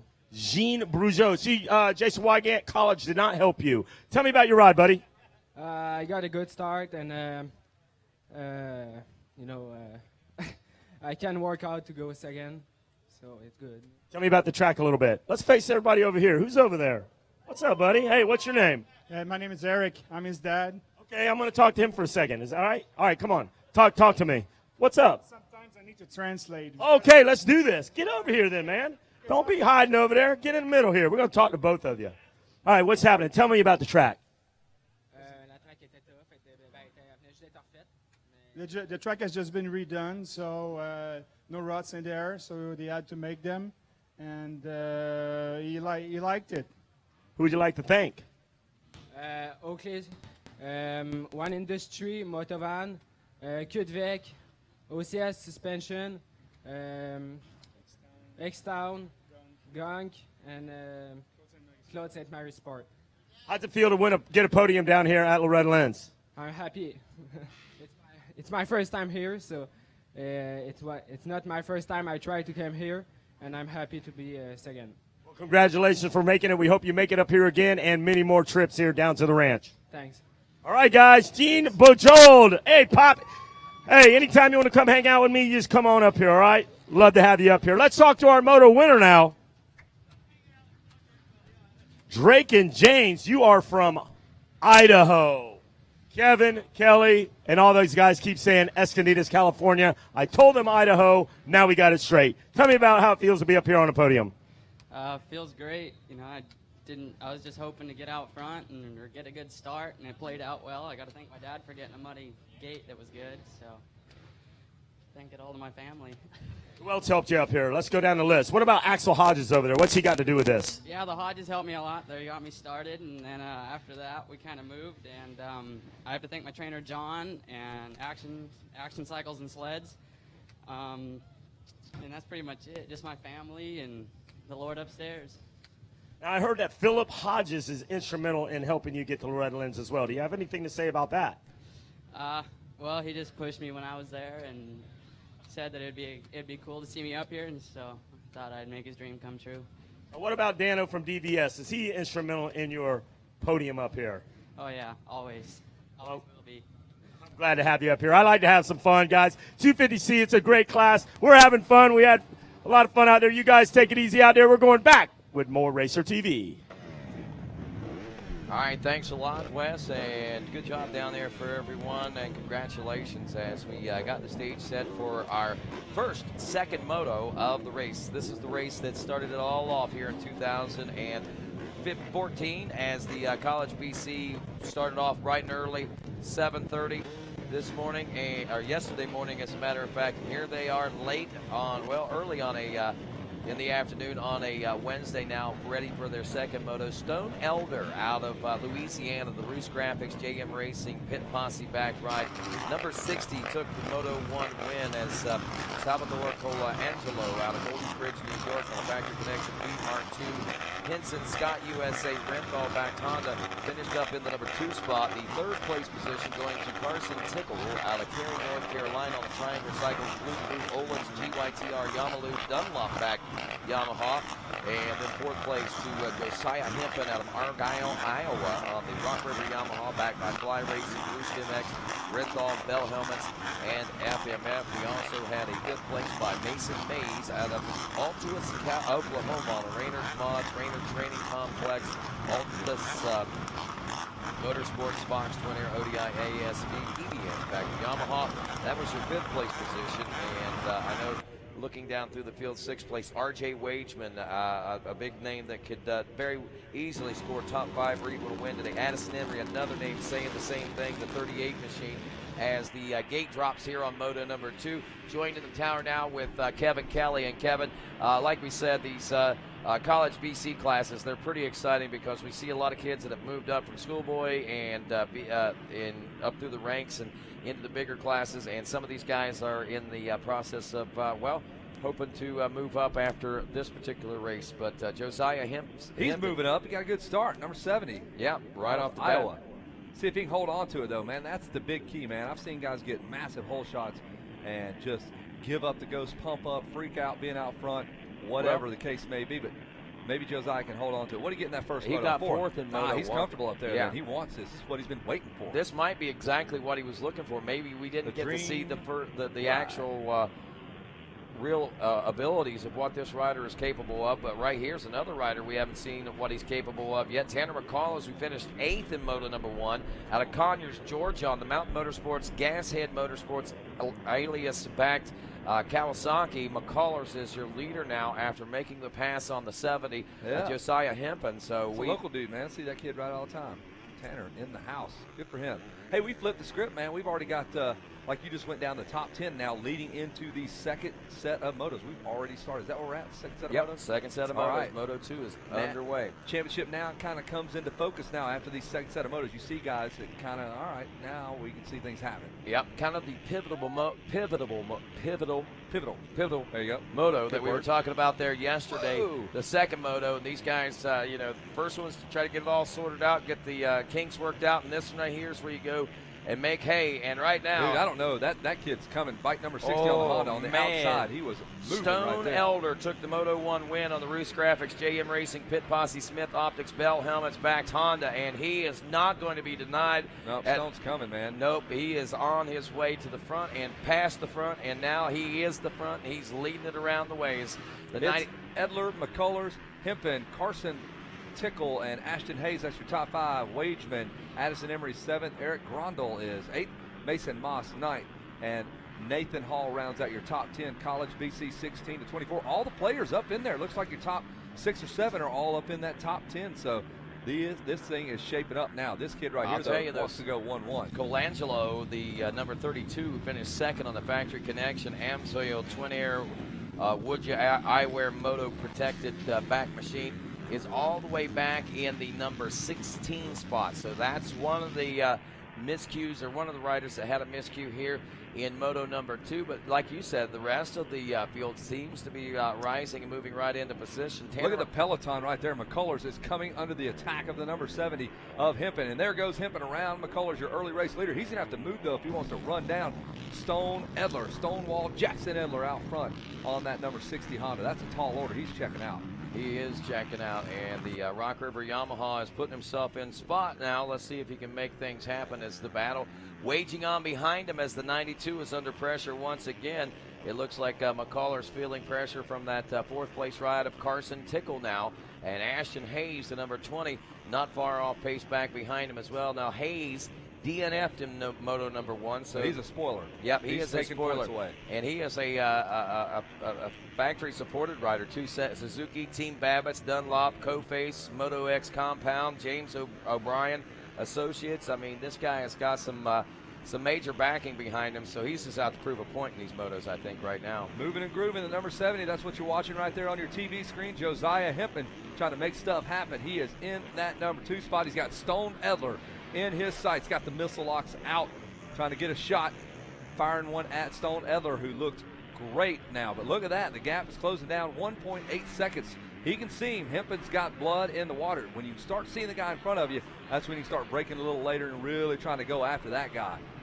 Stone Edler made the pass 2 laps ago into the lead. Josiah Hempen now jumps into the number 2 spot, gets around McCullers, and we got another player, Ashton Hayes, on the Suzuki, wants to get in there and bang bars with him.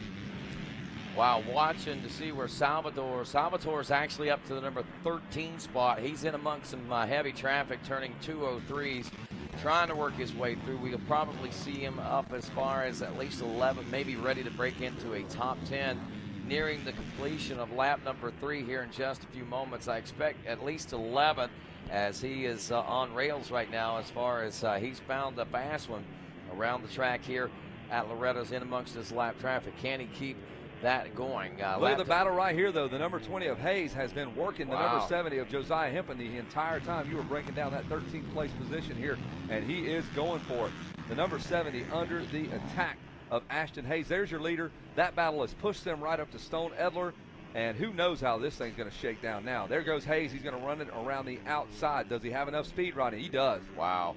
That outside is seems to be picking up some major real estate whenever those guys can hit that on the right rail, and that's exactly what we see the 20 of Ashton Hayes doing. He just laid it down and made it happen there, and now it is the 70 of Hempen just trying to find those lines himself to do the same types of things, and he wants to get up there and battle with Edler as well. And look at this, we're within probably about half a second between first and second, maybe. Well, they can see more. it right there in front of them here on Racer TV. Check it out.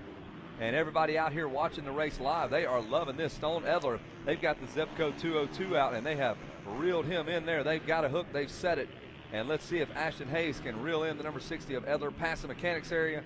They don't even read those boards at this point, man. They are just hammer down, go get this guy. Lap number 3 is what we're watching. Wow, Logan Parks and Ashton Hayes both have the fast lap with a 158.107 right now. That's quick, man. The sub-2s, you're doing work. Now the guys that can keep it under 2 for the entire moto, that is when you really are dialed in, when you are really fit. And we're going to test it right here with Stone Edler as he gets Ashton Hayes is jumping into the view here. Look at that, he's hucking it 3 in, but it almost cost him. He almost hit the deck, Ashton Hayes. And down into Storyland. Hayes a little sloppy now. Fitness coming into question, maybe, who knows. He'll get it all set back up. Take a breath, son. There's Hayes on the number 20 machine coming out of Storyland, and your leader is Stone Edler. Edler on the number 60 Honda, got those yellow plates. Ashton Hayes trying to make a go of it, trying to make a race here. Here they come, a little problem there for Edler, and Ashton Hayes immediately jumps back into that shot. Yeah, looking over your shoulder because he's coming. Ashton Hayes is moving on that number 20 Suzuki around the big Rocky Mountain ATV sweeper. Lap riders all over the racetrack. The crowd's liking it. I'm loving it. Up and over that anthill, the decision maker. You go outside, you go inside. A little more real estate, a little quicker, but you got to go over an anthill. Opposing lines there for the 2 riders out front again. A good run for Ashton Hayes up and over. See how that builds up, and he finally, at the end of this straightaway, all that work down that straightaway will put him pretty close to Stone Edler. Wow, you got to wonder how this race would have shaped up had Hayes not had the DNF in Moto number 1. I'm going to assume it was a mechanical issue at this particular point because Hayes is not riding like he's anyone injured or anything like that. So I would say that probably something mechanical happened to that rider, and not saying that Stone had that one handed to him, but he is definitely having to work for Moto number 2. It's a tired phrase, but Chad Reed had coined it. You got to be in it to win it. Stone Edler kept the bike on 2 wheels, didn't have any problems, no mechanicals. That's how you stay in it. Get a good start, keep the bike on 2 wheels, and get what's given to you, and that's what he's doing right now. Stone Edler continues to lead this thing. We're 4 laps in, 1.4 seconds, and Stone is moving and grooving, hanging tough. I think that right there was another fast lap turned in by Stone Edler. He just turned in his fastest lap at a 158.968, so we see him rising to the sub 159s. Now Ashton Hayes just over the 159 mark there on lap number 4. Then we got Josiah Hempen in 3rd, RJ Wageman in 4th. Eric Grondel is 5th. Carson Tickle in 6th. Tanner McCullers now back in 7th. Addison Emery in 8th. Mason Mays in 9th. Salvador Colangelo, again, 2nd place finisher in Moto number 1, now up to 10th place. Again, we are watching your leader, the number 60 of Stone Edler. All the photographers out there, there's Glory Hawk Media out there getting the shot. Lots of coverage for this event, from Playground to Verb Moto to every independent photographer in the business out here. Oh, and Edler almost throws it away. The front end just about got ripped out of his hands. He was able to muscle up and keep that thing going straight. You let up for just a second in that sand, and it goes away in a heartbeat, and Edler almost gave up the ghost. Here comes Ashton Hayes again. New life for him. Those ginormous ruts they are battling out of, trying to climb through those things. Were you watching the way they're they're deep. Man, they were hitting those hard. Get and your feet up. Oh, man. G's out. Yeah, exactly. I mean, you just basically put that wheel in there and lay over. And point and shoot. Yep, that's all you got to do. Like an old Kodak. Yep. Down towards the finish line. Here we go with Stone Edler. Double. Another little double here. He'll go on the inside, hit that single. Steps down right here, hop up, hit that one little bump, try to hop it up and over that little jump there, catch a little backside over by the billboards. The tunnel of love, as Wes Kane is well, I don't know about all that. Maybe for him, not for me. I've never seen any love there. Well, we deemed it that because makes sense. The industry gets the love by going to get to go in, and there you go. You get to take the tunnel of love out there to watch fix that up. Yeah. Tunnel of love, I love it. I love it. Here is Stone Edler, and I love the ride he's putting in right now. He is out to it's about as big a lead as he has had. A 1.9 second lead for Stone Edler, working on a 2-moto sweep now. Things kind of coming into focus for him in this championship, man. He can go into that 3rd moto if he finishes this thing out like that, feeling really good. Oh, yeah, that would be a whole lot of confidence, and it doesn't look like Ashton Hayes is going to shake him any whatsoever at this point. Even if Hayes was made of stone, you can't rattle this guy, right? That's true. That's true. He's not an elder, but he's an Edler. I think I might have called him elder there. He's an Edler statesman of the class. Stone Edler. R.J. Wageman, he's made up some time out there on the track. He's in 4th place now. Eric Grondel running in the number 5 spot.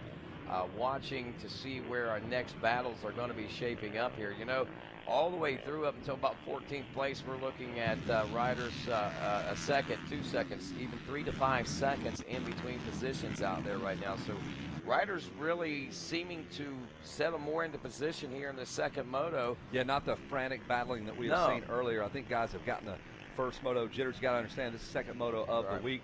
It's early in the morning. And look at that. Just like we say, oh, yeah, the moto's kind of settled in. I'm looking out front of the glass. We'll pick up the leaders, and they are about 1 second apart now. Yeah. That is Stone Edler and Ashton Hayes again. Right in front of the announcer's tower we go. There's Edler, and here they come. It is about to get busy yet again. Lap 5, it's gut check time. We'll see if Ashton Hayes is fit enough to take this thing to the checker flag and run down Stone Edler. Edler got the head down. He's charging now. He's back. Oh, man, my dad's going to be having that pit board out again, saying, boy, he's coming again. I was watching R.J. Wageman on video right there and watching out the corner of my eye where the leaders were on the track. It was funny. Wageman was looking for those guys when he came over that Kawasaki. Trying to spot them. He was, so he knows where they're at now. And if you do the math, R.J. Wageman is some 10 seconds or so back behind us. So he's got a lot of ground to make up, but you got to do it one at a time. And check that lap time out. Ashton Hayes last time around a 1:58. Edler with a 1:59, so that's what put him on the bumper of Edler. There is your leader again, Stone Edler on the Honda there. The yellow plates, that tells you he's a B rider. We do that at Loretta Lynn's. Vet riders, I think, typically run the white plates. C riders, black plates. Little problem there, and here he comes. New life again for Hayes. And Hayes is going to try to make the 24 class. Every time he gets close, though, Stone Edler turns it up.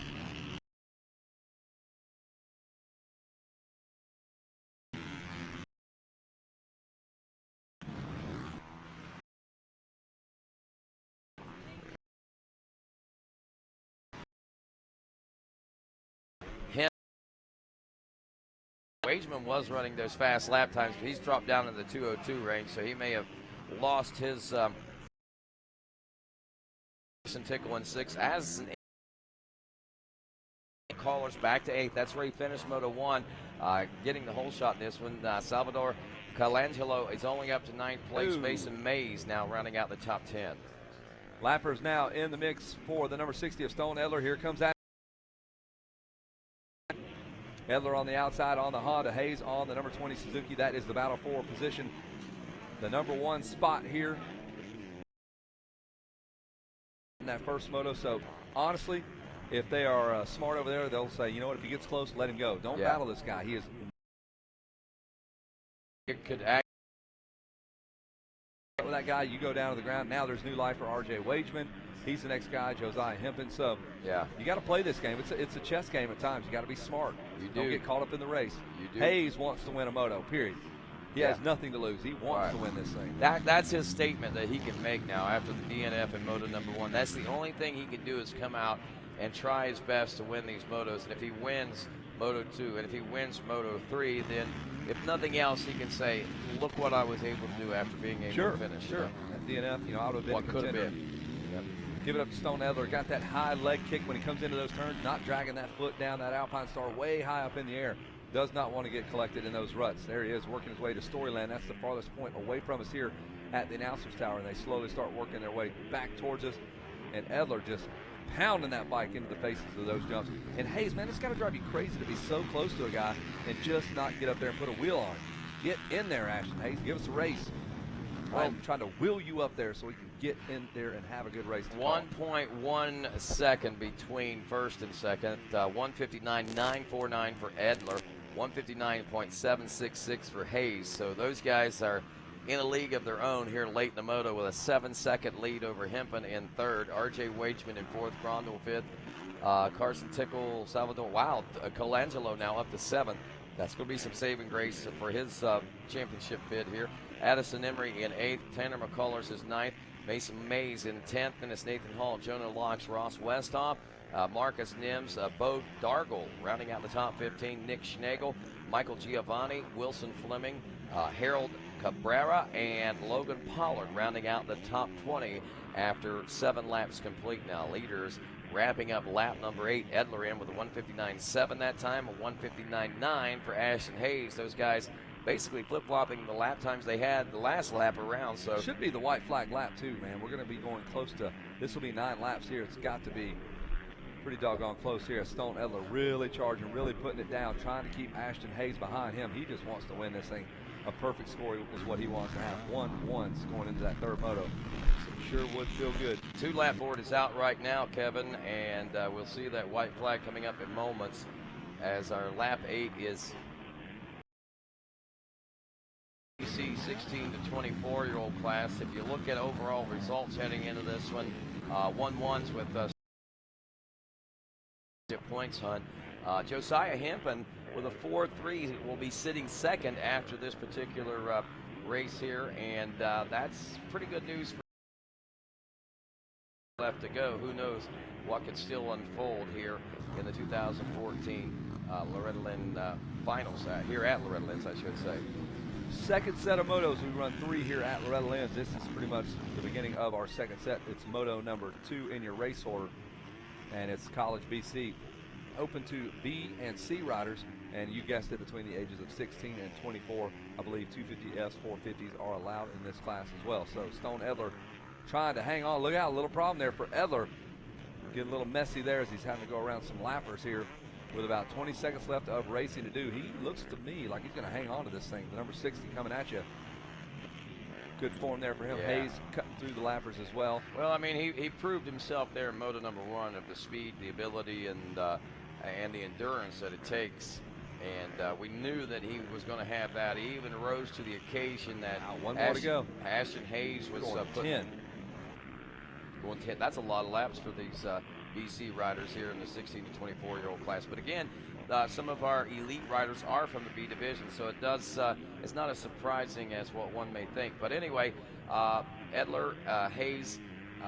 Hayes putting that pressure on Edler, but you got to tip your hat to Stone. Is like you said, this kid is made of stone, evidently, because he did not waver any whatsoever during that whole assault. Josiah Hempen running in the number 3 spot. Wageman still back in the number 4 position. Instead of gaining the ground that it looked like there at one point he was gaining, he lost a little bit back to 11, about 10 seconds worth, 11.6 seconds. Eric Grondel running the number 35 is 5th. 6th, Carson Tickle aboard the 96. We got Salvatore Colangelo now up to the number 7 spot after 9 laps of racing complete. Emery, McCullers, Mays rounds out your top 10 while we watch our leader, Stone Edler, make his way through the storyland now. And with that being said, you know that he has got some stories to tell, I'm quite sure, of not only this college BC 16 to 21-year-old class, but of Loretta Lynn's and his whole experiences themselves. And this is just another great tale that he will be able to pass on to his kids and his legacy of motocross racing here. I'm sure that Stone is one of those types of people we'll see again one day down the road coming back to race championships himself. But he's got more championships in the future. But right now he's got championships now he's trying to build upon and trying to build into a professional career. Edler railing the outside, the extreme outside of that big Thor Beach sweeper turn there as he's finding the smooth lines around, about as high on those rails as he can possibly ride those berms.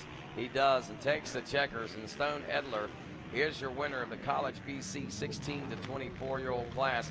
Ashton Hayes, who DNF Moto number 1, will check in about 2 seconds back aboard the number 20 Suzuki. And watching now for Josiah Hempen, the number 70 machine, 12.6 seconds back at the end of lap number 9. Josiah, the number 70 machine, finishing 4th in Moto number 1. As we told you, the way the story sets is sitting in position to likely take a second place if things don't.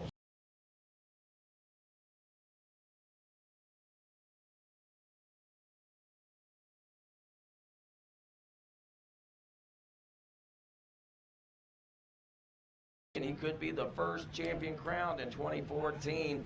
Right now, though, we're only 2/3 of the way there, and Wes Kane, standing by down there near Victory Circle, is going to be talking with our winners here in just a moment. And got Hempen in 3rd, Hayes in 2nd, and Edler in 3rd. Hey, Rodney, down here on the podium, we've got Josiah Hemp. And he gets the Bell Helmet Whole Shot Award. Hold that up there. Not only that, we're going to throw a bronze medal around your neck.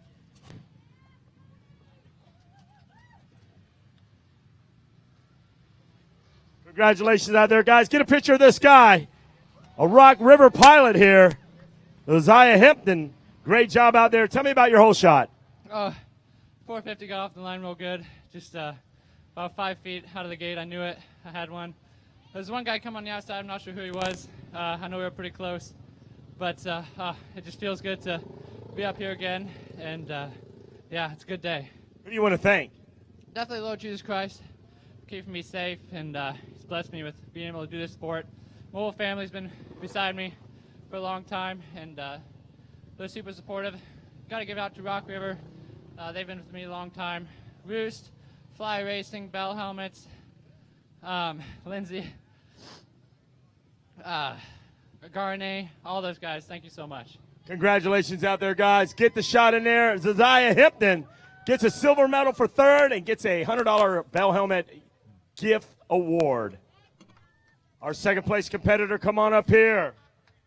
Silver medal. Where's he at? Ashton Hayes.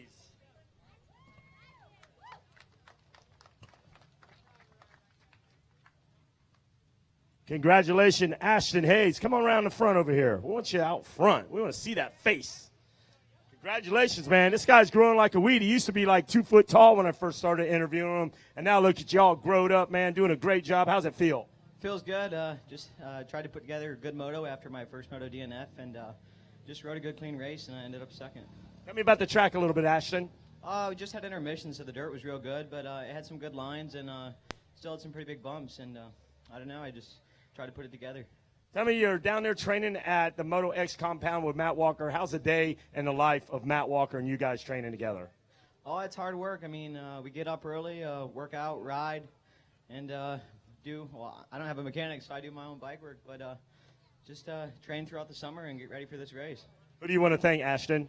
My mom, my dad, Team Babbitt, 7MX, Suzuki, Kofas, Dunlop, Shoei, Garnet, Max or Amsoil, Moto X Compound, Matt Walker, Smith Goggles, EVS Sports, 7MX. Anybody else forgot? Thanks so much. Congratulations out there, Ashton Hayes. And now your moto winner. We got a gold medal for him. The number 60 ride. Come on, get up here. Stone Edler. Stone Edler. You're all over the map. Come behind that bike. Let's get a picture of you, man. Come on, ladies. Get a picture of this guy up here. Yeah, Stone Cold Edler. Tell me about it. Well, I got a good start. Just got out the gate really good. Then I think I was in third. Tried to get around those two guys and then just rode my race from there. Tried to stay mistake-free. Give me a little insight on the track out there a little bit. Track was good. It was a little deep for a 250, but I just got it done. Who do you want to thank? I'd like to thank everybody over at MTF, my whole family, my cousins, my mom, my dad, my grandparents, Kicker, Bell, EVS, MTF, Bell Helmets, Smith Optics, Makers, Pit Posse Outlaw, and anyone else I forgot. Thank you. Let me ask you what it is to be down at MTF with old Big Brian I see over there. What's it like hanging out with that guy all day long? It's great.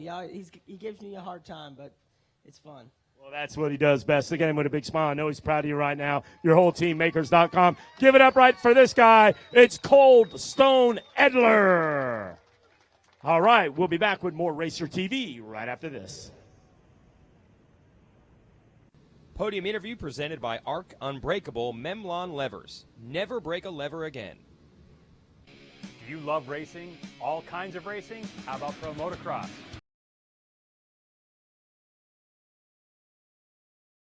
ATV, Supermoto, Enduro.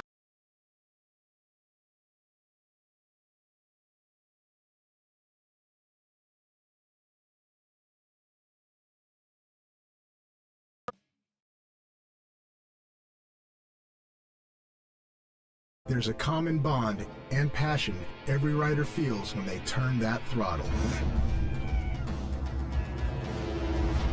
Join us for the latest chapter in the groundbreaking film legacy that celebrates the motorcycle and those who ride. It's a disease, and once you have it, it doesn't leave your body ever.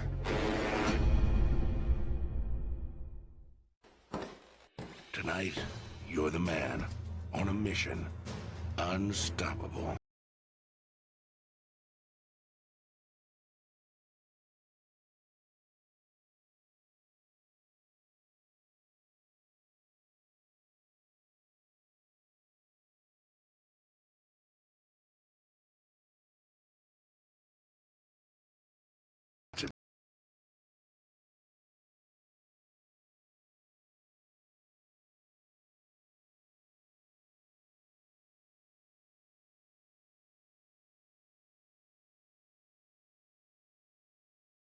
No holding back. Sweet mercy. Wouldn't you be the envy? Do it. Chap.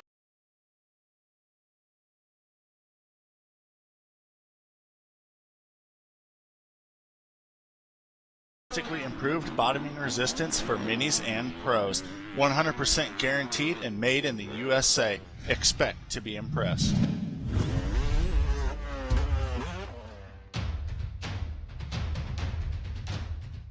Any engine.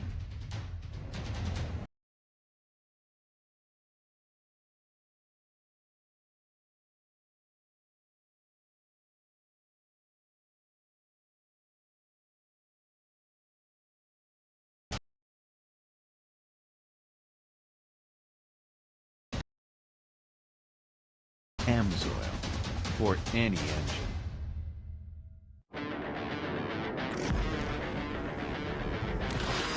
Sometimes you come across something so different, you just have to stop and check it out. The Rocky Mountain ATV MC website has everything you need, from our huge selection of apparel and gear to dirt bike accessories and OEM parts. Our extensive inventory.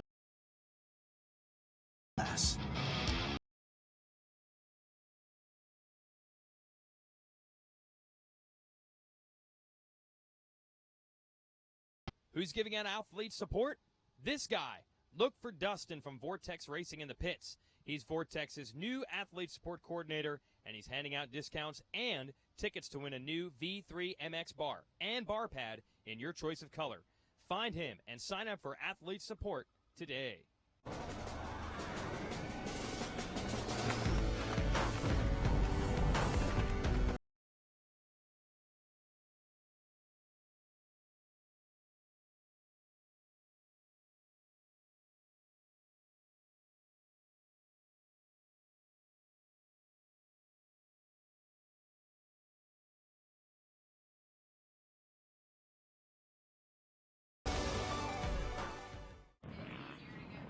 And welcome back to RacerTV.com's Loretta Lynn Live here from the 2014 Rocky Mountain ATV MC Amateur National Motocross Championships at Loretta Lynn, presented by AMSOIL.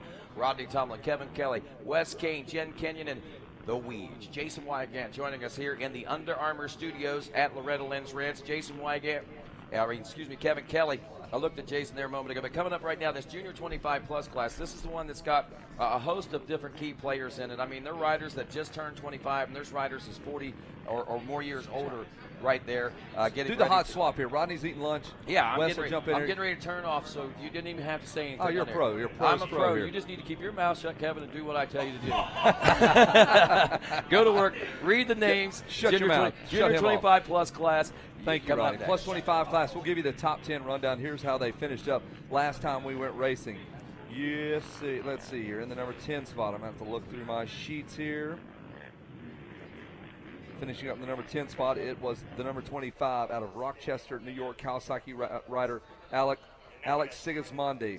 In the number 9 spot, number 17, it was Joshua Thomas out of Asheboro, North Carolina.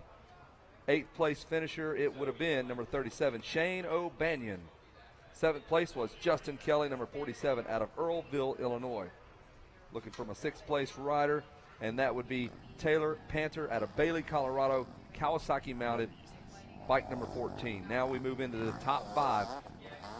Last time we went racing with these boys, and our 5th place finisher would have been James Evans. Jimmy Evans, a former champ here out of Elizabeth, Pennsylvania on the Kawasaki, 37 years old here in this plus 25 class, finished up 5th. 4th place finisher would have been Blair Miller. Blair on the number 95 Kawasaki out of Fisherville, Tennessee. Let's look down the line here to our 3rd place finisher would have been Jimmy Pavoni. Bike number 23 out of Jeffersonville, Indiana. He is your fly racing amateur support coordinator and doing double duty as a racer, and he is in title contention, finishing 3rd last time we went racing here in race 2 plus 25 class. Finishing up in the number 2 spot last time out,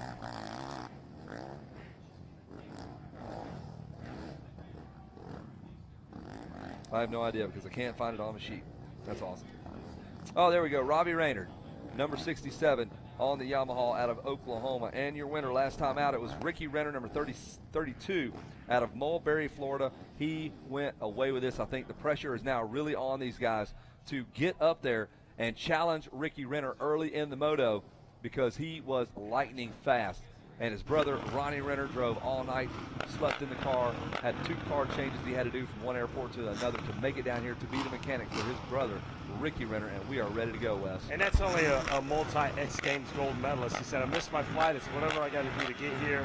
And, everybody's humble. They don't care. Renner's doing great. He takes all those Red Bull rides out in the desert, and he's on bicycles and doing all this. But nevertheless, he's down here supporting his family. And Ronnie's been down to this ranch numerous times. So. Yeah, absolutely. This is where, this is the roots of motocross as we look at number 42. You don't see him, but I see him as Andrew Matusak taking a last look at this racetrack. He can run up front as well. But, man, I'll tell you, somebody needs to get up there and challenge Ricky Renner, and we will see if one of these guys the camera is trained on, if they can do it. As we go down the line, there's John That's Matusak. old man Matusak. I saw him looking for his old boy there. He took a little bit of a break. He was a force to be reckoned with through. heard Ashley and Ponca CC, and then you know what? Here he is at Loretta Lynch. You always come back to the range. If you can ride and you want to ride, this is Kevin, the place to go. There's a gate empty right there. Right there, that's for me. We're going to put you right in the main. Dude. That would have been me, way on the outside. Shutting off about halfway up, oh, telling yeah, your dad, I don't know what happened. No, what I do is I would go ahead and run right into that gate. Immediately do it on purpose so I can just chicken out, be a wuss on the start, stand that gate up, everybody takes off. Like, oh man, I was trying to see how hard I was trying. I just want to be so dialed in. Or if I didn't time the gate incorrectly, which was correctly for me, I want to hit it, but if I happen to get a hole shot, I'd miss the shifts and they'd all go by.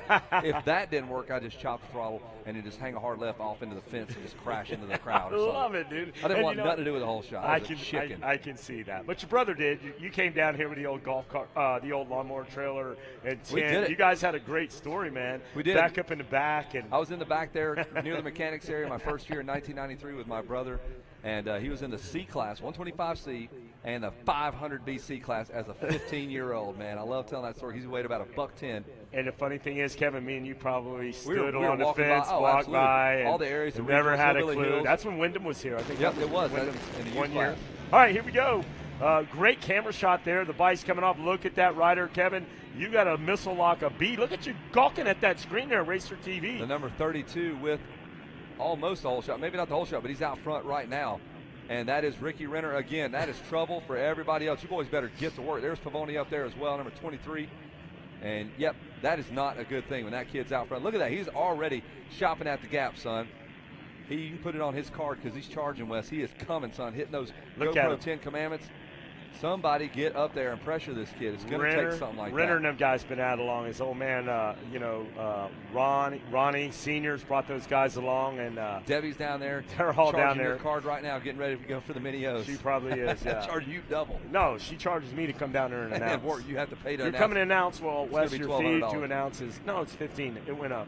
My dad charged you when you came down for the regional. Yeah, he said, I don't care. He said it's $32.50 to come in. I said, I am working this event. I think it was an event the day after. Yeah, it was a regional.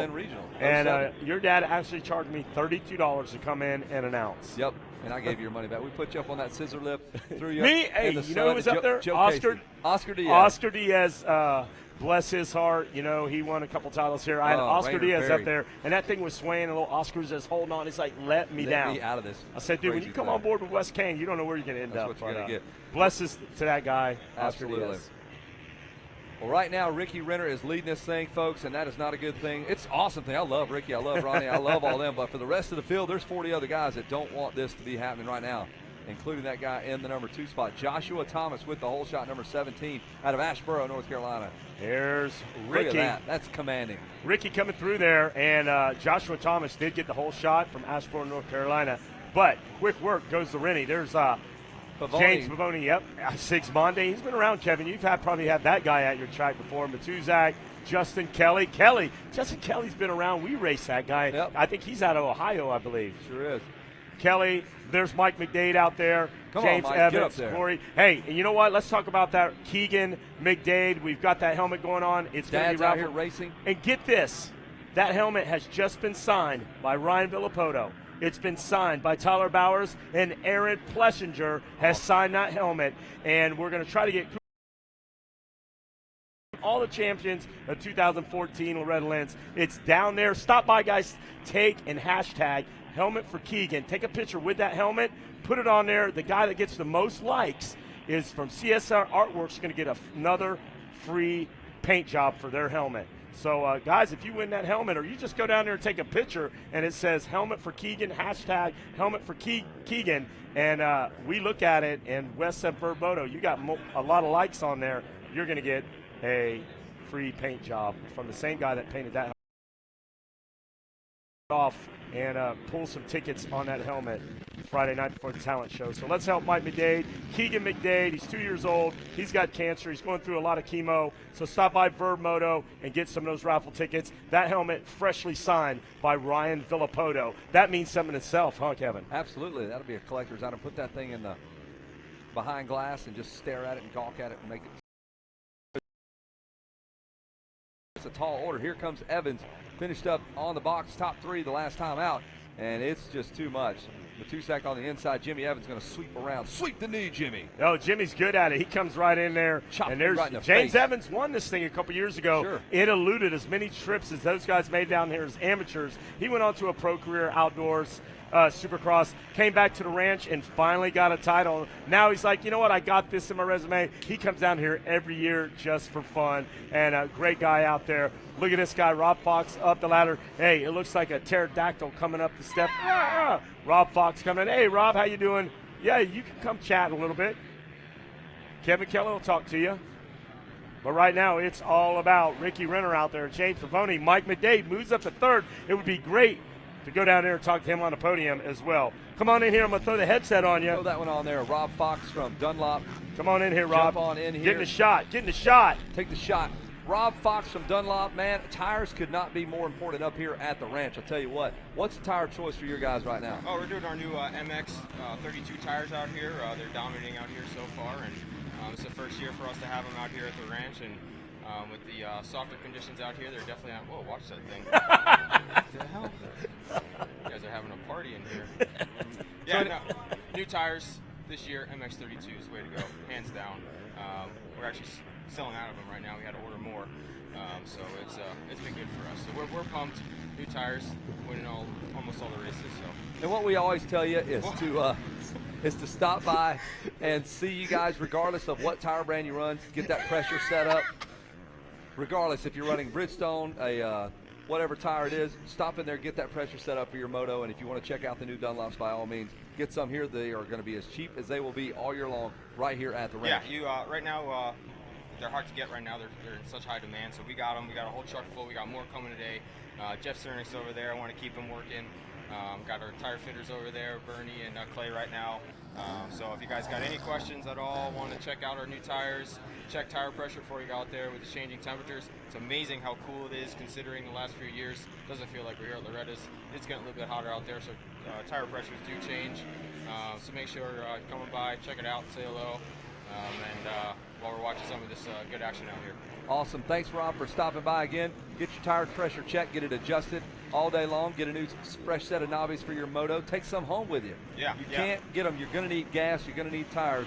So you can stock up on everything here. Get those tires, take them back home with you. You'll be all set for the year. Yeah, we got great deals going on. Like I said, MX 32s, they're kind of hard to find right now. They're in such high demand. We got a whole truck full. We got more coming later on this afternoon. We also got our 52s, which is our intermediate. It's a hard pack tire for your practice tracks at home. So come on by, say hello, check them out, grab some tires to bring home. Thanks, Rob Fox from Dunlop, stopping in to say hello. They are a fixture. You guys have been here just about as long as Kawasaki, man. Every photo I see, there's some old Dunlop banner hanging around. Yeah, Jeff's been here for forever, even before I was born. So I don't know how long. That's a long time. Yes, he does have the gnarliest hands in motocross. No tire irons. His hands are tire irons. He'll scoop that thing, pull that little PW50 tire right off the rim. He doesn't use tire irons. Hands. Just all by hand. Fingernails. Just pop that thing, run the hand around the fingernail around the edge there, pops that bead off. You guys see those? Them big old paws. Just thick, old, mafia, throat-strangling hands that Jeff Cernick has over there at Dunlop. Takes a 50 wheel and just pops it down. right on. Next. All right, Rob, thanks for stopping in. Thanks, there guys. is Robbie Keep Raynard. that fruit away. You guys, Yep. whatever. That is a home record right there. 67, Robbie Raynard trying to come through the field. He finished second last time out, and he has got a lot of work to do. He was hoping for a bad moto out of Renner, not out of himself. Big shout out down there. I want to give Bo Parton out there, Larry Parton Jr. out there. That's Bo Dirty out there, the number 19, still hanging in there. Blake Keaton as well. Dirty. He's Bo Dirty. What does Bo know? Bo knows he is dirty, birdie, birdie. And, I seen this guy out there, Robbie Skaggs. Yep. Skaggs out there, welcome back to the ranch. He's just here for fun. That guy, he's just about done it all as well. Took like 10 years off. Oh, yeah. He said he hadn't been here 19 years. Yeah, he went on to Supercross and Outdoor Nationals, and there he is back. Derek Kemp, you can't say enough about that guy. Kemp, the pride of Chip Munn Racing. Derek Kemp's been around, and he's part of that Clayton Miller gang. Brandon Fulton, Derek Kemp. What a hot mess those guys were. Absolutely. Back in the B class, back when they were like 16, 17, and 18. Jimmy Evans slips back all the way to 14th after working so hard to battle past Andrew Matusak and Casey Johnson. That is not the same. I don't think that's the other one we know, Casey Johnson. That guy rode for Mitch Payton. Hey, it sounds like Sebastian Tortelli is coming back to the ranch. He was on track to come race this year, but the former world champ Sebastian Tortelli out of Champ Factory looks to come join us next year at the ranch. Hopefully, Emig will be healthy enough. He was coming too. Can you imagine Emig and Tortelli? That'd be great. But I like what you said, Kevin. So it wouldn't be such a big deal, a lot of pressure like at an outdoor national. This track would probably suit an all-star race. Man, that would get be great. Ferry out there, get Deegan. Just let them sign up and give them 3 motos. Dice it up, a Legends race, an all-star race, set the parameters. Maybe shorten the moto a little bit, maybe go 15 minutes. And just let those guys, if you're out here, jump back in there. I mean, Paggio's running around. There's so many guys.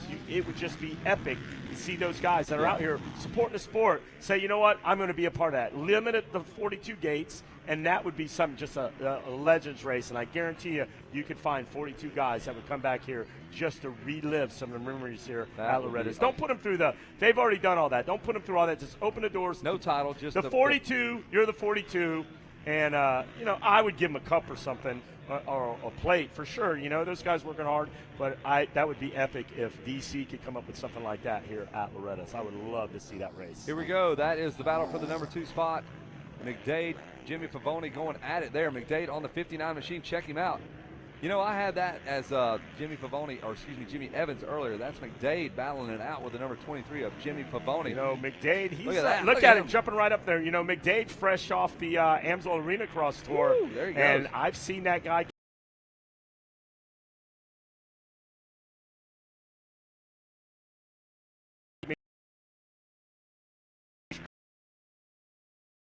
could get out and lead him out, but it seems to me it would always never close. And all of a sudden it all came together for McDade.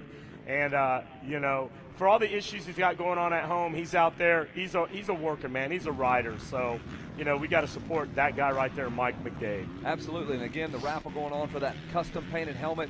You can have your shot at it for $5, 1 ticket, 20 for 5 tickets. No, you get 6 tickets for $20. It's at Verb Moto, and it's special. It's got a lot of good things on it. Stop by, check it out. If you want to take your picture with it, when you buy tickets, hashtag helmet for Keegan.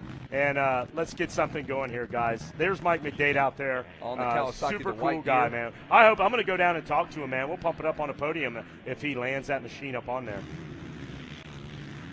And we are watching Robbie Raynard duel it out there with the number 42 of Andrew Matusak. Matusak kind of going backwards a little bit. Robbie coming up towards the front of the pack. Robbie finished up second last time out. And, man, I'll tell you what, Renner is 12 seconds out. 12 seconds out front sits Ricky Renner. He is very comfortable out front. And there's another shot of the number 67, a legend himself here at the ranch. One of the most naturally talented, gifted riders. Went straight out of Loretta's right into the Team Green rig there, factory Kawasaki ride there, and he was something else, man. Some injuries besieged him throughout his professional career, but, buddy, you never knew what you were going to get with him. When he was as on as they get. And you are watching the broadcast here on Racer TV. Hope you're enjoying the coverage here. Unprecedented amount of coverage here. And we will be right back with more from the ranch here on Racer TV.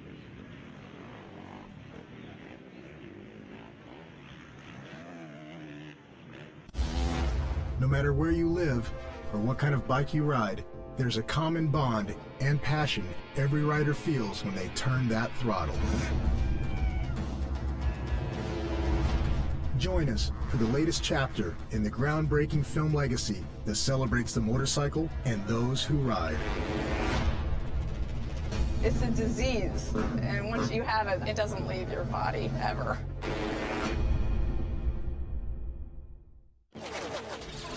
I'm a sore loser.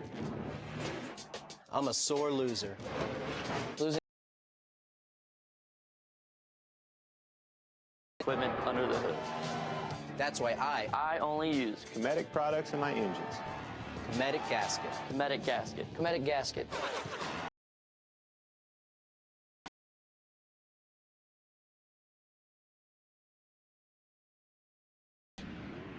Racer TV's coverage of the plus 25 class here. Second set of motos now, Jason. Championships now coming into focus. We were talking about that. And this is the second moto in the second set. Ricky Renner now working on a 1-1. Now he can start thinking championship. Yeah, and he won by a big margin in that first moto. Not quite as big this time, although still pretty solid. It's Mike McDade here you see in the 59 into the number 2 spot. Had to work his way forward. McDade, though, struggled in the first moto. So he's going to have to hope for some bad luck to even have a shot at this title. Actually, no, he had a DNF. It ended up in the first moto, so he's definitely out. I don't know what the deal is with McDade. the amount of times in his full amateur days, now he's kind of back as a vet rider, Tell that me he this, would do tell me well this. at other events than struggle here. Yeah, well, an outdoor race, he has a DNF and has problems, but you would think in a crazy arena cross, he was battling for consistently as a champion.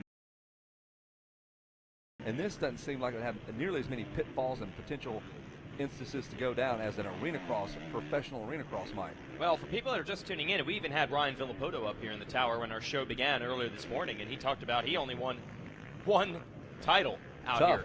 And he said, I didn't really feel like I had a lot of bad luck. I just didn't win. You know, he had to obviously deal with Michael Lessie, and that made it tough on him. And then Jason Lawrence's final year, he had stiff competition. But the amount of times he would call me, he'd go to Mini O's and be like, McDade, this is his year. He's on it. He's in the A-Class. He's Looks flying. good.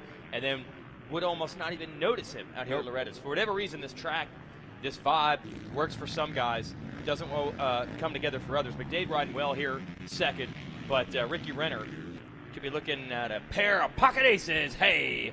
As he's looking at a 1-1 moto score through 2 motos. Your leader, Renner. Ricky Renner pulling a championship down in the dodgeball championships last year. Oh, that's right. Here. Yes, the He Renner was team. Tough to beat. He and Leah. What happened? No more dodgeball. I don't know what happened. One and done. Who arranged that? I'm trying to remember who that We arranged should just by. do it ourselves. With ourselves. Was it I would Thor like putting to that announce together? it though. I'd like to. You would I like would like to to do a announce it. wiffle ball championship and like just do baseball commentary for that. That'd be a hoot.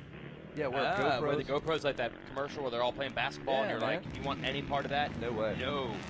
So there is McDade on the 59 Pavoni in third. Robbie Raynard, kind of the old man of the 25-plus class at this point, is Raynard in fourth. Andrew Matuzik. He's got the shoulder of a 97-year-old man, though. Yes. No doubt. Yeah. 14 a surgeries. lot of wear and tear on those shoulders. 9 different cadavers. It's There's not like even a his arm blood- anymore. there's like- That's a Spanish man's arm from Spain. Doesn't even color doesn't.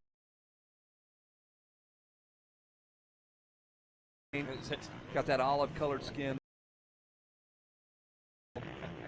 Doesn't even Mediterranean match. Super shoulder. tan right here. Always tan that left The arm. shoulder is tan. The Mediterranean arm. Raynard is in fourth. Matuzik is fifth.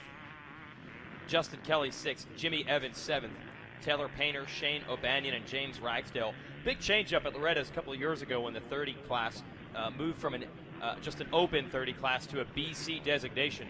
So now these ex-professionals and A-riders, 25 and 35 is where they have to go. They're not allowed to race the 30-plus class. The 30 is a real sweet spot for the true amateurs who did not ever have professional licenses to still have a chance to come and race for a title at the ranch. So a lot of pressure on these guys. When you hit that sweet spot in age, better deliver. You better deliver because it's not 5 years away from the next one. It's really 10 years before you're the young guy. We watch Renner. Renner, racing family through and through. He raced professionally himself. We know obviously what his Ricky, his brother Ronnie has done, and then his wife races out here at Loretta's. Ronaldo, you don't even know about Ronaldo and Ricardo. Spanish contingent. Ricciardo, Ronaldo. There's so many Rayners out there. Renners. Or Yeah. Renners, excuse me. Yeah, Ricky's wife, Leah, was Leah Cantrell. Leah Renner now. She races out here year after year. Here this week again. Yep. One of these days, they might both pull down titles. But obviously, Ricky came ready for this 25-plus class this Dude, year. he looks really, really good today. I'm can't say that I'm shocked, but I am surprised. He's beating the best in the business here in the plus 25 class, and Raynard is no easy task to beat. He had to charge from the last moto. Put it to you that way. That's how far behind. back. He was 9th place in BC. Raynard. Raynard, That's yes. how bad his start was. His start was terrible. I feel like I've heard that story before with him. Even takes him a while to get warmed up at the ranch, but the heat is on. The 32, he's going to be carrying that pair of pocket aces into the final moto. White flag is out for Ricky Renner, leading 25-plus, backed by Munn Racing KTM, Active Ride, Fuel Free Gun, Scott, Vortex, FMF, Renner Racing, Dunlop, Asterisk, Fly, and Engine Ice. Very nice of Renner Racing to back. What is this? He's tucking his pants in. Yeah, he was. I mean, I almost saw butt crack a minute ago. Oh, really? It was yeah, coming down. it was coming out. They probably had that on the pit board. Tuck your pants in. Tuck your pants in. Not go fast. Make it look good. Not be smart. Your butt crack showing. Pants. That's Just probably have pants on there. pants sagging. It's Nothing not, to do with that. No, that's not what he's going for. No, not Pants at all. That's sagging probably signs. Ronnie Renner down there doing the pit board. Like, what are you doing, you redneck? Fix those pants. Dang. Had the old Josh Hill, Davey Millsap sagging pants. There it is. There they go again. Look out, folks. Oh, they're coming down. You might Pants see are something coming you don't down. want to see. Looking like a fool with his pants on the ground for sure there. That's Ricky Renner. Last lap here. Keep them pants up, man. We're going to have to get Wes Kane Jeremy help you with those Saylor and pants. Chris Cotter and everybody here with Racer TV and maybe get the blur ready. Yeah. I need to blur that out. Yeah, we're going to see something you don't want to see. Our guys in the background. Folks, if you got kids, maybe have them turn away. Those pants are about to fall down. It's not going to be pretty. I think he can match up to our old buddy, Robert Motzinger, who now runs one of the snack shacks back there. Robert Motzinger gave one of the most beautiful days of announcing ever. Oh, man, we loved it. When he rode with his pants all the way to his knees for a good 5 laps. The crowd was and was into making it, passes. and he was letting it all hang out. He finished top 10. Yes. Outstanding. His pants were around his knees. Somehow he was riding, couldn't sit down. Then he crossed the finish line. Remember, he ran up to the fence, and the fans, it was like a Lambo leap. Yes, it was he had a become Lambo a cult hero. pantsless leap. Now Robert Motzinger over there working, I think, at the one of the snack shacks here at the concession stands, but he put in his time at the ranch. Here is Renner, now headed to the Thor sweeper. Dude, this might be the easiest looking win I've ever seen in the plus 25 class. It's usually tough, man. Yeah, He yeah. is cruising. No challenger. When you have time to pull your pants up, yeah, you're doing something right. And our crack He's over there statistician looking at Charlie people. up here saying Josh Hansen once had his pants fall down in the X Games He did. while he was leading. That's true. correct. With Josh Grant was able to beat him for the gold medal. No one's beaten this guy, at least in this moto. Ricky Renner has taken 2 motos in the 25-plus class by a large margin. They got to protest his age. Is he 18? Is he really 25-plus? Right. And those lap times are solid. 159 there on, what did he do that on? Lap 3 for Ricky Renner, sub-2s for those guys in the plus 25 class. He's not too far out of racing a national. Less than a year and a half ago, right? Yeah, he was coming back, I think, on a 2-stroke on occasion, too, just for fun. So, obviously, the more current you are at that level, the better you're going to do down here. James Pavoni, who we see down here in this tent a lot. Here he is now on his motorcycle, but he's been working with a lot of kids this week, pulling it on in there, the number 23. Pavoni, who works for Western Power Sports and Fly Racing, so they're helping him out, as well as Tom Zont Racing, Woodstock, KTM, Pirelli, Throttle Jockey, Hammer Nutrition, FMF, Dragon Goggles, Lucas Oil, and the rest. So that's Pavoni there in second. And good run. He got McDade while we were watching Renner on that last lap. He got back around. McDade moved up, and then Pavoni was able to make the final pass, the one that counts, get second. Pavoni had a third in Moto 1, so this 3 and a 2 still got a shot at it if Renner were to have problems in the third Moto. Do not count Pavoni out. Potentially winning this championship, taking second in this Moto. Going all gangster, got the hat crooked there, Ken Griffey style. Looking good. Jimmy Pavoni getting high fives from every person in the field. There's Chris LaCour from the Orange Brigade, Alexa Pearson. There's Brap Supply Zone. Ricky Renner just got Hey, that's water really poured on cold, you. that water. Now he pours it on Alexa Alexa, Pearson. that's really cold water. What are you doing? Yeah, we're watching you. We see everything that's going on down there. Start slinging that water. Get all excited there. Hey, Jimmy, there's your dad. Give my hat back. He just took his hat right back. Wow. Wow. All right, we're waiting for Wes Kane to grab these guys up on the podium. We'll get Renner, Pavoni, and McDade up to the stage and let him thank some people. Byron Short not shot there. There's Ronnie Renner in the mix there. Hey, Ronnie, what's up, man? Whoa. Oh, all right. Hey. He doesn't want your water. That water's cold. I don't think I've ever seen Ricky Renner actually react to the coldness of the water. Yeah, it was very cold. First time ever at the ranch it's been cool enough where someone was saying, look, see, even the mechanics got to be running gallon jugs of water. That's how gnarly it is down here. Super tough. All right, Wes Kane, where are we at? He's in the bathroom. He's getting something to eat. Yeah. No idea of his Taking forever. responsibility. Moto's over, bro. How many mics we got? Seeing 3 there, 3 here. What does that mean? That somebody down there doesn't have a mic? Did not go. You're seeing a live online collapse of the podium shot here as we are waiting for Wes Kane to figure this out. There's the whole shot award winner. He wants to talk about it. He might just have to go yell. There's Wes. He broke the mic. The mic broke. He just went to the camera and said the mic's broken. And there's Rodney right there. Give that to Rodney and send him down there with the mic. True. All right, so plus 25 class, we are waiting, having a little technical difficulty there. Wes Kane unable to start the microphone, couldn't kick start it. Tried to bump start the mic, wouldn't work as well. And we'll run down the top fives. Ricky Renner, Jimmy Pavoni, Michael McDade, that was your top three. Andrew Matusak was fourth. Robbie Rayner, good enough for fifth. Man, he had to charge to get up to that point. He was buried on the start. Sixth spot, Justin Kelly. Jimmy Evans fought his way back to the number 7 spot. Blair Witch Project Miller finished up 8th. Jimmy Ragsdale. James Ragsdale is 9th. Taylor Panther finished out in the number 10 spot. The podium to give Wes Kane a hot mic swap. There he is. Hey. On the podium, Joshua Thomas with his Bell Helmets Whole Shot Award. Congratulations, Joshua Thomas. Come over here. Hold that up. Hold it up high. Congratulations on your whole shot. Joshua, tell me about it. Oh, man, I couldn't believe it. I weight, me being so little, helped me out more than the bike because I'm on a 252 stroke, and I couldn't believe it, man. I was so surprised, and hey, sometimes luck comes around. You know, I've had a heck of a week so far. I've been messing with the generator more than spending time with my family, man, and we got it squared away, and it's good to come out with something like this. Tell us who's helping you out. Pinned Industries, of course, my wife and kids, and all my friends that come out that help me out, and A-Class Goggles, and my mom and dad, and Total Control. He kept my suspension good out there, and I was able to hang on because I'm not in shape like I used to be, but it sure helped me out.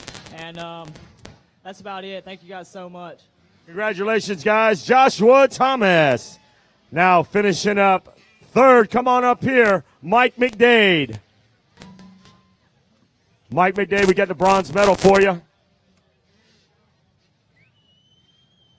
Come on up here, buddy. First and foremost, congratulations on your third place finish. Tell me about it. You and Pavoni were having a battle. Yeah, it was good. I got a last gate pick because I looped it out in the first moto off the start. And anyways, I came out from the outside and was like mid-pack. Made a lot of passes at the beginning, and I got Pavoni and crashed right before the white flag and was stuck in a rut. So I ended up getting third, which is way better than the first moto. So I hope to continue to make it better. Who do you want to thank? I want to thank Thermotech for getting me down here. 100% SRS suspension. Thor. Man, there's so many guys. I appreciate everybody's help, and thanks for everybody for putting on these benefits and you guys doing the helmet and stuff. It means a lot to my family, and man, it's so nice to have so many good people. Hey, I'm a fan of Keegan McDade. The helmet's over there. Villapoto signed it. All the pros are going to sign it, and all the champions, and hopefully you win a title, you'll sign it, and it'll be in somebody's trophy case, and all the proceeds will go for Keegan. Yeah, I appreciate it, and I don't think I have a chance at a title, but I'll be back next year and ready for the same thing. Hey, we'll see you in the Amsoil Arena Cross no matter what. All right, thanks a lot, Mike McDade. James Pavoni, come on up here. James Pavoni. Not only the fly race, this guy's back on the bike again. Hey, James, how you doing? I'm doing pretty good. One more step up, man. That was awesome. We couple KTM. Yeah, Ricky threw a little dirt at me. A couple of KTM fly guys pulling away out front. It was awesome in the beginning, and I tightened up a little bit in the middle. I was kind of trying too hard, and once Mike got by me, I kind of settled myself down and kept it close. So if he made a mistake, and that's what happened, it was awesome. Who do you want to thank? Oh, glory to the Lord Jesus Christ, man. He blesses me tremendously. My wife, my family, my dad's here today, pitting for me like old times back in '96. I got to thank KTM, Woodstock KTM. Tom Zont, buddy, you build some bikes. That thing's a ripper. Handled awesome. FMF, Pirelli, Dragon Goggles, Lucas Oil. Of course, Fly Racing, WPS, Hammer Nutrition. All my teammates at FCA Motocross, Osby's, all you guys. You guys are all great. Congratulations, and we'll see you in the next one. Let's hear it for James Pavoni. Ricky Renner, come on up here, my man. Gold medal right there. Well, you're 2-0 right now. I don't want to put no pressure on you, but the third moto is always the charm. Tell me about that. Oh, you know, I got off to another good start and was able to ride my own race and bring home another W, but the way it's stacking up behind me, you know, Jimmy's right there. I got a little bit of a cushion for the third moto, so hopefully I can just use that and bring home another one. Is there any chance when the title's on the line we're going to see Big Ron come in now? You never know. Pops he just might show up out of nowhere. You have no idea what's going to happen there. Him, Robbie, Mom, you never know.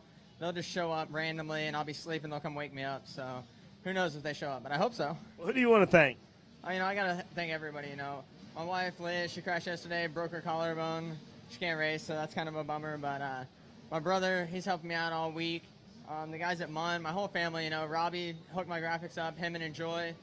The guys at Dunlop, KTM. This thing's hooking up great, pulling off good starts. Matt at Active Ride, the bike's handling awesome. The track was so rough, but, it was great out there. Dave at Engine Ice, Craig over at Scott. Goggles are looking good.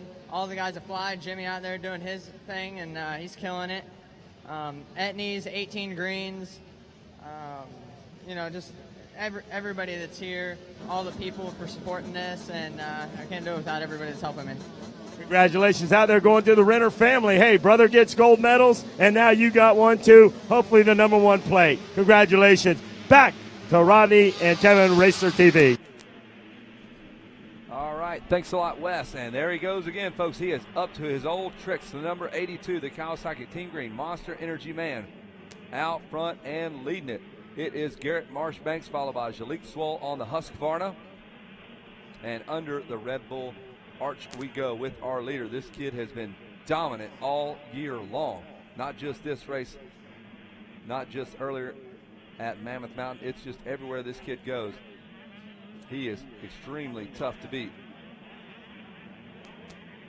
And the rest of the gang filing through here in race number 3. And Garrett Marshbanks leading this thing early on. Mini senior 12 to 14 class. That's what we're taking a look at right now. Rodney Tomlin and Rodney Smith up here kind of chatting away. We will throw some headphones on both of you guys if you can unhook that and let you guys chat for a minute. Maybe. All right. So things off and rolling here in this mini senior 12 to 14-year-old class. Moto number 2 continued to roll, as we said. Colville, Utah's Garrett Marchbanks, the number 82, taking the Bell Helmets Whole Shot Award in this one. Rodney Smith, a 5-time Grand National Cross Country champion, also former Brazilian motocross champ, and I'm sure probably even more titles than that that I can't even recognize right now. Well, Rodney, talk a little bit about your history, man. I know that we talk, we keep talking about how great you are and everything, and we know how great you are, and we know that there's a lot of things that I know there's a lot of things I don't even know about you yet, man. And I've worked with you for 15 years now, it seems like. Yeah, I think we go back quite a ways, ever since Jason White came there in the GNCC, and kind of went off with the motocross and came into our sport. Yeah, exactly, and we've been kind of we had some great things going on over there with that. Rodney, you went from being a 5-time GNCC champion to being a mentor to a champion that raced the GNCC series also. Yeah, my career, like you were saying earlier, started off with a motocross career where I started out. Unfortunately, I went pro in '82, which was the year this originated here at Loretta Lynn's. That was my first pro year going out on the Nationals. So my amateur career was more in 1980, 1981. And they didn't have Loretta Lynn's back then. So from there, I graduated out of high school and I rode a couple years in the national circuit here in America, and I got an opportunity to go down to South America and race in Brazil. And down there, I became a 5-time Brazilian motocross champion, and I earned a ride to go on to Europe and race in the GP motocross circuit. And racing the GP motocross circuit, and I actually finished 3rd in the world in 1988. Wow, 3rd in the world, really? Yeah, so I had a good year and backed it up in '87 and finished 7th, and I had a little bit of trouble that year, but no, things went good, and kind of got a little tired of living in Europe. Life just wasn't the same as being here in America, and I came back here and kind of had a little bit more motocross, kind of played around for a little bit, got 3rd at Unadilla, and did a couple other nationals. I almost won Daytona Supercross in 1990, but then I got into off-road and kind of started a whole new career with a whole new different avenue. Yeah, and it worked out well for you. You got 5 GNCC titles in the process, and that was toward the end of your career. You're one of the probably older champions that the GNCC series had. After 40 years old, you're winning championships, and that's kind of unheard of in a lot of cases. Yeah, that was actually a real big championship when I won it at 40. That was my number 5, and I trained real hard after that, and I was trying to come back and win it one more time. I wanted to win 6, but you know, when I won it at 40, it took a lot of energy out of me. I had a lot of young kids out there, and I got to be honest, I started that season with no pressure, thinking that, you know, there was nothing, you know, I won 4 championships. I wasn't expected to win 5, and Jason Raines and a bunch of Barry Hawk and all the young guys were still out there, you know, hammering down. And I think, you know, like Wyndham and them said, the pressure was off of me, and I was having fun, and the season started, and next thing I know, I found myself leading the championship. And then those last 3-4 races, the pressure kind of came back on. It took a lot out of me. Man, it was a lot of fun watching you through that era, Rodney. And I got to ask you, you talked about being in world competition and stuff. What about racing Trampus Parker? He was a world champion for a while. Have you guys ever crossed paths before meeting here at Loretta's? We did. When I was living in Italy racing for the Chesterfield Suzuki Factory Suzuki team, Trampus was there. He was a little bit younger than me and just kind of was getting his feet wet. And he came to a few of the GPs and didn't really do all that well at first. And but he started riding the Italian championships and dominating those. And then once I retired out of the GPs and came back home, Trampus had a real good season, a real good year in Europe. Wow, and here we are now a few years later. You are actually training some kids in this particular class right here, right? Yeah, I actually have a protege right here, number 31. Tyson Johnson's out here racing with my number. He actually pulled the whole shot yesterday, but had some up and down races this week. Yep, he's running back in 33rd right now, as a matter of fact, here in Moto number 2. And I got Nico Rolando, that's actually from Uruguay, that's over here training and working with me, and Cole Canasser that won a moto earlier today. So we were right whenever we were talking earlier, training by Lori. That was Lori Smith. Correct. Lori's my wife. Everybody knows pretty much Lori. She does all the training. She trains all the athletes, and I work with them on the bike. So it's a good combination. She's actually a personal trainer. Well, that's awesome. Well, Rodney, I appreciate you taking the time to come up and talk with us, and wish you good luck. I know you got some motos coming up here pretty soon, right? Perfect. Yep. Actually, not till tomorrow. Oh, okay. You guys are not till tomorrow, so that's going to be an early one for you then. Another good, interesting thought here is I've never been to Loretta's here, and I can't believe how big and how prestigious it is. It's really cool. You know, I'm here at 50 years old, and you know, it's kind of unique. A lot of people don't realize, but I've won a lot of races here at Loretta Lynn's. I've won a lot of GNCCs here, and even back in the day, we had a 2-day qualifier enduro here, and I was able to come here and win that. So I got a lot of trophies, a lot of unique trophies from Loretta's. So you could say you've won championship here, or won races here at Loretta's, but you've never won a championship here. It'd be nice to finish that off with a motocross championship, definitely. You know, I got a lot of guitars signed by Loretta Lynn's. I got a couple other cowboy hat buyer and stuff like that. So, you know, to finish it off here would be an ultimate career, you know, at 50. But my main goal is I got some clients and riders here, and that's what we're here for, to have fun. And you said you don't even really get to train, right? You're going out there busting out second places. You know what? Ooh, a guy just went down out there. Unfortunately, I don't get to train as much as I'd like to anymore. I got a lot of clients at home, and when I get to the racetrack, I got 8, 9, 10 guys I'm looking out after, and it's hard to get the bike out and get out there and have fun for myself. Well, I'm glad to have you here, man. It's good to see you. Thank good you luck. very much. Good seeing everybody again. I appreciate it. Not a problem, man. Glad to have you here. That's Rodney Smith, 5-time GNCC champion and 50-plus second place. He's heading into Moto number 2. Those guys are going to be back at it tomorrow, so we got plenty of opportunities. Maybe get a chance to talk with Rodney Smith a little more on the podium as we catch up with the action. 3 laps in now here in the Mini Senior 2, 12 to 14-year-old class. As we told you, Garrett Marchbanks had gotten off to the early lead in this one and has held the point. It's got about a 4.2-second lead now over the rest of the field. The 82 machine in Moto number 1 took a Moto win on the Monster Energy Team Green Kawasaki, backed by PR2 and Dunlop. Chase Sexton, number 51, running back in second place, actually just posted up the fastest lap out there on lap number 3 the last time around. The gap still 4.2 seconds, but he's running a little bit faster. It's not much. We're saving hairs there. We're talking a 204.109 for Marchbanks as his fastest lap to a 204.047 for Chase Sexton. So that's how close they are. Nearly identical, but still a half a tenth or second difference in their lap time, and Sexton has the advantage on that. Jalek Swoll, the number 35, running in the number 3 spot right now. Swoll, by the way, took a 6th place finish in Moto number 1, so this is a great start for him. If you're wondering about the 51 machine, Sexton took 2nd in Moto 1, so he's right back where he started off at, or finished off at, that I should say, in Moto 1 of this Mini Senior 12 to 14-year-old class. Jalek Swoll, as we said, machine is running in the number 4 spot. He's out of Lakeside, California. An Orange Brigade KTM FMF backed rider, Lance Kobush, the number 99. He's checking in with us right now in the number 5 spot.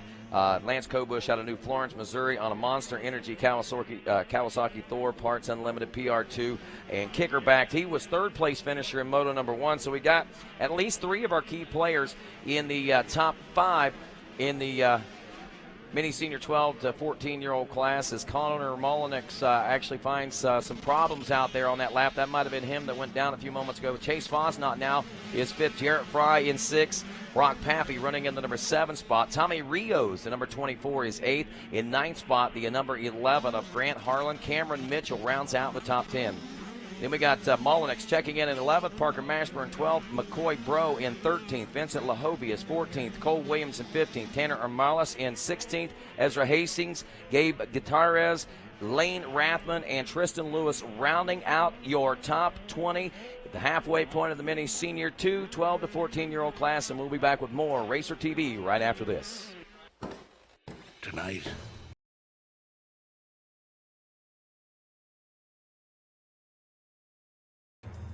you must not waver.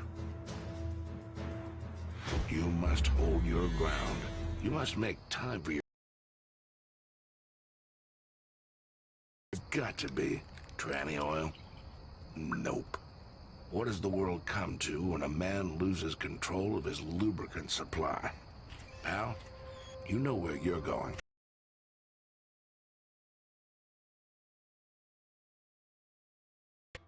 Sweet mercy.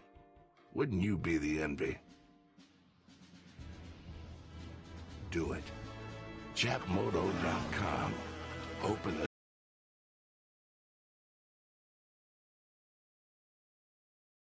And pros. 100% guaranteed and made in the USA. Expect to be impressed. Who's giving out athlete support? This guy. Look for Dustin from Vortex Racing in the pits. He's Vortex's new athlete support coordinator, and he's handing out discounts and tickets to win a new V3 MX bar and bar pad in your choice of color. Find him and sign up for athlete support today. And we're back here on RacerTV.com and Loretta Lynn's live as we roll through our first moto, our second motos now, our first races of the second moto. Race 3 on the racetrack right now, the Mini Senior 2, as we roll through this Rocky Mountain ATV MC Amateur National Motocross Championship here at Loretta Lynn. It's all presented by our friends at AMSOIL, the first in synthetics, and Garrett Marchbanks looks like he may be marching his way right straight to the championship here as he's looking at a 1-1 situation if he can continue to hold. If he can continue to hold the point, the 51 at Chase Sexton still back in the number 2 spot. But look at this. Sexton is starting to close up since the break. We saw a 3-second gap, or at least a couple-second gap made up. We're now just over 2 seconds at 2.1 seconds separating Marchbanks and Sexton. Marchbanks turning at 2:05.7, getting into some of that lap traffic, slowing him down a little bit. If Sexton can get through it A-OK, he might be able to close up a little bit more of that 2-second gap that we're looking at whenever they made their way by the finish line just a moment ago. And here we come now. It's on. It is on as these riders are making it side by side coming up toward the finish line now. Here they come, and Marchbanks holding on to the slight edge, but there is the 51 of Chase Sexton. And they go over the tunnel of love. No love lost there between those two riders. And now the hard right-hander turned down in front of the legendary Loretta Lynn billboard race, the billboard here at the racetrack, and there is Marchbanks behind, and there is still Sexton. Jalek Swoll some 12 seconds back in the number 3 spot, not a factor, but over near the bell. Moto hole shot for us. We've got Marchbanks trying to hang on to this one, a 2:05.037, a 2:03.087. Sexton turning 2-second faster lap, closing that up to .158 at the finish line. But right now, you're looking on the racetrack, it probably looks and feels a lot tighter than that for Garrett Marchbanks. Out of the and into the 10 Commandments sections we go now, the short shoots as we go through the GoPro 10 Commandments. Marchbanks gets past, it looks like, as Sexton makes the swing by through the 10 Commandments, is able to get that little better drive coming from the outside. It looked like there Wes Kane, and Marchbanks now finds himself back in the number 2 spot. The good and saving news for the number 82 of Garrett Marchbanks is the fact that, oh, no, wait a minute. No, he got they're second. Going to be tied. Yeah, you're this right. This would put these guys in a tie. Sexton's it's one. Swoll that it was finished. It was Sexton that didn't get the start right in the first moto. He had to fight his way all the way up in the second. So now this is where Sexton now goes back and he does a reevaluation and says, you know what? I'm going to go into moto number 3, a tie, if he can hang on there. But do not count Marchbanks out. He's got the momentum, that's for sure, because he's got not only the speed of this moto, but he's also got the confidence of this moto, and knowing that he chased down Garrett Marchbanks and worked him, and really worked him over until he was able to finally make a pass, solidify it, and he had him against the ropes. He put him down, basically, and there he is, man. He's starting to stretch it out, but Marchbanks is back up on his feet. He's going to be back to battle for this one. Don't count this one out over just yet. Garrett Marchbanks has got a moto win. He knows that. He knows the championship is on the line right now. Top 10 looked like this when they came through the stripe, and it's going to be Cameron Mitchell in 11th, but Grant Harlan was 10th, Parker Mashburn 9th, Colin Molinax 8th, Brock Pappy 7th, Chase Bosnott was 6th, Jarrett Fry was 5th, Lance Kobush was 4th, Jalik Swall 3rd, and now Garrett Marchbanks goes in the 2nd, and Chase Sexton now is trying to make his statement where he's in great position for that 3rd moto. This is where the changing of the guard happens and strategies now. That's where the 3rd moto, you still have a chance to win this bad boy.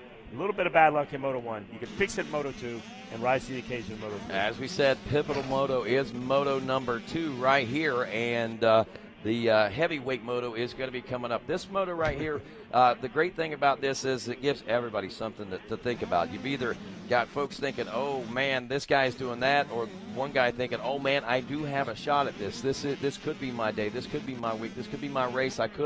I'm still in the hunt for a championship, and it gives these guys a lot to think about, and that's what I like about these second motos, because we're starting to see these guys start to solidify, so to speak, the top guys in the class. Sexton, Marchbanks, Jalik Swoll now 15 seconds back in 3rd. Lance Kobush in 4th. Jarrett Fry, the number 34, in 4th.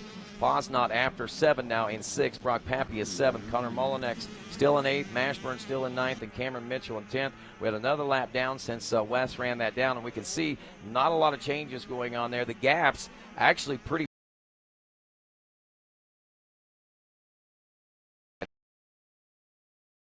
seconds back to the number 5 ride, another 5 seconds back. Oh, look out.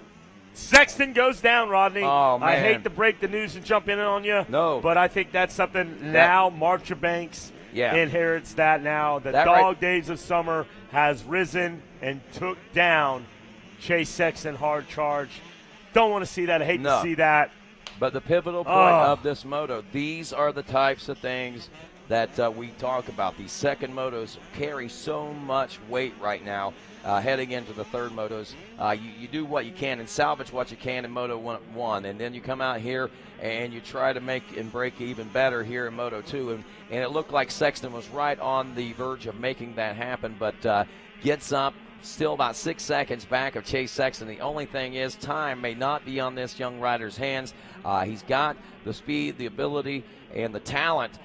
We've seen it happen earlier in this race to catch up with Marchbanks, but at this time, I think he's just too far behind the 8 ball. 11 seconds now only ahead of Jalik Swoll. Lance Kobush was 21 seconds back and 4th. So our front 4, Garrett Marchbanks, Sexton, they went 1 and 2 in Moto number 1. Jalik Swoll, the 35 machine, finished 6th in Moto 1, so he's got a little bit better of a finish there for himself. The 99 Kobush went 3rd, so he's back and 4th. Not much of a change there for him. And Jarrett Fry, the 34, took a 7th place finish, so he has bettered himself here in Moto number 2. So that's the kind of things that we're talking about. And in reality, this championship is probably a lot tighter than what it appears, more than just in the Marchbanks and Sexton battle. That one's still going to go down tight, because if Sexton still hangs on to the number 2 spot, we still got the likelihood, the possibility of Sexton winning this championship with the 3rd moto out there. Well, and that's always what happens. It's like being in Vegas. You know, you got to throw the dice. You still got to stay in the game. Yeah. You can't give it up. You can't throw it away. That's a tough break for Sexton. But you know what? It's still not over with yet. There's still a couple more laps in this mini senior 2, 12 to 14. And right now the torch has been passed to Garrett Marchbanks out there. Brock Pappy doing a great job. And so there's Parker Mashburn. I'll give you the top 10 as Harlan in 10th, Cameron Mitchell 9th, Parker Mashburn 8th, Brock Pappy 7th, Chase Bosnott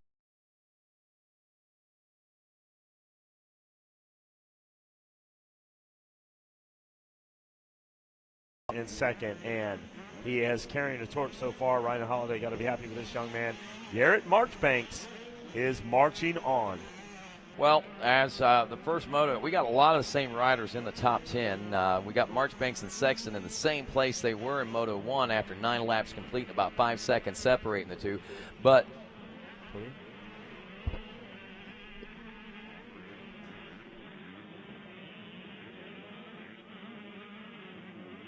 so Garrett Marchbanks, Chase Sexton, Jalik Swoll. What I was saying is that we've got a lot of the same key players in the top 10. It's just some of these riders have switched their positions around. For instance, Parker Mashburn, who is running the number 32, back in the 8th place position. Mashburn took 4th in Moto number 1.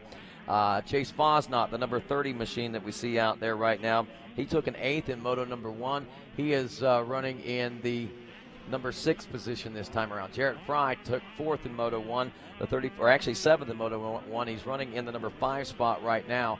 So you see what I'm talking about. A lot of the same key players, just things have mixed up a little bit as Garrett Marchbanks marches his way to the bank and to the checker flags here shortly, as he nearly has this one lock, stock, and barrel as far as the championship is concerned. And over by the workstation we go now, heading into that Rocky Mountain ATV MC Sandwash. And remember earlier today, not long after intermission, how smooth that section of the racetrack was. Well, once again, it has turned into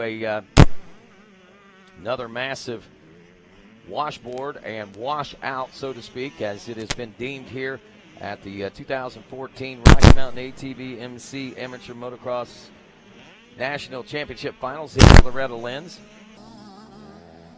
Sounds like we got gunshots going off in the headphones right now. I think that Wes Kane heading down to the podium right now. And Garrett Marchbanks is trying to head that way himself as we check in at the finish line, and the checkers unfurl for the 82 as he'll go 1-1 now in his bid for the national title in this mini senior 2 12 to 14-year-old class. Making his way down to the impound area now. He's also in getting things ready to organize for the podium celebrations here.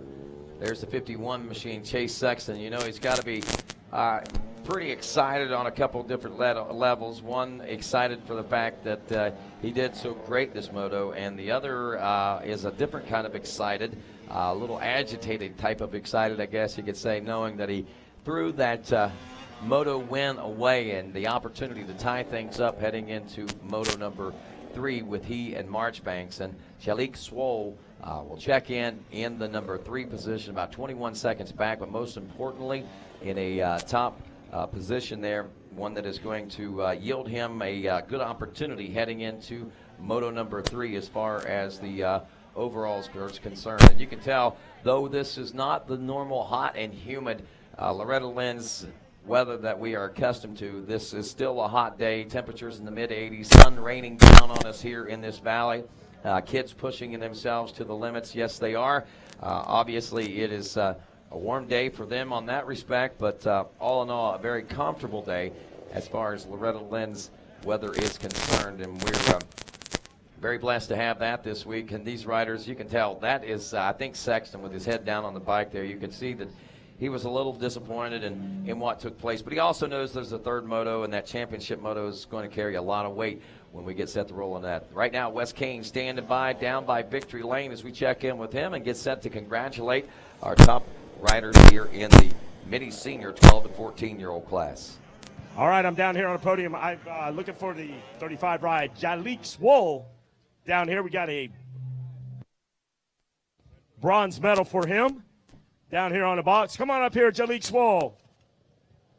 And the first time I've seen a Husqvarna 85 down here. So new things are coming here, and they're being led by the charge of Jalik Swoll. There you go. Put the medal on. Tell me about your ride. It was all right. I got a pretty good start. So I got out in the lead. Trying to ride pretty hard and smooth. But Marchbanks and Sexton got around me. Pretty bummed about that. But I know that from doing this moto, I'll learn a lot and come back swinging in the next moto. Who do you want to thank? I'd like to thank my mom, my dad, Husqvarna, my mechanic Brandon, Savage Dunlop, WMR, Husqvarna, Garnet Boots, Yellow Gum, Connor Egger, EMR Management, Luke Broski, everybody else who's helped me, thanks. Congratulations out there, guys. Jalik Swole finishing up third. Silver medal coming on up here to 30. Chase Sexton to 51. Come on up here. Come on, guys. Let's hear it for Chase Sexton. Hard charger right here. This guy right here working hard out there. You try to – you're still in position out there, but just before the bad luck, you were out there out front. Tell me about it. Yeah, I got a decent start, probably about top 10, and just started working my way up and got by Garrett and I hit neutral in the corner and tipped over, but it was all right. I'm still in contention, so it's all good. Who do you want to thank? I like to thank Yamaha, Rock River, Factory Connection, Ethica, Alpine Star, Bell Helmets, Spy Goggles, JMS, GYTR, Yamalupe, and everyone I forgot. Thank you. Congratulations out there. And we hope to see Chase Sexton on the number 1 spot. Come on up here. Garrett Marchabanks, you get the gold medal and the $100 hole shot award. We're going to give that to you. You're going to grab that. I'm going to throw a gold medal around your neck. All right, let's hear it for Garrett Marchbanks. Step over by the bike so we can get a good look at you. Garrett, tell me about your hole shot. Yeah, I just tried to get a good jump and got off and just tried to hold it wide open to get the whole $100 gift certificate and got the whole shot. Tell me about the track. How's it holding up back there in Storyland in the back? Oh, the track is holding up really well. It's not too rough. It's just really rutted and really tacky. Who do you want to thank for this hole shot and being up here on top of the podium? I'd like to thank the Lord for keeping me safe. Monster Energy, Kawasaki, Pro Circuit, Dunlop, Fox, Maxima, Dunlop, PR2. If I forgot, thank you so much. Congratulations out there. Let's give it up one time for Garrett Marchbanks. And we'll be right back with more Racer TV right after this.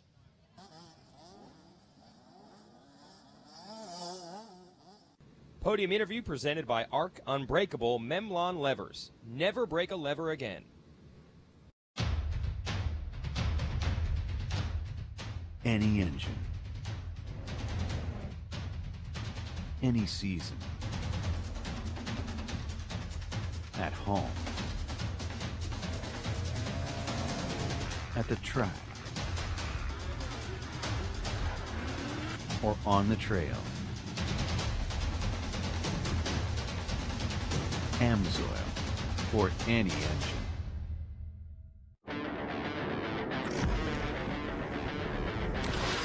Sometimes you come across something so different, you just have to stop and check it out.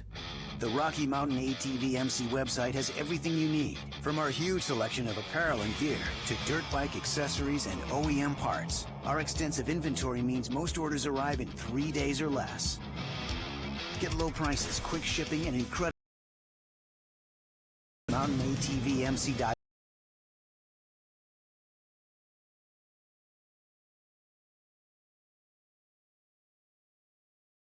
International Motocross Championship at Loretta, Lynn's, presented by Amsoil.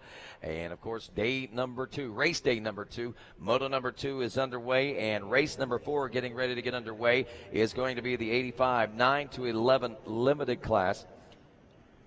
And right now we are setting the stage for that second moto of these riders. We've seen some consistencies and inconsistencies by different riders throughout the course of the first 3 races of this second moto. Let's see what happens here in this particular moto. The 85 9 to 11. Styles Robertson, the 23 from Bakersfield, California, took the Moto 1 win on the Monster Energy Team Green Kawasaki.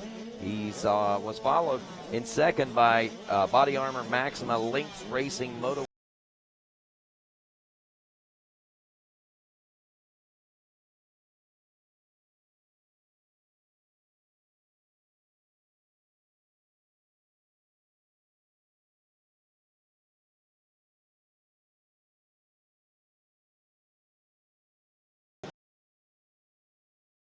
out of Japan, KTM rider,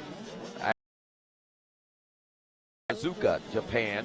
And then we've got him riding out of KTM, I believe is Joe Shimoda. And the 5th place ride, the 52 of the Colony, Texas. He's a Fox, GTO, FMF, Dunlop, Scott, LP, Nihalo, Concepts, KTM. Position there in Moto number 1. We saw some great battling taking place back behind Ethan Mann, and the rider that was able to pull it all off was Cody Groves out of Goldsboro, Maryland, on the Snake Creek MX Dragon Goggles back machine. 7th place in Moto number 1, leading into the pivotal moto, as we like to call it, was Jackson Gray aboard the number 77. Your 8th place ride in Moto number 1 with the Jake Trico out of Collingwood, Ontario, Canada. 9th spot to Chandler Baker, the number 11 out of Oklahoma City, Oklahoma. He's riding that Kawasaki Vertigo Racing and Godfather Concrete. Also rounding out the top 10 there in the first moto was Trevor Spencer out of Spring, Texas, on an Axo America JM Racing back machine. Riders down doing their ritualistic loosening up, getting into this one. You saw the arms flailing there, kind of like the loose arm dance you see. And that right there, it's a good way for these riders to, number 1, get rid of some of those nervous jitters. Jen Kenyon joining us here now. And Jen, I know you being a racer, it's kind of a process that riders go through sometimes just to get ready for the gate drop. Yeah, I think it kind of eases the mind when you have a ritual like that. You just feel good when you get that blood moving a little bit. Those guys get their arms flailing. It pumps them up a little bit. It most certainly does, and they're going to need to be pumped up for this 85, 9 to 11-year-old class. A lot of competition getting ready to roll into that first turn as the gate is down. And we're looking for our Bell Helmets Moto 2 Whole Shot Award winner, and it looks like it's going to be, that's the 63 machine, I think, is what we're looking at right there. Or Pierce Brown, if I'm not mistaken, grabbing the early lead in this one. And it is the KTM ride of Pierce Brown out of Sandy, Utah. And if memory serves me correct, Pierce might have been one of the front runners and might have grabbed a whole shot, if not in this class, in another class. I know he had some struggles and ended up finishing 11th in Moto number 1. We'll see what happens here in Moto 2 as he's still trying to hold on to the lead, but here comes the 23 machine. Styles Robertson is trying to make early work of it quickly so he can get out to the front out of Bakersfield, California, to establish his lead and make things happen, but he's got to get around the 63 machine in order to make that happen right now as they head back through the Storyland now, the far reaches of the race course, out near Area 3 now as riders 1 and 2, the first and second place riders starting to stretch out over the rest of the field. Was that the 74? Dylan Swartz, who got a second place finish in Moto number 1. He opens up in the number 3 position. And Jen, it looks like these riders are starting to, a few of them are already starting to put themselves in position early on so they don't have as much work later in the moto. Yeah, definitely. Styles Robertson took the win here in Moto 1, so he's wanting to get 2 of those Moto wins in a row. That puts him in much better contention once he comes down to that third and final moto. So that guy, he knows how to win some races, and he's going for this championship for One sure. rider I'm watching for right now is the 44 of Coquinos. That's going to be a kid to watch, I think, not only this year, but as time wanes on here in the amateur national ranks as far as the 44 of Coquinos is concerned. A kid I've watched from Andover, Massachusetts, just at the national level, always seemed to be impressive out of that Factory Connection tent back by Alias and Winchester Motorsports, as well as Gardner Racing. They wrap up this first lap. The green flag is out.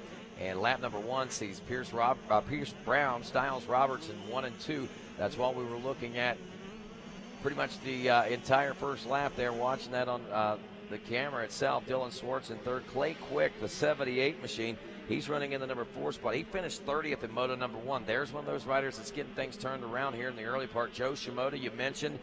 He finished one of the top rides. He's riding in 5th place right now, Jen Kenyon. Yeah, definitely. Those top 5 riders, they're really familiar names. We see them on a lot of different races. You know, Pierce Brown took the win in the 85 9 to 11 class. So he's, you know, this is somewhat of the same lineup there. These guys are battling. Looks like they're battling right there for the lead right now. Most definitely. Side by side going through the GoPro 10 Commandments. Oh, man, and Styles Robertson trying to get that inside line there. But Brown, man, he's firing back today. He is not relinquishing that number 1 spot to say the least. I mean, he has the position, and he's not letting it go. It's as if he stayed claim to it and says, this is mine. If you want it, you're going to have to fight me for it. Oh, yeah, but Robertson's going real wide on the outside. He's using everything he's got. Rodney, it's getting pretty hot out there. The sun's shining. We've seen it, a couple cool days here at the ranch, which doesn't usually happen. But now the sun's shining. It's pretty warm out there, so that might be a little bit of an extra condition these guys are going to have to go through. But, yeah, man, Pierce Brown's going for it. And one thing, did they really have enough time to get trained and acclimated to hot racing anyway this year? I know a lot of the United States hasn't seen the typical weather patterns that we're generally used to seeing out there, and obviously this week here at Loretta's is the same. The humidity not so high today. That's one thing that always seems to be the big problem. The temperatures are in the mid-80s like they normally are, but it's the humidity that's not so high today, and thankfully for and hopefully it stays that way and remains that way for the rest of the week as well. As Pierce Brown, under all kinds of fire, amazingly has been able to hold on to that number one spot. I mean, it's as if this bit of competition has sparked him to ride even that much better today. Yeah, he just turned down the fastest lap there at 2:10. On lap 2, it's really early in the race. But Robertson did a 2:09 that time. He actually just bested him only a half a second. We couldn't really see it.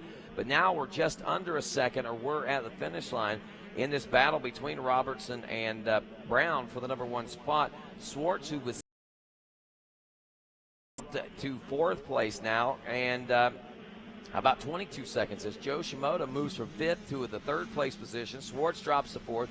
Jace Kessler now, the number 51, throwing his hat into the ring. Kessler finished 18th in Moto number 1. He's another one of those riders that we have seen finish and do well in years past here at Loretta's and at many of the other majors that we see as far as amateur racing is concerned. But today, yesterday, he got that 18th. Today, he's up in 5th. This is where we're kind of used to seeing him ride. Gage DeBerg, the number 12 machine. He's running in the number... Oh, we had somebody go down there, not quite sure. It was the Kawasaki machine. Is that our leader, or was that Robertson battling for the number 2 spot or trying to catch up from the number 2? I wasn't watching the screen right there, Jen. I was looking at the monitor, so let's see if we can catch back up with those leaders to see where they are and who they are for sure. But I think that maybe Brown and Robertson are still rolling solidly. That might have been part of that Joe Shimoda Swartz Kessler battle we were watching there talking about a few moments ago. That's pretty cool, Rodney. We just saw the Ryan Villapoto and some of the Team Green Kawasaki guys standing out there. How cool is it to say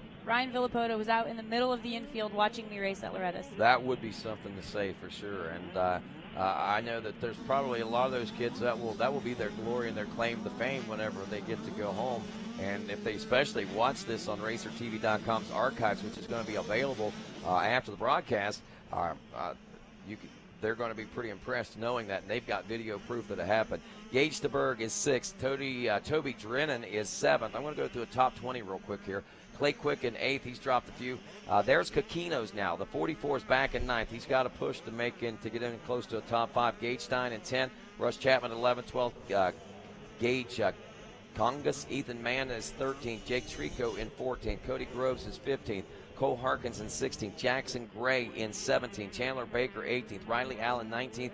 Griffin Maxwell rounding out the top 20. Rodney, we see Pierce Brown there on the screen. It doesn't look like he's got the number 23 of Styles Robertson as close as he was before, so that could have been Styles that went down, or maybe Pierce Brown just has... There's Robertson right there. He's still within striking distance, but, man, Brown has risen to the occasion, and I don't think this is the first time I've seen Pierce Brown do just this. I act surprised. It seems like every time I see this kid doing something like this, but you would think after about 3 or 4 times that it would be like, oh, well, maybe this is exactly what Pierce set out to do. I know it is what he set out to do, and man on a mission making it happen out there, and Brown is becoming a key and major player as far as the Nationals are concerned.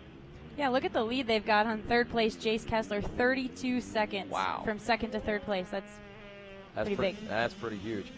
Brown and Robertson only about 2 seconds separating those guys when they came by the finish line at the end of lap number 3 now. As we continue to watch, I'm looking for some other battles. Kakino's working his way up through in the 8th place position right now.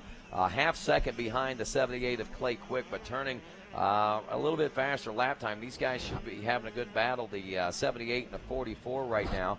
And with that, not far behind Kokinos is coming Gage Gongas as well. Gongas actually turning a faster lap than Kokinos, so Quick could be under pressure real soon from two different riders, and a three-way battle for the 7th place position is about to shape up as we watch our leader right now heading around the Thor Beach and heading home for lap number 4 complete. Hey, guess who's back? It's the Weege. Yeah, I'm back. Yeah, we Probably got got podiums ready. handled. Or you want me to go down there and bail you guys out, or we got Wes Kane on? We just command? got started right here, so you can All hang out here no for problem. a few minutes. And now then here's what I'm looking at. We're looking at these previous results of this moto, and I'm watching the results right now, and it is making not any sense at all. It is all sorts of mixed up here in moto number 2. We are really starting to see these championships get thrown all out, and we said that yesterday. Got to be careful with the first motos. The gate picks are chosen at random. Sometimes the fastest riders end up with gate pick 38, 40, 41. They get bad starts. They barely are even able to scratch out the top 5. Moto 2, sometimes things start to really come into the picture. Right now you got Pierce Brown leading the way in that number 63. We mentioned it's a good battle between him and Styles Robertson. mentioning the fact that those first motos and bad starts or whatever the case may be, first moto jitters, 11th place is where Pierce Brown finished in Moto number 1 of this class, believe it or not. Right, and now leading Moto 2. I mean, I'm looking at the results here from Moto 1 and saying, where are these guys? It's all kind of mixed up. So Dylan Schwartz may be in contention here if he can get up there in this moto, but it could be Styles Robertson who's in the best position of all. I think Robertson is probably the rider that is in best position. He took the Moto 1 win out there, and he's running in second. He actually challenged Brown right there in the early part of it, and continues to do so with Brown, Robertson, Kessler, Shimoda, Staberg in 5th. Clay Quick is 6th now. Toby Drennan in 7th. Gage Gongas in 8th. Chandler Baker in 9th, and Jake Trico now rounding out the top 10 as we've seen even more changes taking place through our top 10 here in the 85 9-11 limited class. We'll be back with more of this Amateur National Motocross Championship racing here on Loretta Lynn's Live when we continue on RacerTV.com.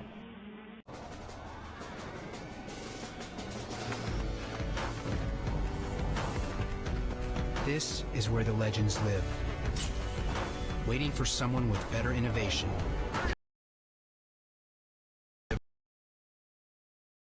Speed Form Apollo. This is our rocket ship.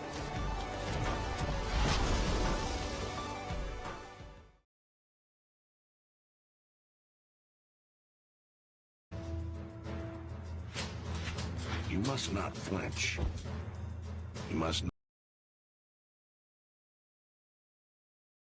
Your girl. Nothing there. You've got to.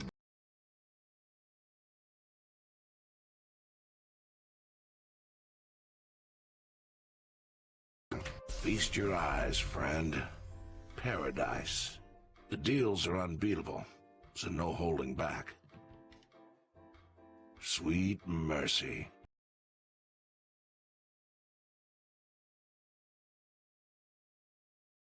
Open the door to your dream motorcycle store.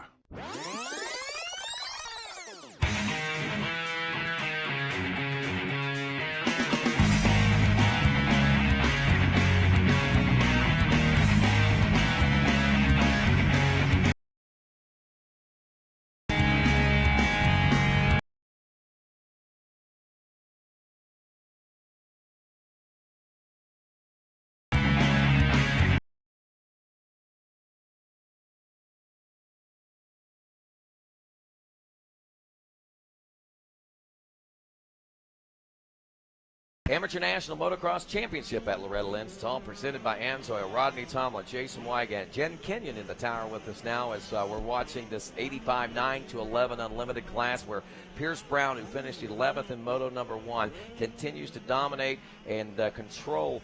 He had the pressure from the Moto 1 winner of Styles Robertson out there early on in the moto, but since then a 7.1 second gap has opened up. Jace Kessler running in the number 3 spot. Joe Shimoda running very consistent now as he's running in the number 4 spot and finished in 4th in Moto number 1.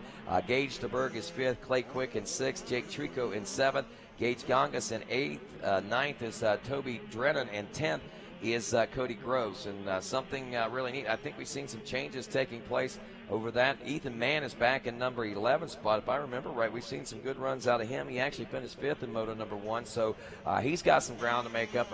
And you're right, Jason. In the early part of this, a lot of the riders were spread out throughout the top 10, but now they're out of the top 10. I mean, there's a lot of wild things happen. The pivotal moto, as we keep saying. Man, it's almost like you're watching a different class compared to what was out there in the first moto. Styles Robertson, the only one with any kind of consistency in this group. He's looking at a 1 and a 2 if it were to end like this. Jace Kessler, rough time of it in the first moto. He finished up in 18th, and he is running 3rd right now. Pierce Brown, we mentioned, not in the top 10 first moto. He's leading here in Moto 2. Joe Shimoda, that's consistency. He was 4th in Moto 1. He's 4th in Moto 2, but they'll all need some help to get Styles Robertson as they move forward into the third set of motos. If it ends like this, but maybe the same bad luck and inconsistency that has struck others could strike Styles. But Styles won some titles out here. He knows how to get it done. You know what? Andy's got Ryan Villapoto in the infield right now in his corner. In his corner, but I hope he's not cheering. Oh, yeah. It's highly illegal. That's against the infield Cheering rules. is highly illegal. To cheer. One time, somebody did. Rita Coombs actually walked out there and literally yanked someone out. Oh, it was actually Kevin Kelly who was out there cheering for his brother one year, long before he was an announcer. Well, I mean, and got if thrown he's out of the infield. Staff, that's a little. That was before he worked there. I think he was just. And then Rick Johnson, the legendary Rick Johnson, 7-time AMA national champion. He'd come in. You're good. He figured out the way to clap. I'll describe it for the people at home.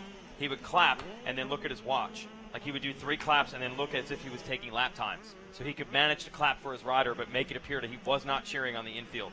So how much does Tricky it really one, matter RJ. to the riders if you've got some guy in the middle clapping for you? Giving you 3 claps and looking at his watch. It's not really doing anything. And the reason they do that is obviously there's going to be not everybody's buddies at Ryan Villapoto. Ryan Villapoto can go to the infield if he wants. But if you're some privateer rider, you're not going to have anybody that you know on the infield. So then to make it fair for everyone is no matter who you are, no one on the infield cheers for anyone.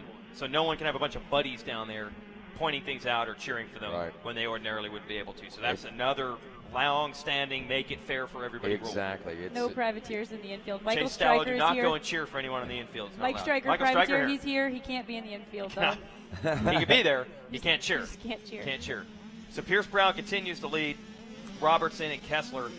Watching Brown putting it together here. Be interesting to ask him. I'll ask him on the podium what happened in that first moto where he ended up finishing out of the top 10. That's a big bummer for him. Although you never know. You never know. He's not completely out of championship contention just because of that first moto. He didn't DNF it. He scored something with an 11th. And the way this class has been, I bet you he'd still, with 11-1, be probably looking at 4th or 5th overall in points going into the third moto. So, yeah, a couple other riders have problems. Can't give it up.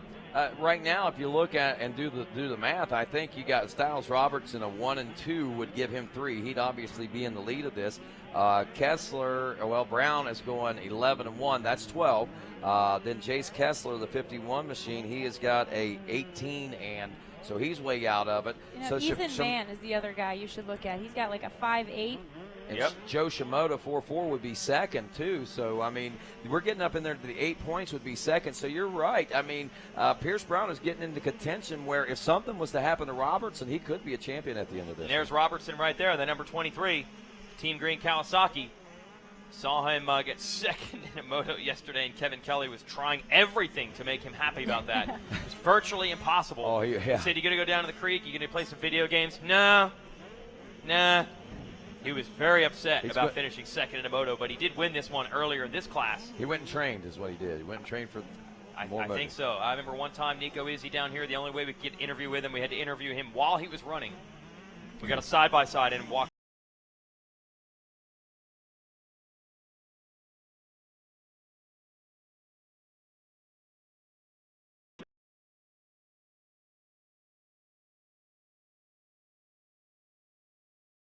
Site.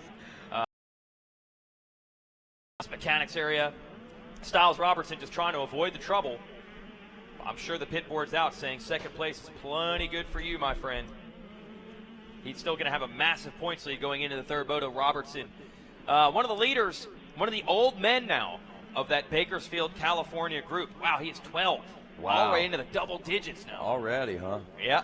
Yeah, leading the charge for that huge group of kids from up there who are at this point, I think they're almost all graduated out of the 50s. I'd say by next year it might be completely clear.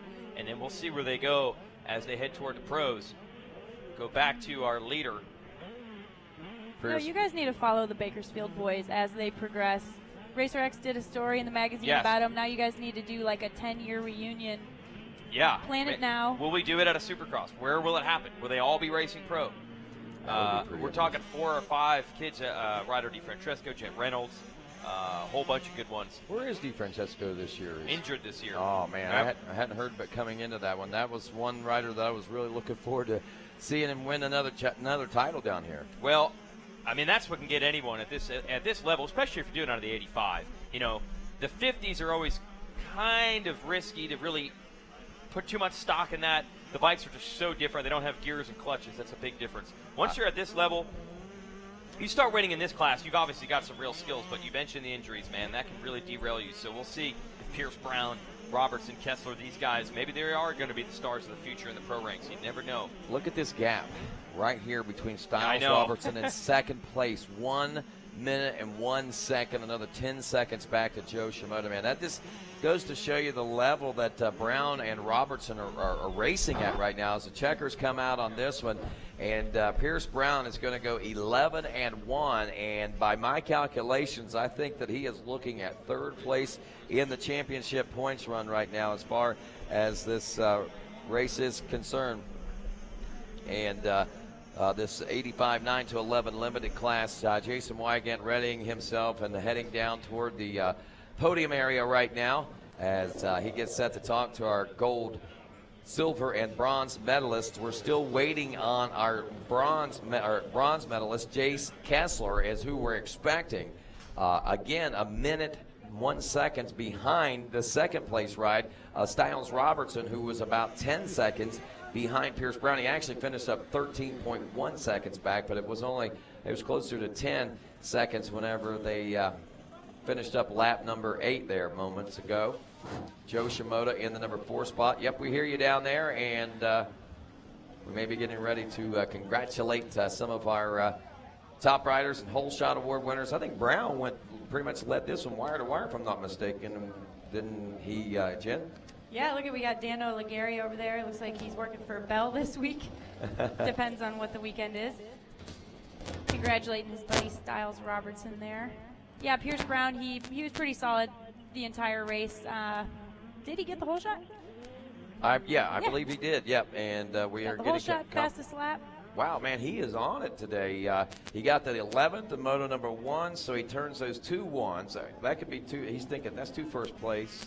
Now he's got his championship one as far as he's concerned, but no, that's not the case. That guy has the championship one. If yeah, you ask he does. Me. Yeah, he does. He's got the hat. He's out on Thor Beach watching great racing action. Looks like he's tweeting too, or is he sleeping?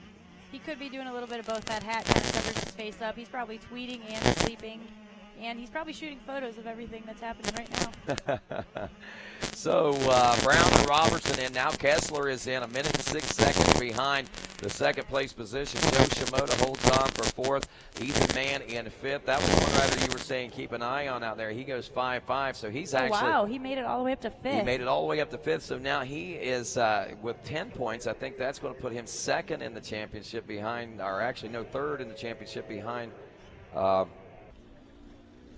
Styles Robertson, but we may have had even more changes than that. We'll check into that in just a few moments. I know Jason Wygant is wrangling the riders up with Wes Kane down there. Yeah, we see Wes. Huh? He's not wrangling riders. He's not wrangling riders. That's not what he's doing down there. No, that's not what he's doing. Wes Kane, that's what Wes Kane's doing. He's all about the riders right there. Let's head on down to the podium where I believe you need to switch mics with Jason. That one's got, we got some bag cracking and popping on that one. Hey, how about that Test one in your back pocket? Test 1 2. Oh, now, come on now. All right, we're going to do first ever double announcer podium with Jason Wygant and Wes Kane going to bring it to you. Let's hear for 3rd place finisher, Jace Kessler. Good ride, my man. Yeah, thanks. I didn't get the greatest start. I came about 20th, and I worked my way up to 3rd on the 2nd or 3rd lap, so it was good. I'm feeling pretty good because yesterday morning I crashed really hard and hurt my shoulder really bad, so it was a good ride. Yeah, good recovery from that then. Who do you want to thank? I would thank my mom and dad, the Lord for keeping us all safe. Monster Energy Team Green Kawasaki, 100% 7MX, Roger Larson, my grandma and grandpa, N Style, everybody I forgot, thanks. All right, good job. Let's hear it for the number 51, Jace Kessler, third place. We'll bring up our second place finisher, who would be your points leader. We just straight up said, Wes Kane, whatever microphone you touch, it's not going to work. You need to look at yourself in the mirror sometimes. Maybe you're breaking these things. It's too loud, too much electricity. All right, second place, looking good right now as we head into the third set of motos with good, solid points. Let's hear it for Styles Robertson. All right, I know you're not normally pumped with the second, but with that first moto win, looking good on points, are you actually pumped this time? Yeah, track was really rough, and I felt like I could do what I want, so I was smart. I rode smart, I guess, and didn't push it, and I don't know. Last time I did this, it didn't end up well, so hopefully this year I can get it done. You just going to have the fingers crossed and sleep with the lucky rabbit's foot? You got any special good luck potions or something? What are you going to do to make sure it goes right in Moto 3? Hopefully, well, I know my Dunlop tires will get me off to a great start, and from there on out, just ride my own race and just race the track. Who do you want to thank, Styles? I want to be here without my mom and dad, my grandma, my grandpa, Monster Energy Kawasaki Team Green, Ryan Holiday, Casey, and everybody over there. I can't thank them enough. DVS, One Industries, Oakley, Alpine Star, Leat, Maxima, RK, Renthal, just everybody. Ian Runyon from One, I can't thank him enough. Nihilo, yeah, just everybody. All right, let's hear it for him. Second place, silver medal, Styles Robertson. All right, and we're going to bring our gold medal moto winner on up here. It is all sorts of mixed up as far as the points are concerned, and I want to point out the Orange Brigade people very clear. Not just a Bell Helmets hole shot, but one of the biggest hole shots we have seen all week. Yeah, well done. I got a lot of statisticians out there giving me all the scoops. So he grabs $100 from Bell Helmets. He grabs a gold medal and a moto win. Let's hear it for Pierce Brown. All right, the first question, I hate to remind you, but what happened in Moto 1? You'd be right there in the battle for the championship, but I know that one didn't go your way. Yeah, it didn't go my way. I had a couple go-downs. I think I went down like 3 times in one lap, and I was like 20 seconds behind 39th place, so I had my work cut out for me. The finish is pretty good then, considering that. And then this moto, that was great. To start, the whole thing was solid. Yeah, it was really solid. I'm so happy about that start. Got the whole shot, went from flag to flag. Yeah. Who do you want to thank for it? Yeah, couldn't do without Orange Brigade, West Coast Chill, Thor, Parts Unlimited, Scott, Dunlop, Lynx, FMF, PR2, Quick Roofing, everybody else I forgot. Thanks so much. All right, gold medal winner and hole shot winner. Let's hear it for Pierce Brown. All right, hold that thing up. Be proud. You never know as far as the championship is concerned. You never know. We'll see what happens in Moto number 3. The only thing I do know is every microphone Wes Kane touches does not work. It must be you, bro. It's got to be you. Let's send it to the tower. All right, thanks a lot, Jason Wygant. And yeah, I'm not sure. It must be something. It must be the metal plate in his head. The only thing I can figure, the magneticness of it is really messing with our electronics out there. As we have a little break in the action right now. Some track maintenance going on. And, of course, we've got more great racing action continuing here as far as the day is concerned. We just wrapped up with the 85 9-11 Limited, getting ready for the Bet 35-plus class. Race number 6, Moto 2, will be the Schoolboy 2 13-16 BC class. And then after that, my friends, it'll be the Open Pro Sport class, the class that so many folks are banking on watching. This is the one that a lot of folks like to see. We got some of the returning riders that are making their way and starting to build their professional careers, and a lot of returning riders that sometimes maybe went out and did a career and are coming back a little bit. And then, of course, as always, those rising stars, the up-and-comers, the riders that have made their way through the ranks to where they get the chance to race in the 450 Pro Sport class. Basically, the best of the best as far as amateur motocross racers are concerned here in the world. Not only the United States, but in the world. We like to say the United States. This is a U.S. title, but the great thing about this is all eyes of the world. In a lot of different places from around the world, riders show up from here in Hurricane Mills, Tennessee. As we said, coming up, more great racing action. It's the Bet 35 Plus class. Stand by as we'll be back with more Loretta Lynn live on RacerTV.com right after this.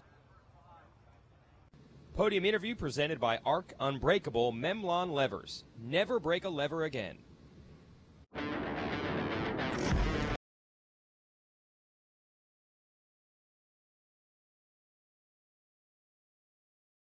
Website has everything you need, from our huge selection of apparel and gear to dirt bike accessories and OEM parts. Our extensive inventory means most orders arrive in on ATVMC.com. Get ready. Any engine.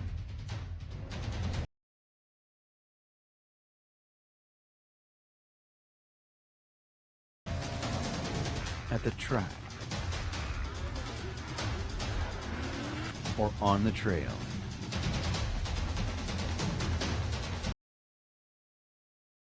For any engine. No matter where you live or what kind of bike you ride, there's a common bond and passion every rider feels when they turn that throttle.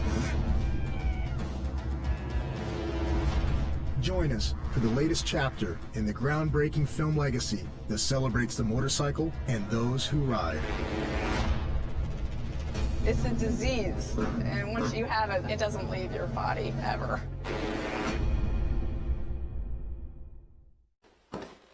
Tonight,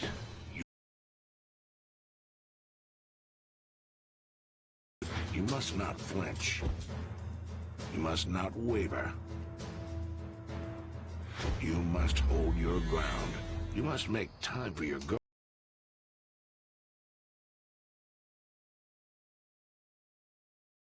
Nope.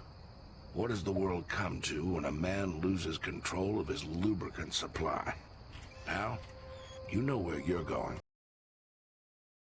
Deals are unbeatable, so no holding back. Sweet mercy. Wouldn't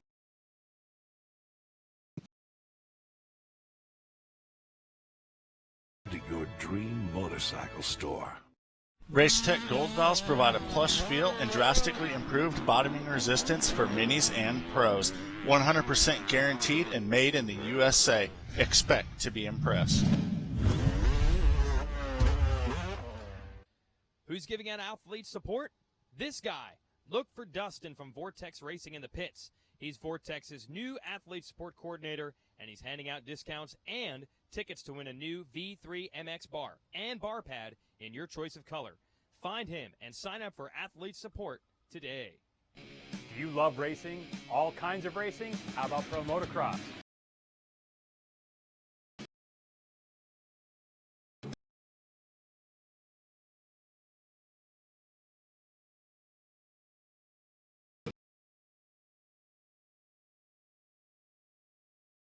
New every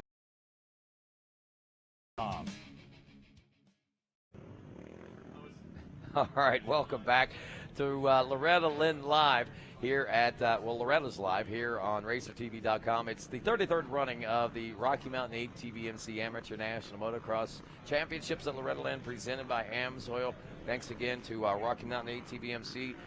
Stop over in the big sweeper turn over there on the outside of the sweeper turn, actually, is where you can check out a lot of the great things. Say hey to the folks, and online at RockyMountainATVMC.com for the fastest, no hassle-free shipping, as well as no hassle returns and things like that. These guys have got it all going on. They've got videos, they've got one-on-one chat service there where you can get all kinds of information, and they've also got all kinds of great product. Get ready is what they say, because they've got everything to get you ready there at Rocky Mountain ATVMC. And don't forget AMSOIL, the first in synthetics, got plenty of great things going on all around the world and right here at the racetrack. Not only can you lube yourself up with the greatest in synthetic products, but you can also get some great things from over there at AMSOIL as well, like 25,000-mile oil changes, and sign up to win the EVR 1190 RX. That's the Eric Buell Racing backed machine that is a road racing machine as well as a street riding machine. Pretty cool. That 35-plus class coming up right now as we are joined with Kevin Kelly now. Robbie Rayner going to be the one to watch in this one, it looks like, as he took the Moto 1 win. James Pavoni Jr., the 23, took a second. And if I remember right in this one, is this the one where these guys were really going at it? I mean, it was a pretty intense battle late yesterday, or if I'm not mistaken, or actually I guess it would have been early yesterday morning whenever this one got underway. I know that we've seen those battles out of Pavoni and Raynard so far, and it could have been another class, but I think it was one of these. Third place went in Moto 1, Jimmy Evans out of Elizabeth, Pennsylvania. The fourth place position, Moto 1, went to Gregory Pommert, Frenchie as they like to call him, and Tony LaRusso, the 37. Didn't LaRusso get a Moto win in one of his classes earlier today? I believe that he did, as a matter of fact. Today he did there towards the end of the moto. He was able to come back through the pack and go from 3 to the number 1 spot on that last lap. And, yeah, he's fun to watch. And in this class, remember, these guys raced just a couple races ago. Okay, that's 25. That's where I saw him. There you go. Plus 25. That was earlier today that we saw that. So the plus 35, a few guys riding plus 25 and 35, they'll have ridden 2 motos within an hour or 2 hours time. So they're in. Jimmy says it works out for him. Robbie Rayner said it worked out for him to his advantage. He likes to warm up a little bit. That first moto is always a little tight, a little tense for those guys. Second moto, they've kind of worked the kinks out, done a few changes. The blood's flowing, for lack of a better term. And Jimmy seems to think it works for him. Got some Twitter action coming your way here on RacerTV.com. Yeah, and I know. Read some of the tweets, some of the guys watching at RacerTV. That's where you want to do it. Hey, at Riley Hudson 822. Sad that I'm not at Loretta's, but glad I can watch all the action on at RacerTV. Hashtag Loretta's Live. And thank you very much, at Riley, for watching. We got at UNGA Schlick. I don't know what that means, but love seeing all these little rippers I follow on Instagram. Win at Loretta's. Hashtag Loretta's Live. That's where you can follow us what's going on here at the racetrack on Twitter. At Angel Phelps, Loretta's during work, World Cup during work. Thank you at Racer TV for the Loretta Lynn MX coverage. Loretta's Live. She thinks it's better than World Cup at work. This is her World Cup at work. Loretta's during work. So that one wins out. Here we go. Meredith Thigpen. I love hearing at Drew252 and Lane Worm on Loretta's Live and Loretta's Live MX. Trip was glued to the screen. How about that? Front end over the bike, the head over the bike there, and we are off and running in the plus 35. Pull off the hole shot. No, sir. Whoa. He's close, though. Man, he was right there. The bell hole shot. Ooh, who still knows there? The number 23 of Pavoni and Raynard. They are not done with this one. There's Raynard on the outside, Pavoni on the 23 KTM. And it looks like Paymart back there on the number 52 Yamaha. Skaggs on the Kawasaki. Says he hadn't been to the ranch in 19 years. Wow. Has not raced this event. Robbie Skaggs. Got the hole shot, the Bell Helmets hole shot award, and he'll get the $100 for that. But now, man, these guys right out of the gate, man, they've been going at it back and forth. They're picking up where I think they left off at plus 30, plus 25 maybe. This is a pivotal moto for Pavoni. He's got to get up there and beat Raynard. If he's going to do it, the championship would be dead even going into that third and final moto. He has to get up and get around the number 67 of Robbie Raynard right there. He is your leader. Robbie won the first moto going out, and I believe Pavoni was up there in the number 2 spot, followed by Jimmy Evans, number 58, in that number 3 spot. Where is Evans right now? There's one guy going off side track. No, you want to be on the other side of those Cherubies markers. There you go. Back on the game here. You're watching the live broadcast. And you don't want to just run across the track. What happened? Somebody tripped him? Did you see that? He didn't want that guy to get by him, so he went to throw his body out. Threw his body in front of him. Sacrifice right there. He works for the Secret Service there. He's used to throwing his body in front of bullets, so a motorcycle's no big deal, right? Exactly. It doesn't even pierce armor, man. Yeah, sure. So the number 45 Kawasaki rider, Robbie Skaggs, and those of you that are astute in amateur and professional motocross will remember Skaggs. He was around during the Wyndham and the Raynard era, and Carmichael's a young buck on a 65. So this Team Green stable, Brock Sellers, they were all right there riding around about the same time. Well, Sellers a little bit more behind those guys, but Team Green was much like they are today, the New York Yankees of amateur motocross. They were loaded. Yeah. They had kids coming through the pipeline Yeah. for many, many years. Looks like that was Evans coming across the stripe. They're looking at that right now, the way things are looking. As Robbie Rayner, James Pavoni, Frenchie, Gregory Palmer, the number 52 in third place. LaRusso is fourth. Jimmy Evans is the number 5 ride. Robbie Skaggs now drops back to 6th after grabbing the whole shot. Philip Hayes, the 28 in 7th. Carl Scott, the 44 in 8th. Chad Murphy, the number 12 in 9th. Tony Wink, the number 69, rounding out the top 10. There's Scotty Sheik back in the 11th place position there, Kevin. And Sheik actually took 6th in Moto number 1, so he's got his work cut out for him early on here, it looks like. Sure does. Sheik, another guy that has pulled down some championships. I remember, and I always go to this story because it was my first year at the ranch. Davey Yezik, Scott Sheik, winning motos in the stock and mod classes. They were the cream of the crop. When just because you won Loretta, you didn't necessarily get just throw it in the back of the truck and head on up to Broome, Tioga, or Millville, or wherever it was immediately following Loretta. So yeah, I remember it's a little seeing different now. Actually, when Mark Burke did on a Honda. Yeah, and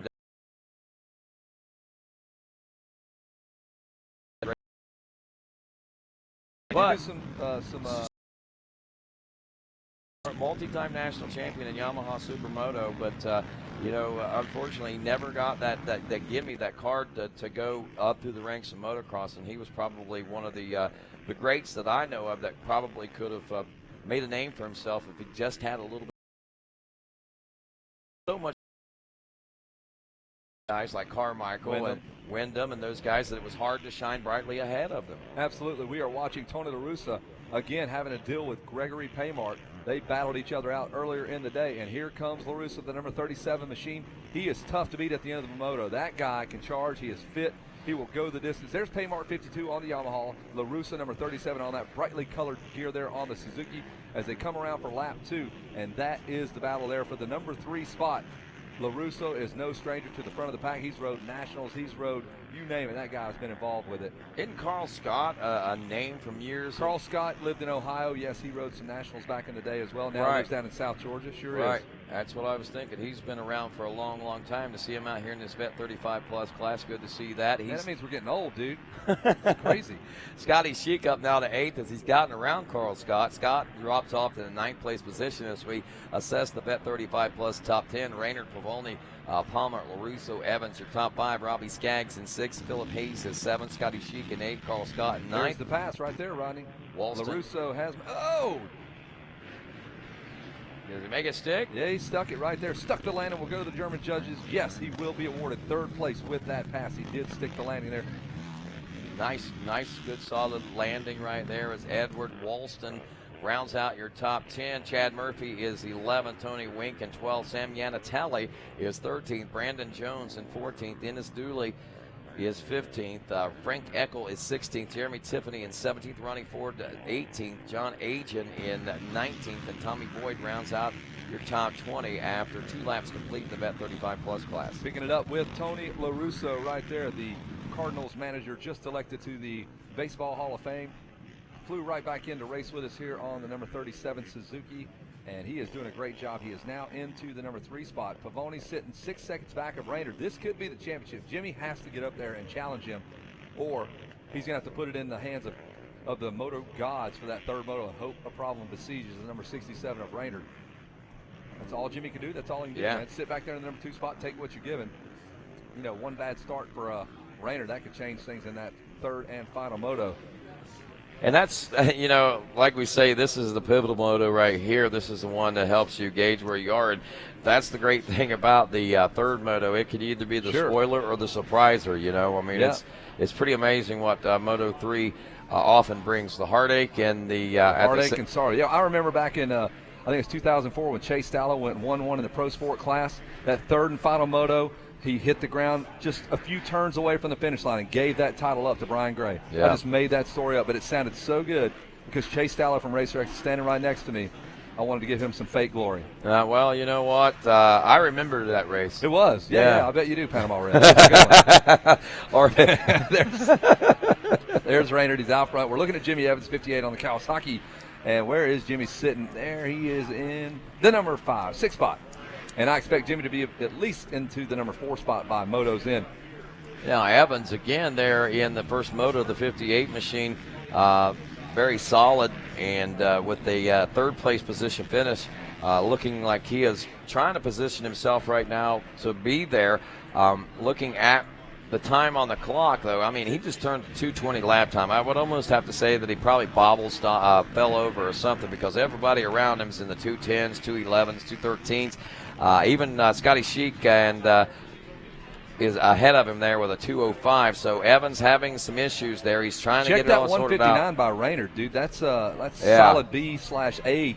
That is. Lap times right there. I was going to point that out a moment ago. You know, looking at today's fast lap times, I know yesterday we saw down as a 154.064. I know we've seen some 156s. I can't recall if we've seen any 155s or not today. But no, I haven't. I don't think we've definitely not seen any 154s. I'm pretty sure we haven't anyway. So pretty interesting how the difference in the lap times today in comparison to yesterday. Track must be a little bit rougher. Hey, there's Paymart and Scotty Sheik going at it. Looks like 1993 all over again. I was here, man. That was my first year at Loretta's. 1993, sitting on the back of a Ford Ranger with a KX500 and a KX125. Wondering how does all this work, man. Did you sleep in a tent? I did not. Shea Bentley was parked next to us, and yes, they did. They slept in a tent. They had a conversion van, a little tent. They didn't hang out with the Cowie guys. They were kind of the next tier down Cowie little dude. Shea was just an up-and-comer, and he won a title that year, and the first of many for him. Wow. Sure did. That's pretty crazy. We had a good time. We went to all the areas and regionals together and made it to the races. Barely our dads were drinking liquor all the way there. And it was a scary time to hear the rumble strips when you're a kid in the Allegro RV and you hear the wah, wah, wah, wah, wah. That means your dad's off the road. Alternator's out, no lights. Rolling the dice, trying to get to Devil's Ridge in time to get my brother qualified in the B class. Isn't it amazing the stories that just the road to Loretta's brings? Not actually getting here itself, but making your way here. Wow, no kidding. It brings a lot of great memories and a lot of great stories. Falling asleep in the bed of a Econoline van with the indoor-outdoor carpet stuck to my face, laying on the transmission. My dad using the bathroom. We had a porta potty in our bathroom, a little square thing. Looking up in the mirror, he's looking out the window using the bathroom there as we're in traffic driving down the road. That's a true story. We had those were portable little bathrooms. You kept them in the back. He kept one. I don't know why. I guess because he knew he was going to be drinking and driving. I don't advocate it, but that's a true story. I lived that, man. Definitely don't advocate. No. 15 years old driving the race van to the races. That's old man. We didn't have Google Maps, Google anything. It was Google Kevin, get us home. There is the 37 machine that we're watching right now on the screen here. Tony LaRusso working his way up through the pack. He finished fifth in Moto 1. He's up to a third-place position finish. We saw him earlier today. The guy's on fire in that plus 25 class earlier, Kevin. Yeah, absolutely. His lap times are as good at the end of the moto as they are at the beginning. He's just got to get off that gate and save himself a ton of work. 2:03.5 is what the last time around. The 2:03.827 was Robbie Rayner's lap time. Hey, folks, text to win a GoPro camera. All you got to do is text GoPro MX to the number 46776 to enter. That's text GoPro MX to the number 46776 to enter. One lucky fan will be chosen today. Text now, and you could win a GoPro Hero 3 Plus camera. Message and data rates may apply. GoPro, be a hero.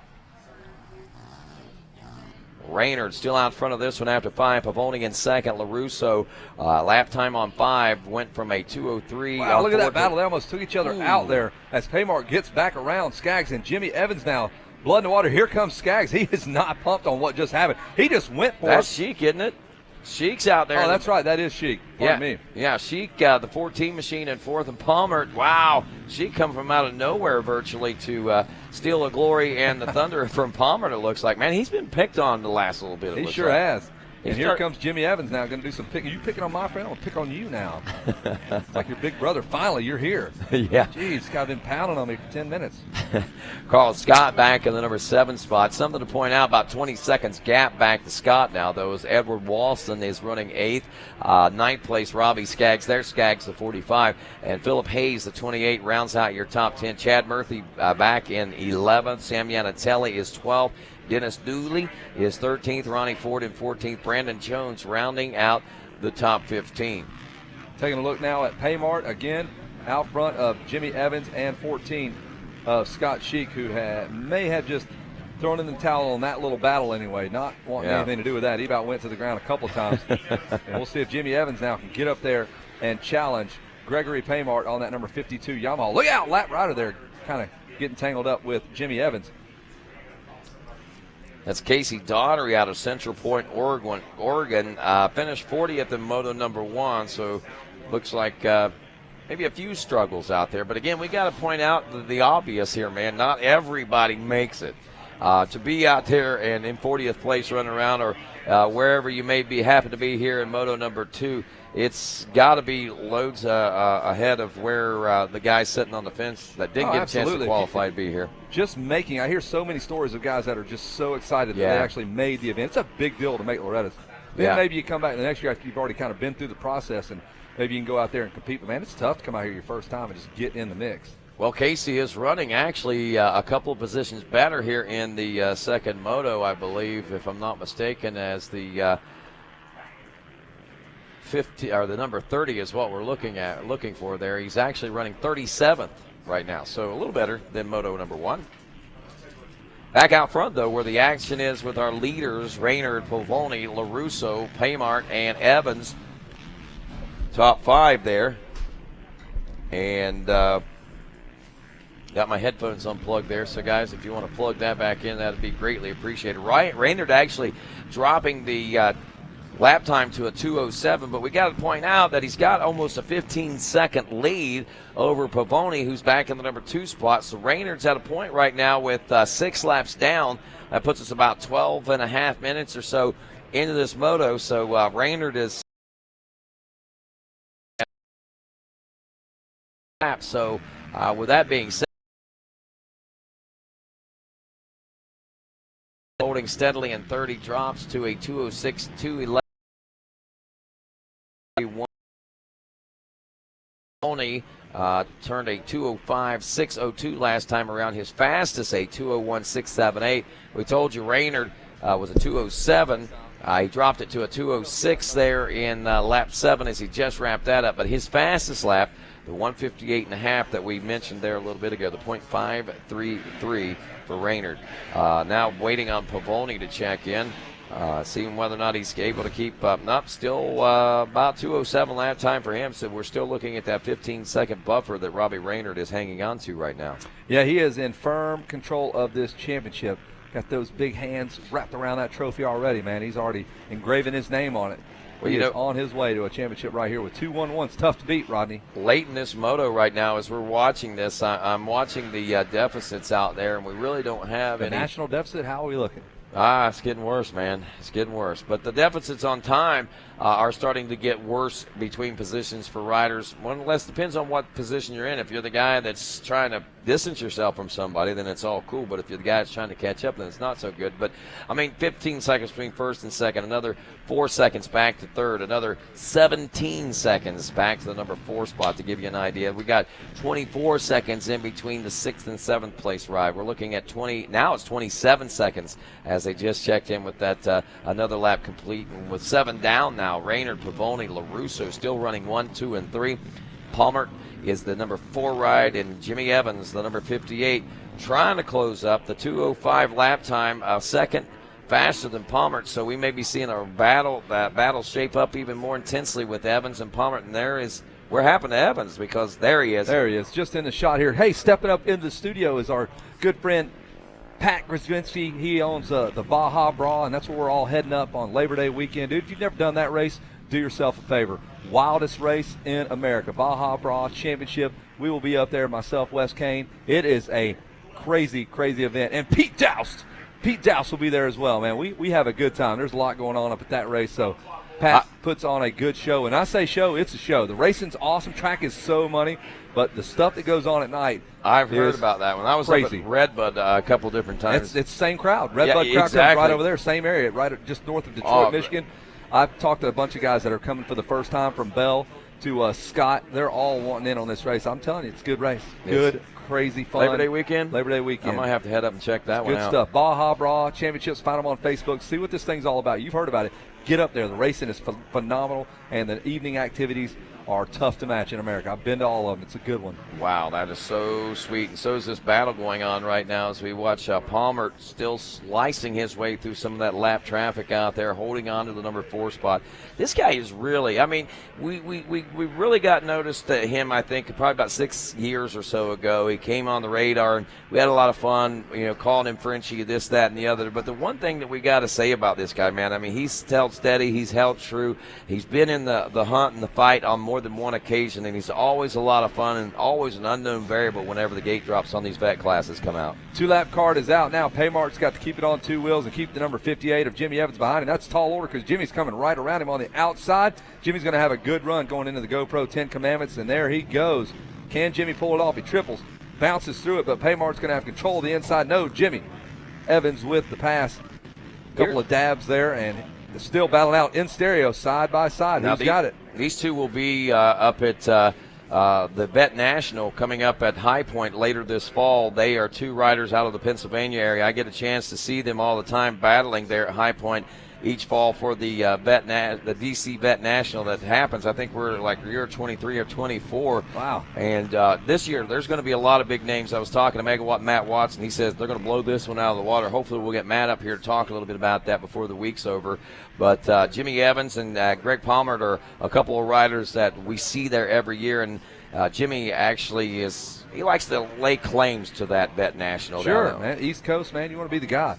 One more lap to go. The white flag is out. The number 67 of Robbie Raynard has led this thing pretty much from the drop of the gate, made the pass about the 3rd turn, and has not looked back. Lap traffic's been his only issue he's had to deal with. Looks over at the mechanics area one more time. His dad, Robert Sr. over there, says, "You're en route, son. One step closer, one more moto. We're going to put this thing on lockdown." Keeps adding those championships. He will go down as one of the all-time winningest riders here as he collects these championships. He's up to about 42 championships. I just made that up again. Totally made that up. I am lying. He is one of the all-time winningest guys. Got to be one of the top 10. You better be glad you don't have Pinocchio-itis, man. You would have to whittle your nose every night. I have a big nose as it stands, so I don't think it'll grow much more. There's Robbie going through the GoPro 10 Commandments one more time, and he will put this thing on ice here in just a minute. And Jimmy Pavoni sitting about 13 seconds back. Tony LaRussa settled in 5 seconds behind Jimmy. 4th spot still Jimmy Evans after he's made the pass on Paymart last lap. And it is all number 67 right now. Robbie Raynard. 17 seconds back to Scotty Sheik, back in the number 6 spot now as we look for another 30 seconds back to Carl Scott. Philip Hayes another 10 seconds back behind that. So the gap's opening up quite a bit. And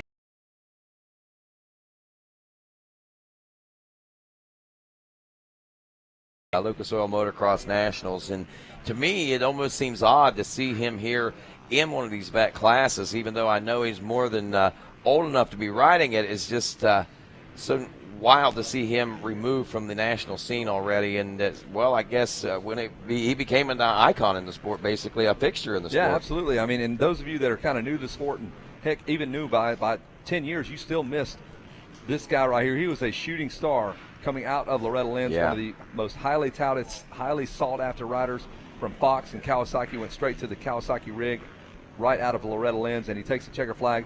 One of the most amazing riders to watch. He was so smooth on a bike, still is, and that is his signature riding style. One-handed, that was his deal. Race one-handed. When he gets tired, just ride one-handed for a couple laps at a time. I made that up again. Totally made that up. That's Raynor's going to wheel that machine right up onto the box. Man, you must be behind quota or something on your storytelling today, huh? Got to do a lot of lying here. There's Jason Wygant down there, is ready to hand the hardware out. Raynard starts to throw that machine up there. And there's Johnny Luce getting all that set up with Yamaha. Got the hat, got the towel. Hey, man, don't forget about dinner coming up. Did you sure get signed up for the family dinner? That's what he wants all the Yamaha family members to do. There you go.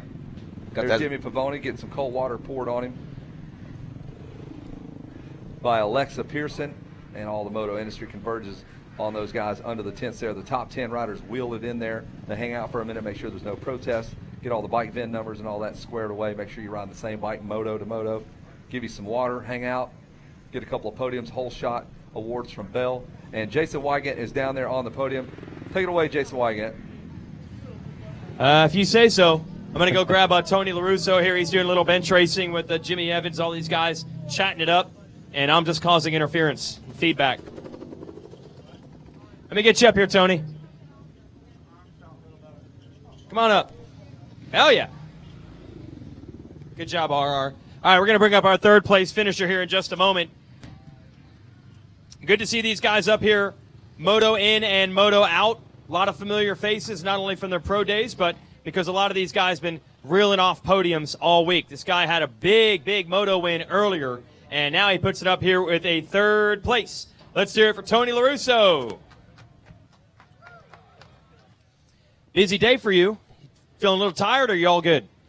Actually, I feel pretty good. I think I felt better that one. The arms were pumped the first time. This time they warmed up, and I felt pretty good. It was a fun ride. I could see James over there just in front of me. Not enough to catch him. He was riding great. Robbie kind of checked out, but it was a lot of fun. That's what it's about, you know. Awesome. Who do you want to thank, Tony? I just want to thank, obviously my daughter and, my sponsors, Motorsport Nation, Factory Connection. Yoshimir hooked me up with a pipe and worked great. Dunlop Tires, Troy Lee Designs, CT Motocross, so a whole bunch of people. Thanks. Tony LaRusso, third place. Let's get Pavoni on up here. Let's bring Jimmy Pavoni on up. Second place. He's been very consistent this week.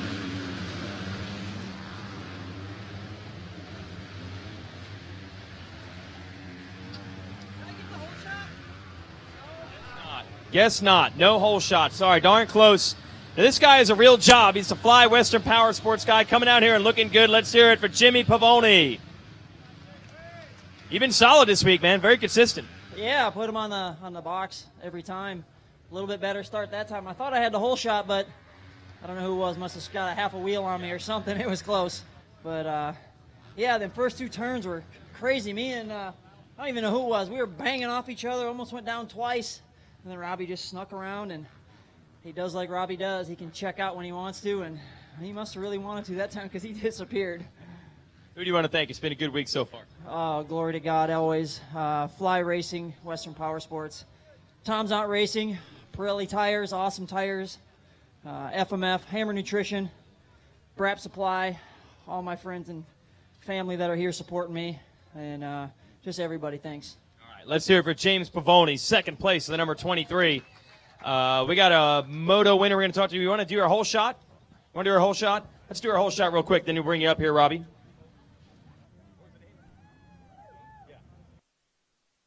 Now I finally know. I've saw the name a million times, and now I know this is the guy, Robbie Skaggs, another ex-pro back here with our whole shot.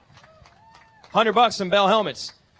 Well, another one back here at the ranch making it happen. How'd you get that start?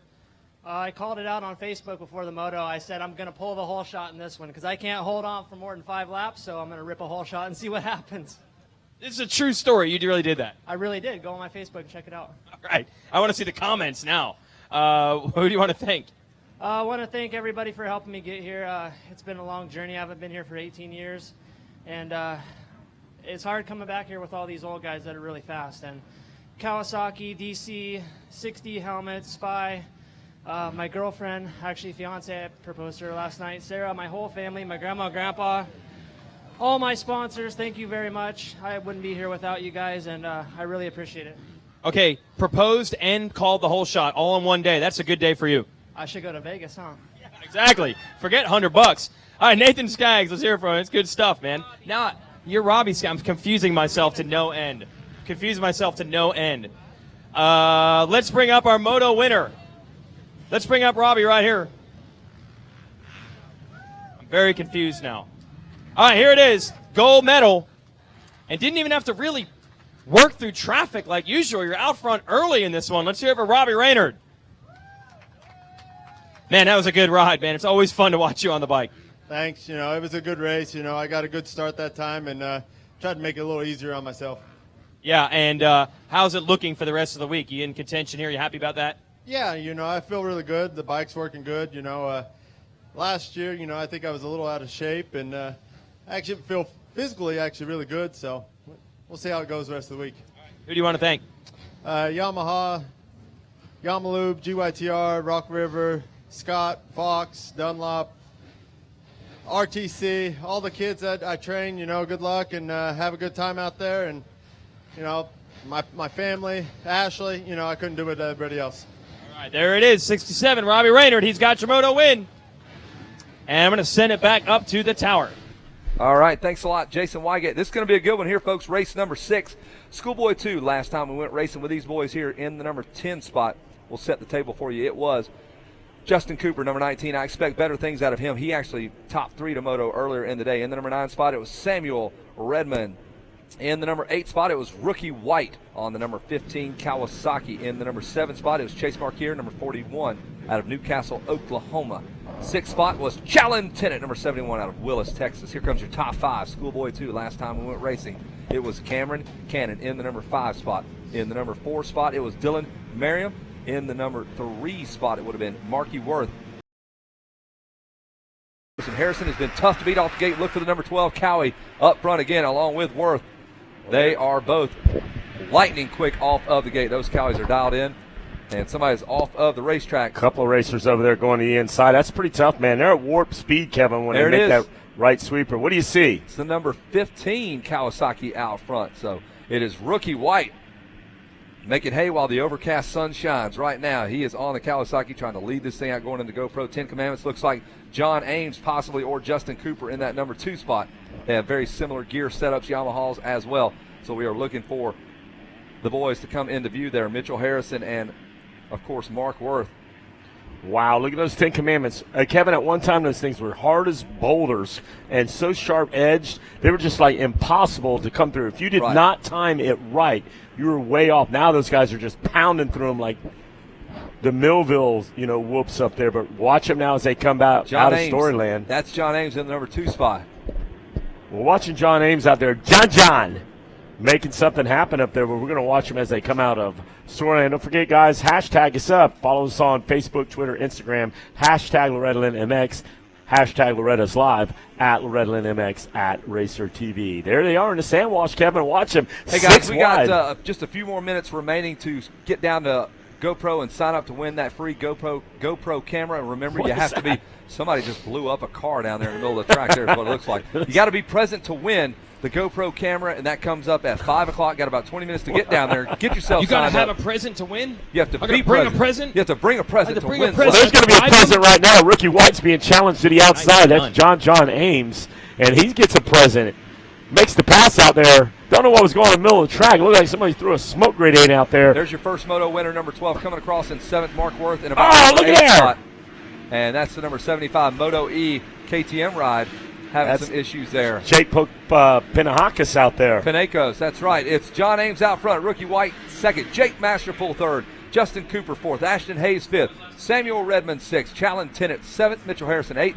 Dylan Merriam is 9th. And Mark Worth is in the number 11 spot. Come on, Mark. Get off that gate, dude. Well, here he comes. John Ames now dips to the inside. Rookie White, a slingshot move. The drag race down to short shoot. Is it enough? No, yep. John Ames goes inside. They both follow. Now watch him now. If he's going to make the pass, you can't get directly behind him. You got to swing wide. Rookie White pulls the trigger to no avail. It's still going to be John Ames out front. Ames makes the pass there, and I expect him to kind of pull out. John's been on an upward swing since the last couple of months, and here comes White, fires right back, trying to prove me wrong, and he makes the pass. And John Ames fires right back at him, and Ames will try to stick it. And like we always tell you, Wes, Schoolboy class always delivers at Loretta's. Period. Stamp it. If it's on the program, the list of motos, you've got to watch this race. It's not over with yet. I think John Ames has got something under the hood. Meanwhile, look at Rookie White. He says, hey, man, you ain't getting in front of me like that. Here they come, Kevin, into the sand wash. The Rocky Mountain ATV sand wash. That is it. You got Jake Masterpool still back there in the number 3 spot. Justin Cooper 4th. Hayes 5th. And we got to get the number 12. He won this first moto, and we got to get him up there. Mitchell Harrison, he is in 8th. Yellow flags are flying as they come around that one Yamaha banner, but to no avail. It's still going to be Rookie White out front, John Ames in 2nd. There he is again, Rookie White around the big Thor sweeper, and Ames trying to throw a rope around him. You don't want him to disappear on you, man. He can get away from you. Back in the back of the field, it's still going to be Redmond, Tennant, and Harrison, 6th, 7th, and 8th. Yep. What a battle going on out there. Jake Masterpool in 3rd, Justin Cooper in 4th. They have flat pulled out from the leaders here. This battle and this speed they are bringing here on lap 2. We'll get a lap time on 1:58 for Rookie White. 2 minutes for John Ames. Masterpool to 1:59.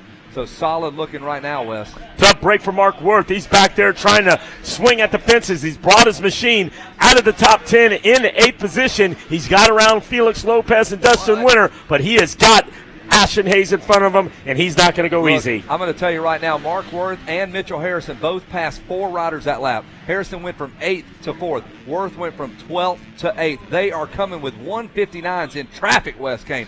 Worth and Harrison are coming. Here's your leaders right there. They're under the Red Bull peristyle. It's still going to be Rookie White coming through. Keep an eye on these guys. There it is. That is Mark Worth back in the number 8 spot. He's got Justin Cooper right behind him. That is the battle. Hang on. Watch this kid. He is tearing up the field here. Keep an eye on Chase Marquardt back, the number 41 machine in 18th. He's got Cameron Cannon, Timmy Crosby, and it's a freight train to the top 10. And we're still watching the charge, the march. This kid's passing them left and right, the number 34 of Marky Worth.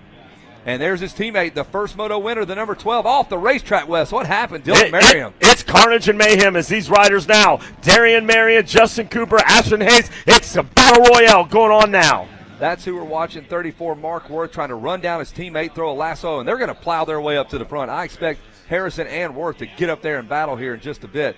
Here comes those trios of riders now, out of the sand wash into the anthill. And that is Mitchell Harrison now up to the number 3 spot. That's Jake Masterful, and Harrison has now reeled him in. He's got the Papil Pocket Fisherman out, and he has started reeling him in, Wes Kane. How do you deal with it? Knock on the door. Jake Masterful do a checkup from the neck up. Here comes Mitchell Harrison, the pride of GPF. Look out! He was all over the brakes. He about clipped the rear end of Masterful, and here they come right in front of the announcer's tower. He is on a torrid pace, and Mark Worth, his teammate, has come right with him. You better look out. The Queen Creek, Arizona rider Mark Worth is worth his weight in gold as he soldiers on into the top 5. There it is, the battle behind the storyboards we go with number 12, Mitchell Harrison, and Jake Masterful throwing down, and there's Mark Worth. He wants to get up there and slug it out. He's going to punch you in the face after this moto's over with. Meanwhile, out front, it's all about the number 15 ride of Rookie White, the 37 of John Ames with the Dubai breakaway. But they better look out. The push is coming from Mark Worth and Mitchell Harrison. Check it out. Only a 5-second deficit between Mark Worth and your leader. There's Harrison in the number 4 spot, and it is all hands on deck. They're coming for you, Jake Masterful. And here comes Worth into the picture. Oh, and Harrison goes down. Harrison loses it just before the GoPro 10 Commandments. It's the dog days of summer. They could have reached down, and they've challenged, and they took away the dreams of a championship from the number 12 of Mitchell Harrison, but it's still too early to call. Well, that was the first moto winner. That's a big, big deal right there. He has got to get up and charge hard. Put that out of your memory. You got to forget about that, and you got to get up and start making passes. You got to be strong. You got to start making moves and not friends. That's exactly right. There's your top 3 in the same shot. Then in the distance, there he is. He is lurking back there, like a mountain lion, just waiting to pounce and eat your face off, Wes. Tough break for the 71 of Challenton, and he's back at 26. Something happened back there. Alec Mielek as well. Those guys and Chase Pennington not having a ride that they needed. On the 2-stroke, man. How about that? Look at that. Making it work. The number 95 of Jake Masterful ripping it on a 2-stroke in a sea of 4 strokes. Back in 20th, the 48 of Blake Green, the 19, and 19th to 79 of Timmy Crosby, the 14th and 18th, Buddy Wentworth trying to get on their trusty steeds and soldier into the top 10. And we will look at that top 10 here in just a minute as we watch Jake Masterful bounce his way into the last turn, going right towards us here in the announcer's tower. Got style for days there. The number 95 on the Yamaha Comfy there. Looking for Mark Worth to jump in there and mix it up here. We're about to the halfway point, and that's when things start unraveling or turning around for guys out there. If you're fit, you're going to go deep into the moto. You love it. Right in front of the Wall of Fame is the number 95 of Jake Masterpool. Smooth sailing ahead for the youngster out of Texas. Looking at lap times, 1:57 for Rookie White. Dude, Rookie White is on a rail. He has opened it up to 2 seconds over Ames. John Ames now better get on his trusty steed and ride. It's all about business down here at the 2014 Rocky Mountain ATVMC.com Amateur National Motocross Championships here at Loretta's. Jeff Massey, you're needed at the MX Sports office. Jeff Massey to the MX Sports office right now. That's the great trailer to the right side of our announcer's tower. If you're standing in the direction I'm standing, it's on the right side. So now you have to guess which direction I'm pointing. Back to the action at hand. Kevin Kelly, what do you see? Jeff Massey to the office, please. Jeff Massey. Go ahead, Kevin Kelly. All right. Well, I'll tell you. Good job. Really I'll tell you stepping what in I there see. solid. It's the number 95 of Jake Masterpool who has made the pass on John Ames. And Masterpool is coming, folks, into that number 2 spot. See if he's got a shot at running down rookie White. Wes. Here we go. It's Jake Masterpool. Hopping, skipping, and jumping now out of the 10 Commandments as he heads back in the Storyland. Keep an eye on those competitors now. Into the sand wash, and he's being led, the 95, out in front of John Ames, but it's all about Rookie White out front. Absolutely. Rookie White is leading this thing. Quickest lap of the Moto, 157.7. That is getting it done. Mitchell Harrison, where is he at? Is he back up to the number 5 spot? So all is not lost for Harrison. He went down while challenging for the number. Get up in there and battle it out. Tough break for the number 20 of Ashton Hayes. Back in 11th, him and Hoffrant, Redmond, and Lopez trying to make something happen. This is your Schoolboy 2 13-16 class here on Racer TV. And you are watching the number 95 ascend to the front of the field here. That is Jake Masterpool. As we continue our coverage here on Racer TV, we'll be back after these messages.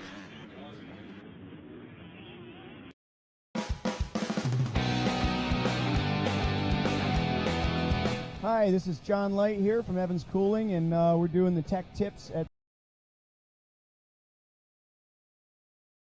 your cables. Make sure they're clean and lubricated, no kinks in them. I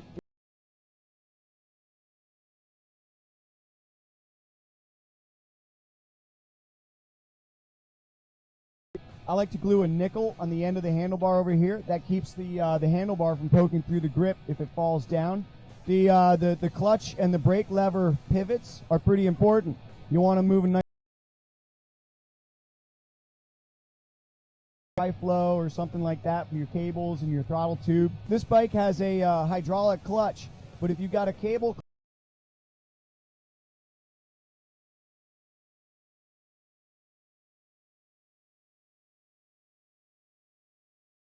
the bike up so it's right for the rider. They're comfortable out there. Everything works smoothly. And, hopefully today at Loretta's, we're going to have a beautiful day and everything's. Bike number 21 and number 20, Ashton Hayes and Samuel Redmond are going at it here. That is the battle to watch out for. Look at it, number 2021 in that order there. And there is the pass, maybe, by Ashton Hayes. He has been working hard to try to get around the number 21 machine. And Hayes does it, and he's got the number 17 now, Felix Lopez, next on the list, and he picks him off as well. So Ashton Hayes gets a 2-for-1 deal. Buy one, get one free coupon, and coming right back at him, though, the number 17 of Lopez. Up and over that Kawasaki Camelback into the Thor sweeper, and Hayes is not done with Lopez, or I should say Lopez is not done with Hayes. Looks like they're almost 3 wide, bouncing their way into the last turn. Hayes, control of the inside line. And the number 17 of Felix Lopez comes right back at him and makes the pass. What a great race. They are so evenly matched. Hayes cannot shake Felix Lopez going past the storyboards. And Rookie White out to a 4-second lead as we talk about our leaders up front. White is leading Jake Masterpool 4 seconds back. John Ames sits 3 seconds back. Mark Worth is 4th. And Mitchell Harrison rounds out your top 5, 4 seconds behind Worth. And then you have Dylan Merriam 6th, Justin Cooper 7th, Felix Lopez, whom you're watching now as he has gotten passed again by Ashton Hayes. And Jamie Lynn Spears. I love motocross, and I'm so excited to play at Loretta Lynn's MX. See you guys there at Honda Power Sports. Hey, we're happy to have you here, Jamie Lynn Spears, and that is going to be a great concert. Don't forget, you Honda riders, you have VIP front row access to that concert. That's going to be a good time, and it's free of charge for everybody. We invite every single one of you at the ranch to come down and see Jamie Lynn Spears as she performs here for us. They're big fans of motocross. They've been coming before she was performing. They would just come down there and park and hang out, cook out all week, and make a vacation of it. And I mean, that's been happening for several years. And we're pumped to have her here. There's the number 19 of Justin Cooper now. Ashton Hayes going after Cooper. And that'll be for the number 7 spot. The Rocky Mountain ATV sand washing. Man, he is quick to make a pass. Riders now come through the sand wash. It's going to be Justin Cooper edges out the 20 ride of Ashton Hayes as they both come through the sand wash and now touch handlebars. Watch them now as they come over the Kawasaki Camelback.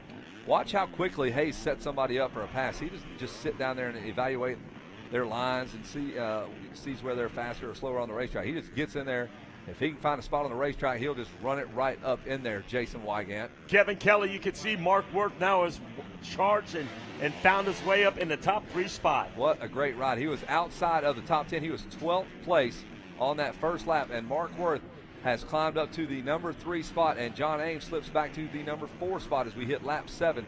Mitchell Harrison now 5th. Harrison only 1 second behind John Ames, so this could get interesting for those kids as we continue to watch the battle of Justin Cooper and number 20, Ashton Hayes, who has passed a boatload of riders here in the last few laps. Cooper now heads into the trees, but not out of the woods yet. He's still being hunted by the number 20 of Ashton Hayes. Look at that crazy move by Hayes as they head under the Red Bull peristyle, down the long short chute into the Cometic bowl turn. Hey, big news out on the racetrack. First moto winner and 5th place running Mitchell Harrison, it appears, has pulled off of the racetrack. So that is going to shake this whole championship up now.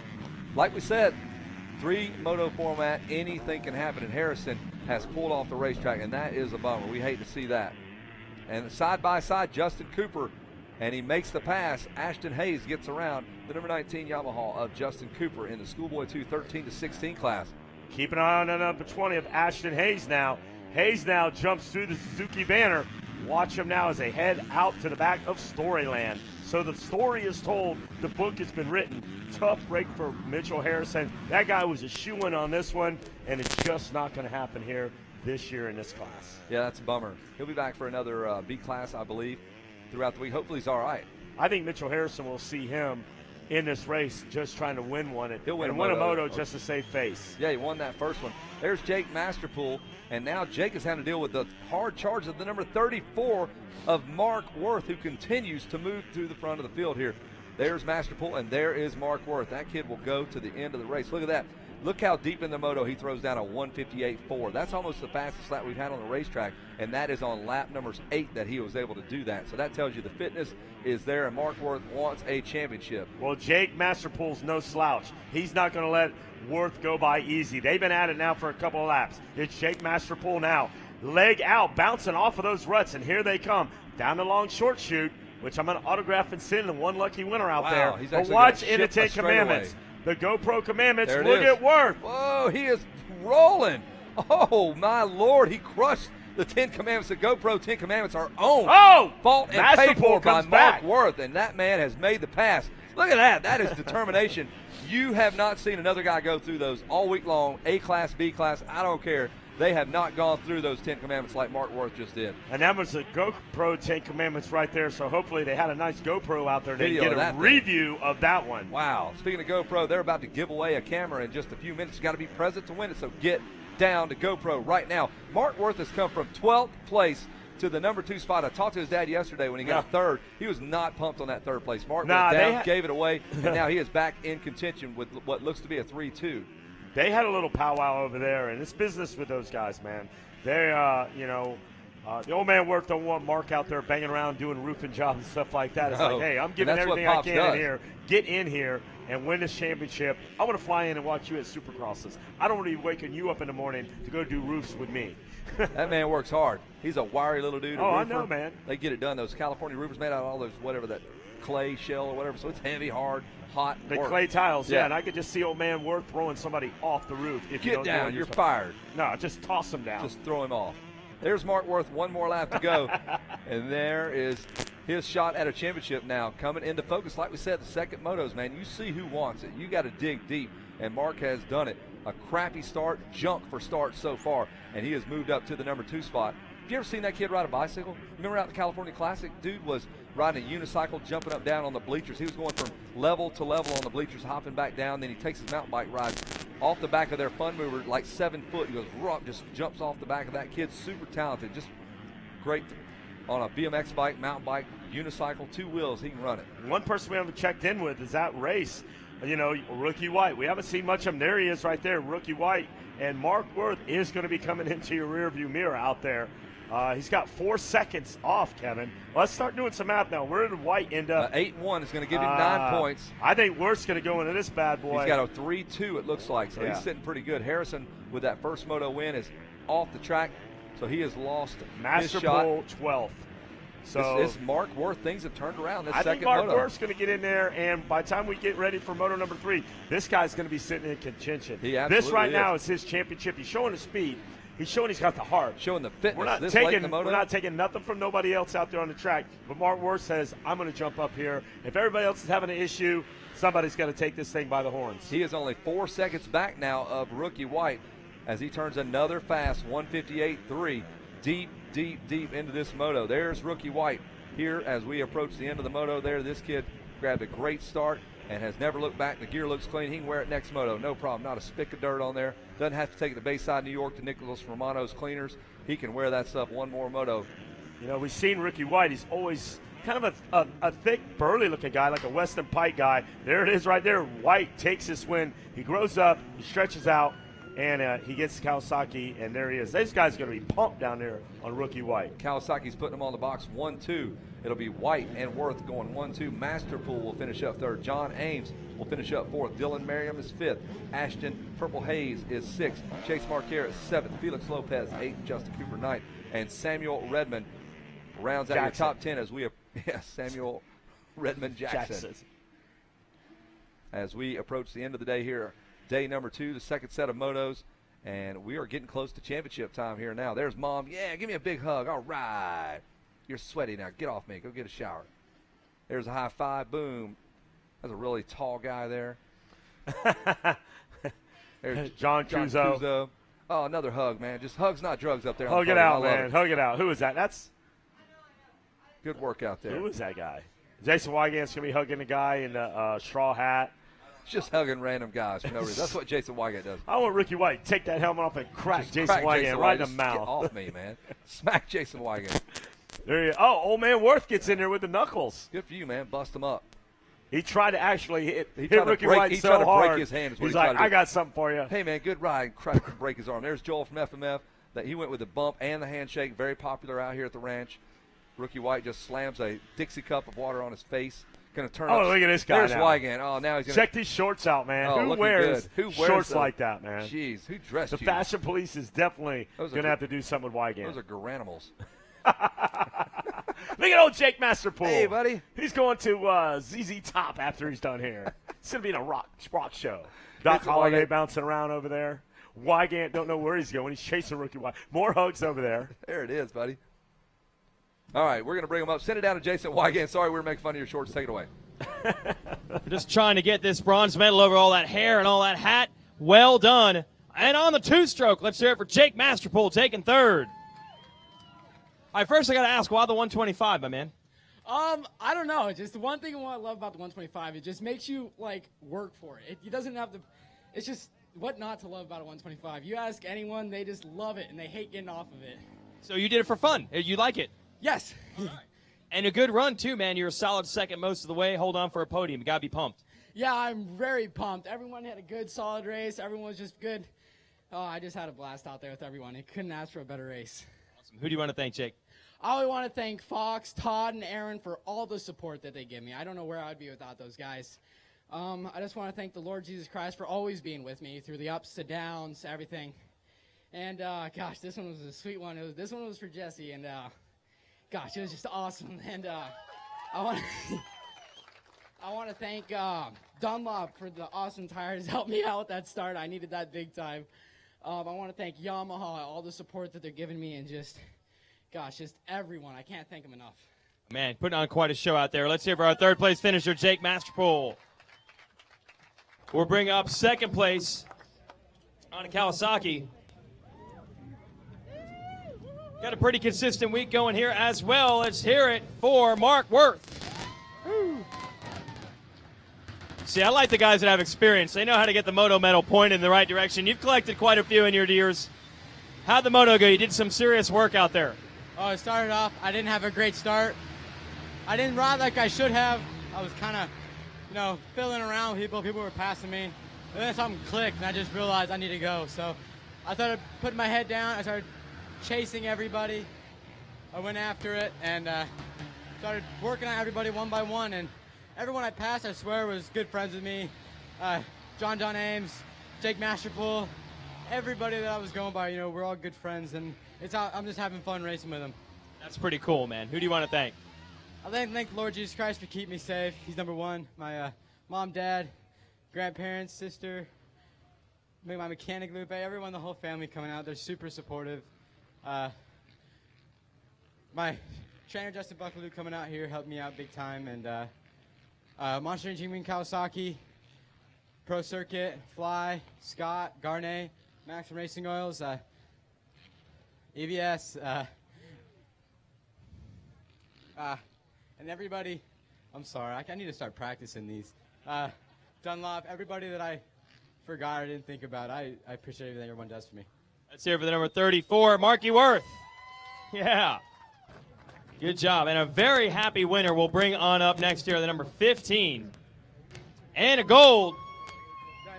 This podium is exceptionally pumped up. I like this down here. Let's hear it for Rookie White.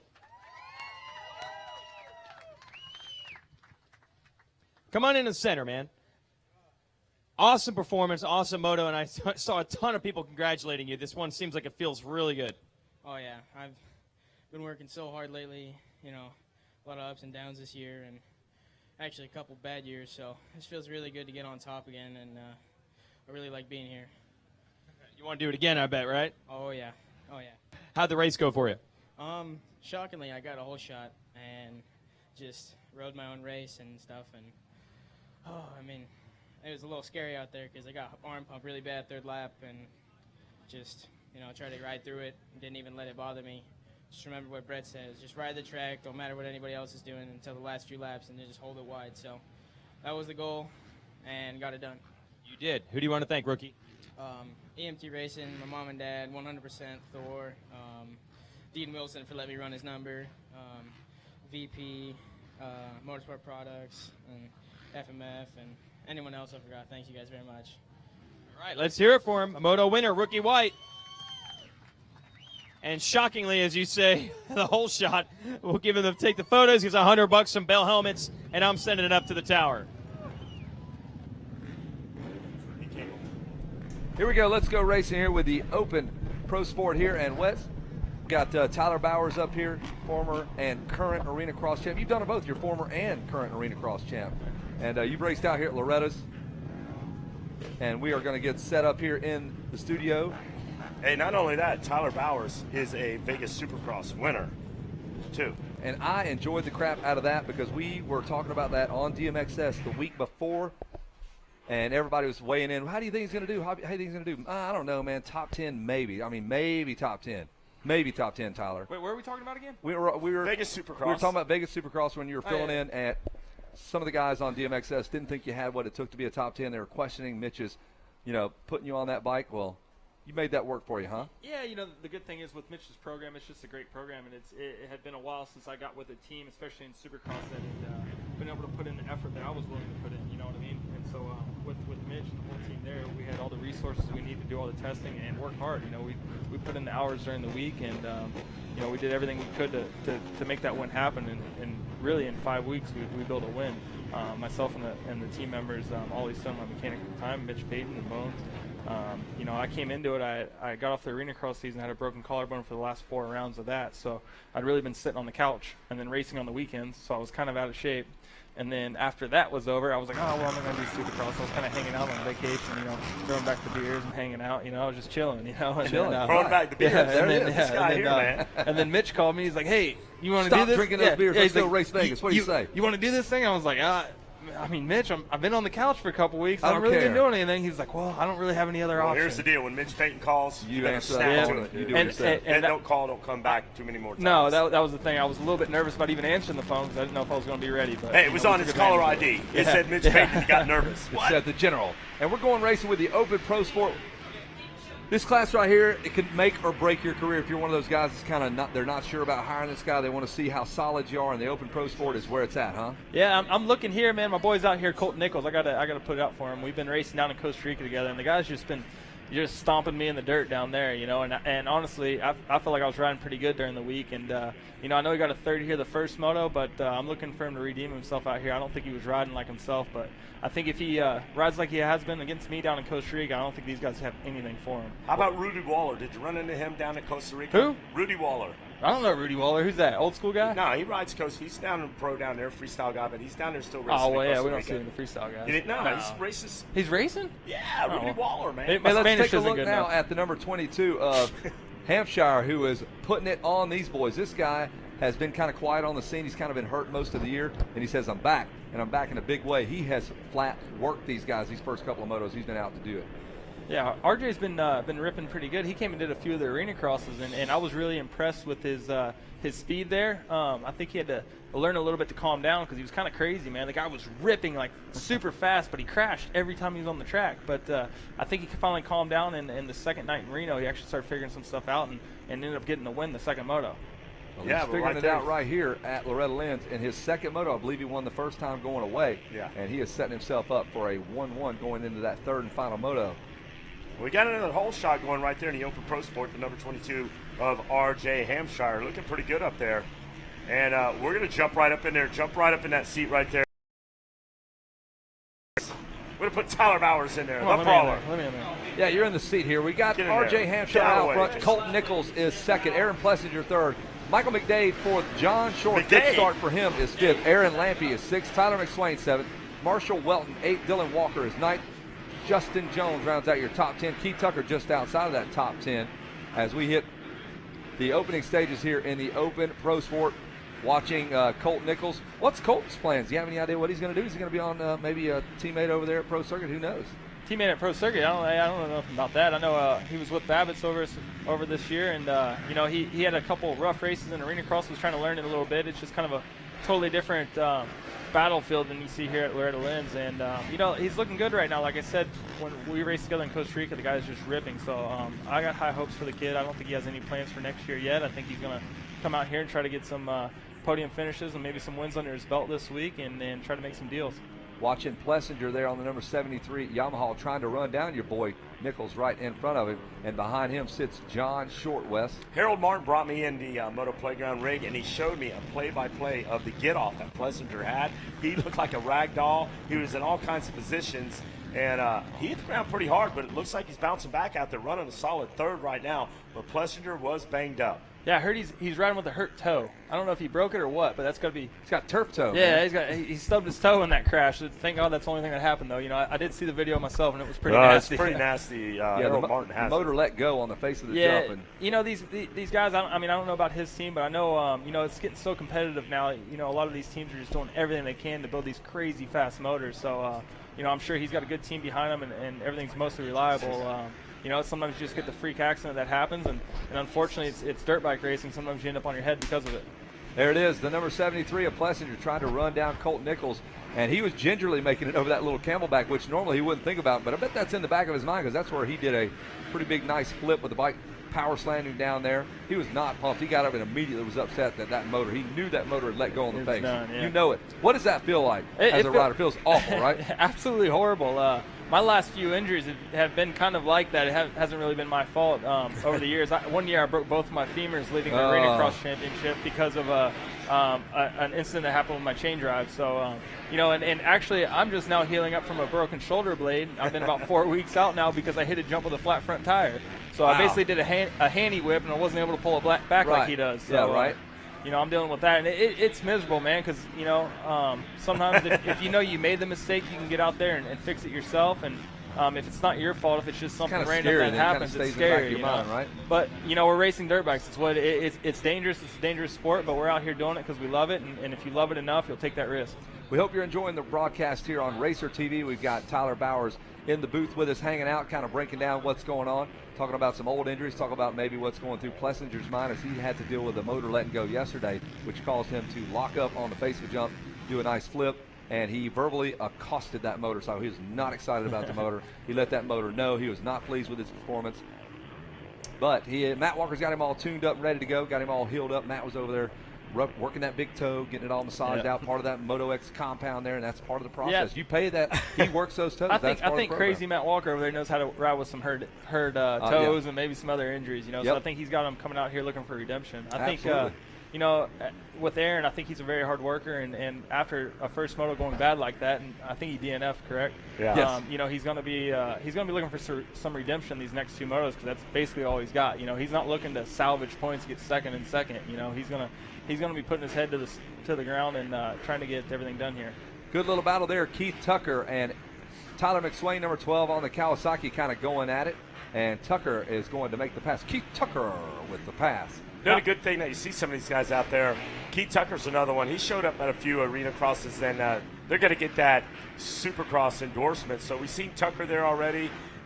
We've seen Plessinger come through, and a few others trying to get endorsement. Hampshire, they all had to come meet the champ. And Tyler Bowers kind of welcomed them to the show. How do you welcome with a it's great. Well, it depends on the attitude before they come in. A couple guys like I said, RJ Hampshire came in, and I heard he was a little overly confident and stuff like that. But he came in and I was thoroughly impressed with Hampshire. I actually talked to him myself a bit. A few people close to me and pretty high up in the sport told me they wanted me to welcome him into the Arena Cross series, but I gave him a chance myself. Welcome to the big leagues, son. He was actually really respectful, and you didn't have to do it. No, I enjoyed racing the kid. He was very respectful on the bike. Clean. He was aggressive. And I don't care about clean. Everybody knows that, But he was aggressive, and he took these chances and made these crazy passes. But he didn't do anything stupid. That's the thing I'm into.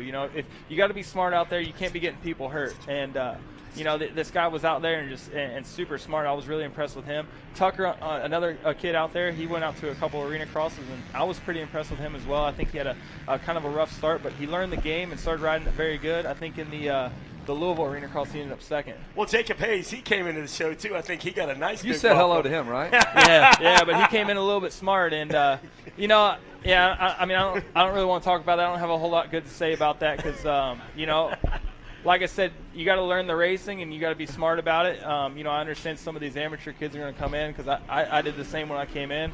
I came in all crazy and I had to kind of learn my lesson a few times. But you came in during the Josh Demuth, Darcy Lange era. Yeah, it was quite a bit different. I had a little different. I had real men teaching me lessons. Right. These guys, you get hit by Josh Demuth, you get hit. Tommy Hoffmaster will throw you in the 15th row. Hey, Chad Johnson was in there. You had some tough guys.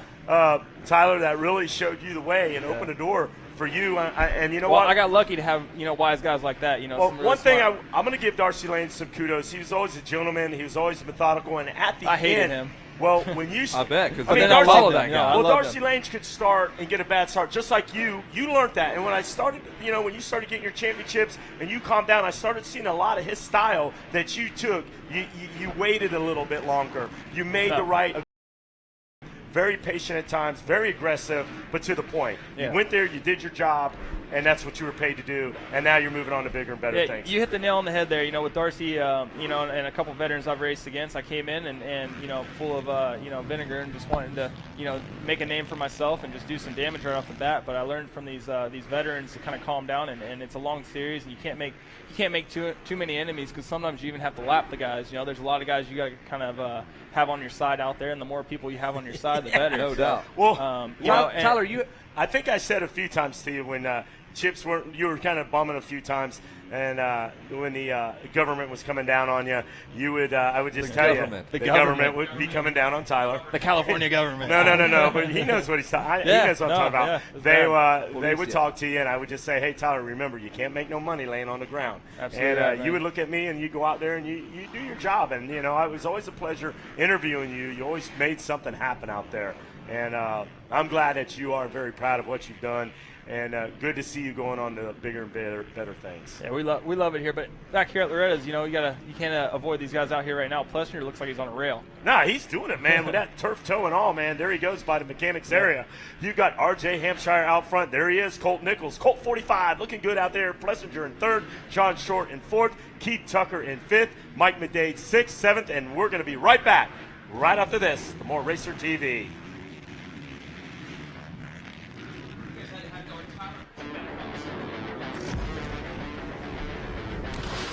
Sometimes you come across something so different, you just have to stop and check it out. The Rocky Mountain ATV MC website has everything you need, from our huge selection of apparel and gear to dirt bike accessories and OEM parts. Our extensive inventory means most orders arrive in 3 days or less. Get low prices, quick shipping, and incredible customer service. RockyMountainATVMC.com. Get ready. Any engine, any season, at home, at the track, or on the trail. AMSOIL for any engine. No matter where you live or what kind of bike you ride, there's a common bond and passion every rider feels when they turn that throttle. Join us for the latest chapter in the groundbreaking film legacy that celebrates the motorcycle and those who ride. It's a disease, and once you have it, it doesn't leave your body ever.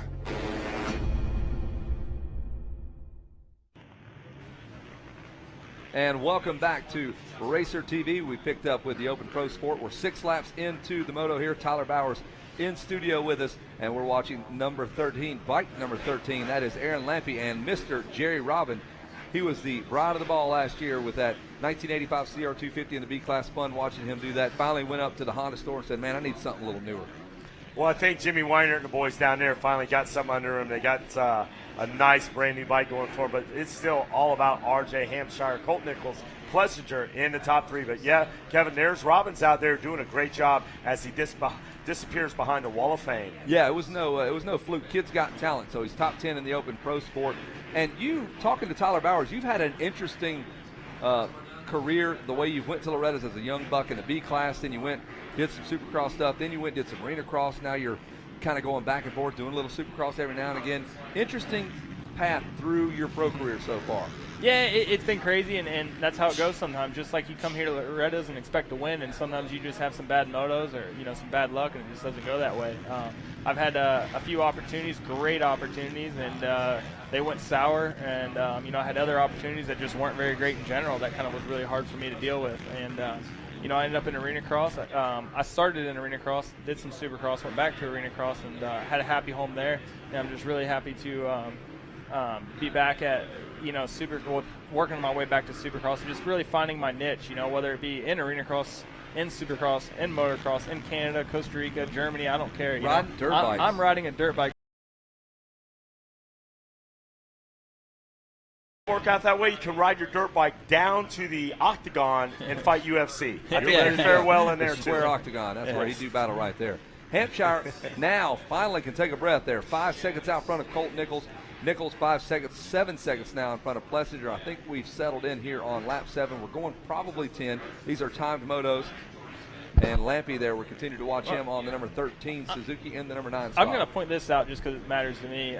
Looks like so far we got Colt Nichols has the fastest lap time, at least at the top 3. I didn't really look at the rest of the field on the here, bottom there it is, a 155. Yeah, 155.1. So he's got the fastest lap time of this moto so far.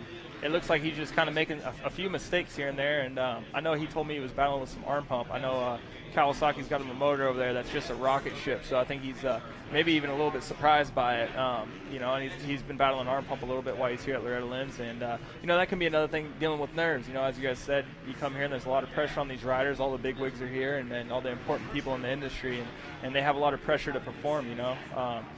Fortunately, I think these top 3 guys here performing pretty much the way they were expected to perform here at Loretta Lynn's. Yeah, they're delivering for sure. Hampshire absolutely delivering. Hadn't had a really much of an opportunity to watch him race much this year. I think down at the Mini-O's he was in the mix there. Then I haven't seen him in a while. And, buddy, he's been doing some work. Timmy Ferry's got him tuned to perfection, Wes. Well, he did a great job out there, really turned some heads when he went out to the Monster Energy Cup. I mean, it was all about him and Jordan Smith, and Jordan Smith actually got off, and that's when he had the injury, chasing down RJ Hampshire, and that's when all the light bulbs went off. They're like, who is this guy? Where's he been? And Hampshire really, that's when it really took out. He kind of peaked at the right time. Under the radar his whole career, and he came in here in a B class, then A, and it's just been on fire. And the proof is in the grind right there. RJ Hampshire doing what he's doing and doing what he loves out there. The number 22 of RJ Hampshire now getting it done, Kevin Kelly. Easy to pick him out there. Got that day glow. Bring it back, man. Bring it back, that day glow yellow. The orange is coming back, man.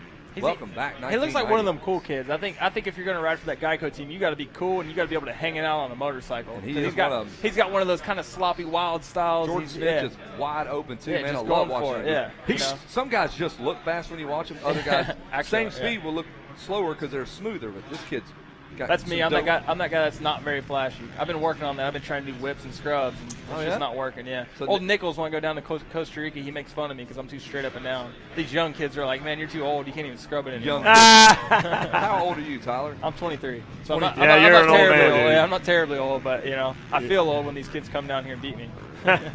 We are up in the booth here. Open Pro Sport class, that's what you're watching right now. And R.J. Hampshire is picking this racetrack apart 6 seconds out front of Colt Nichols. And Kawasaki, they went all in on Colt. They're excited to have him here, and he has delivered as well. Trying to work on a championship. He's going to need some help in that next moto. Hampshire is going to go 1-1 into that third moto. Yeah, it's kind of a tight battle. So if you really think about it, I mean, 6 seconds is a little bit, but Hampshire is just one lapper away, or even washing the front end in a corner New somewhere. ball game, for sure. Totally new ball game. He drops to third place, and things have changed. So he can close his eyes in that sand. He's born and raised in that sand. Yeah, Dade City, man. I think he likes that Florida sand there, huh? That back section of Dade City, man. Did he bring that stuff with him? He put it in the back of the truck. They actually brought it up, tried to spread a little bit out here, man. They protested. Like, get that home cooking sand out of here. If you're doing any of the Gold Cups or Winter Am Series you're gonna deal in with that Florida, guy. you're dealing with that stuff. I think this is kind of crazy. I mean, when I grew up racing here, it was always just piles and piles of sawdust, and the track never changed for, 15 years when I was racing here. It was the same track every year, and now there's just so much different stuff going on. And honestly, I think the dirt actually looks a little bit better because it's got some of the wood chips and some of the original, the dark, river sediment that's washed in, and then you have some of the sand too. They did a scientific study on this, and they're trying to make it all even. I mean, Jeff Cernick was out there trying to do it with its tires, and Rita and Carrie Joe and Davey were out there testing the soil, measuring, and making it right. And Sifting that's it. what they come up with. That's the solution right there. There you go.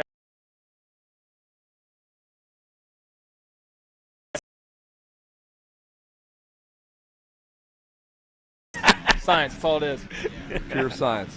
Watching the number 22 of R.J. Hampshire on the last lap, I would imagine. I like that lap guy's number 9. line. Just that guy's line right off there. the track, just going around cheating. those 10 Commandments there. Hey, sometimes you got to do what you got to do. That was my line here. I don't know if I ever told you guys that.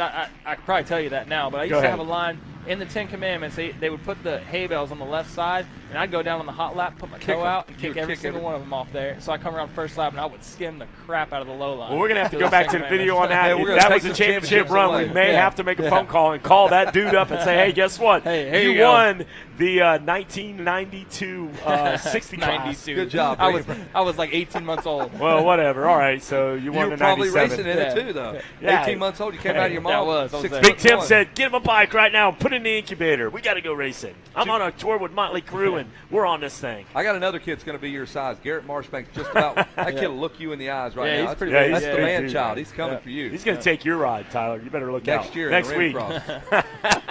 Yeah, Denny Bartz has got Garrett Marchbank signed up, man. You're in there. You're going he's to got the him main. already, huh? You're in the main Just event. funnel him through. 11 years old, 6'1", 220. That's how you got to do it.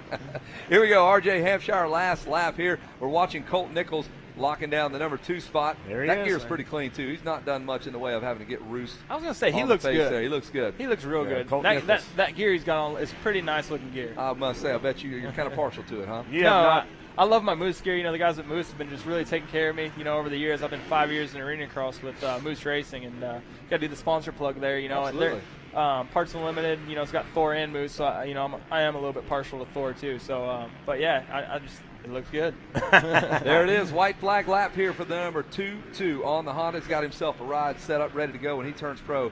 R.J. Hampshire, dude, Is he that riding for Chad dude's going Reed? to Unadilla. Is he on Chad Reed's team?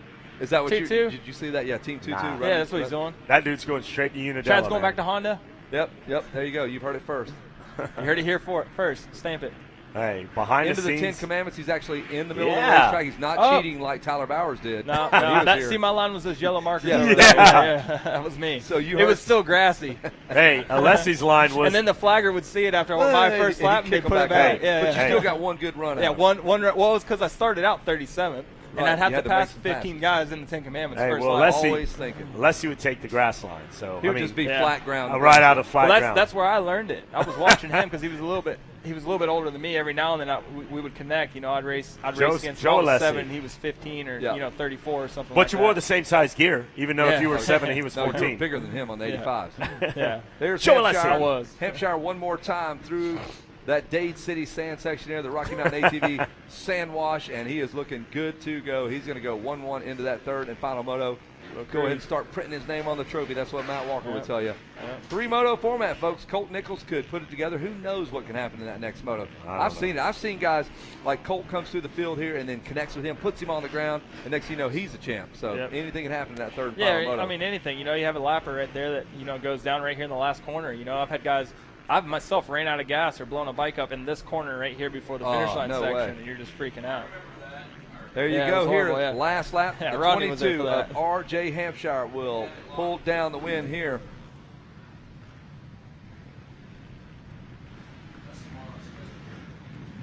Hey, guys, we're going to be broadcasting on Racer TV. That's Thursday, 10:30 to 5:30 Central Time. 7 hours of racing. We've got the 250B and A to start off our broadcast. Girls junior and senior 450A, and then a ton of other second motos. That's tomorrow. The Racer TV broadcast will start back up 10:30 to 5:30 tomorrow.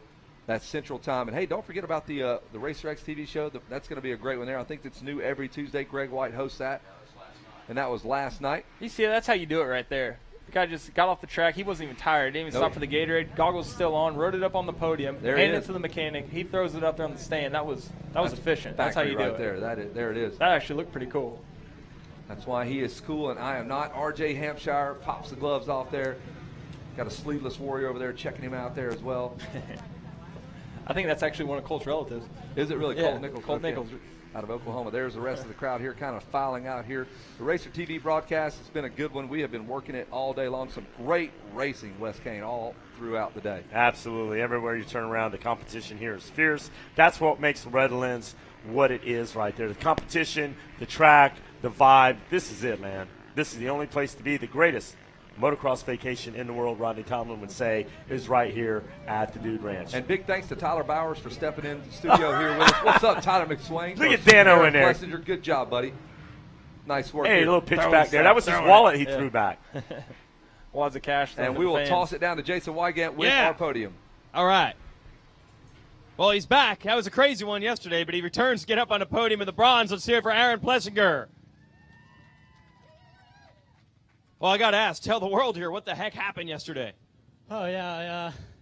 It's kind of hectic yesterday. I was trailing down RJ, and he was riding really good, and kind of had a mishap with the bike and went end over the tabletop over there, and I think I broke my big toe, but it'll buff out, and I mean, that was a good race. I got off to a good start in this 450 Pro Sport, and I got passed by Colt Nichols and RJ, and they're riding awesome, man. Props to them. Hats off to them.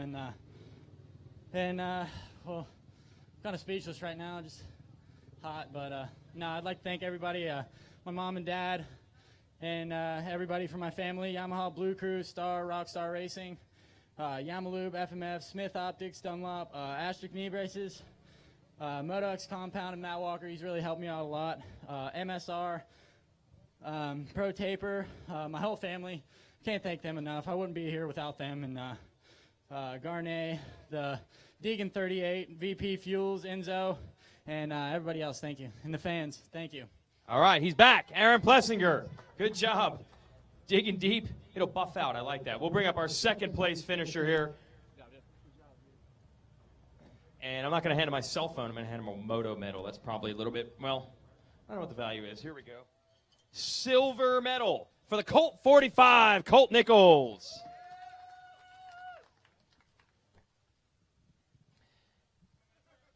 Got it. It's not easy. It's never easy. Come on over here in the center here, Colt. Good ride. Obviously, you're in one of the most stacked classes, but you got a lot of experience out here. How'd it go for you? It went pretty good. Man, we were fighting off that start. It was really close, and ended up coming out pretty good. Then tried to put down some good laps, and I got in behind RJ, and man, I felt like we were moving pretty good. So we had a good pace, and I was trying really hard to catch him. I wanted that moto win really bad, but came up a little short, but I was really happy with that ride. Awesome. Who do you want to thank? Everyone at Monster Energy, Kawasaki Team Green, Babbitts for letting me pit out of the semi, Amsoil, Robbie Raynard. Owe it everything to him, man. He's the one that's getting me up here. Thor, Shoei, Scott, EVS, Alpine Stars, Turfs Up, Works Connection, Renthal, Dunlop, All Sport Dynamics, Def Family, DT1, Factory Connection, Pro Circuit, my mom and dad, everyone for coming out, man. I tried to come out here and solidify myself and show everyone I can mix up with these kids and try to get a ride for next year, so hopefully it works out for me. All right, good luck with that. Let's hear it for the Oklahoma guy, Colt Nichols. And our moto winner, man, he has so far on the number 22, the Amsoil Factory Connection Honda, another gold medal for R.J. Hampshire. Dude, I almost don't even want to talk to you right now. I don't want to jinx it. I don't want to mess anything up, but things are definitely going your way right now. Yeah, I can't be more thankful. I actually had a good day pick that time. Pulled a massive hole shot. My Dunlop tires hooked up great. And, just rode smart and smooth out front. And, I'm feeling great. I feel like I have more. And right now I'm just in a comfort zone. And, I want to get these motos wins. So I got to keep it up. I feel like you might have more. Man, that's good. Everything coming your way right now. Yeah, Timmy Ferry's done all he can for me. And, I believed in him from the beginning. So I put in the work, and, it's showing. Who do you want to thank, RJ? Oh, of course, the man above for keeping me safe. Mom, my dad, my whole family. They'll be up here later on in the week. My whole Amsoil Factory Connection Honda team. I can't thank them enough. Rock and all them, Ziggy, they took me in. And, a lot of people didn't believe in me, but they did, so, I can't thank them enough. Dunlop, Yoshimura, Alias, the whole Grondo family. They did so much for me. 60 helmets, Pageant all them at Oakley. Just everyone's helped me out. Pro Taper, DVS shoes, SMS audio. And, I can't be more thankful for being up here. All right, there it is. Another win for R.J. Hampshire. Hold that up, too. They'll take some pictures. He's got $100 from Bell Helmets for grabbing your whole shot award. And we're closing in, actually, on the end of the day here on a Wednesday as we roll into our second set of motos. I'll send it back up to the tower. All right, thanks a lot, Jason Wygant. And as we close out our RacerTV.com broadcast, we still got a little bit more racing action to go.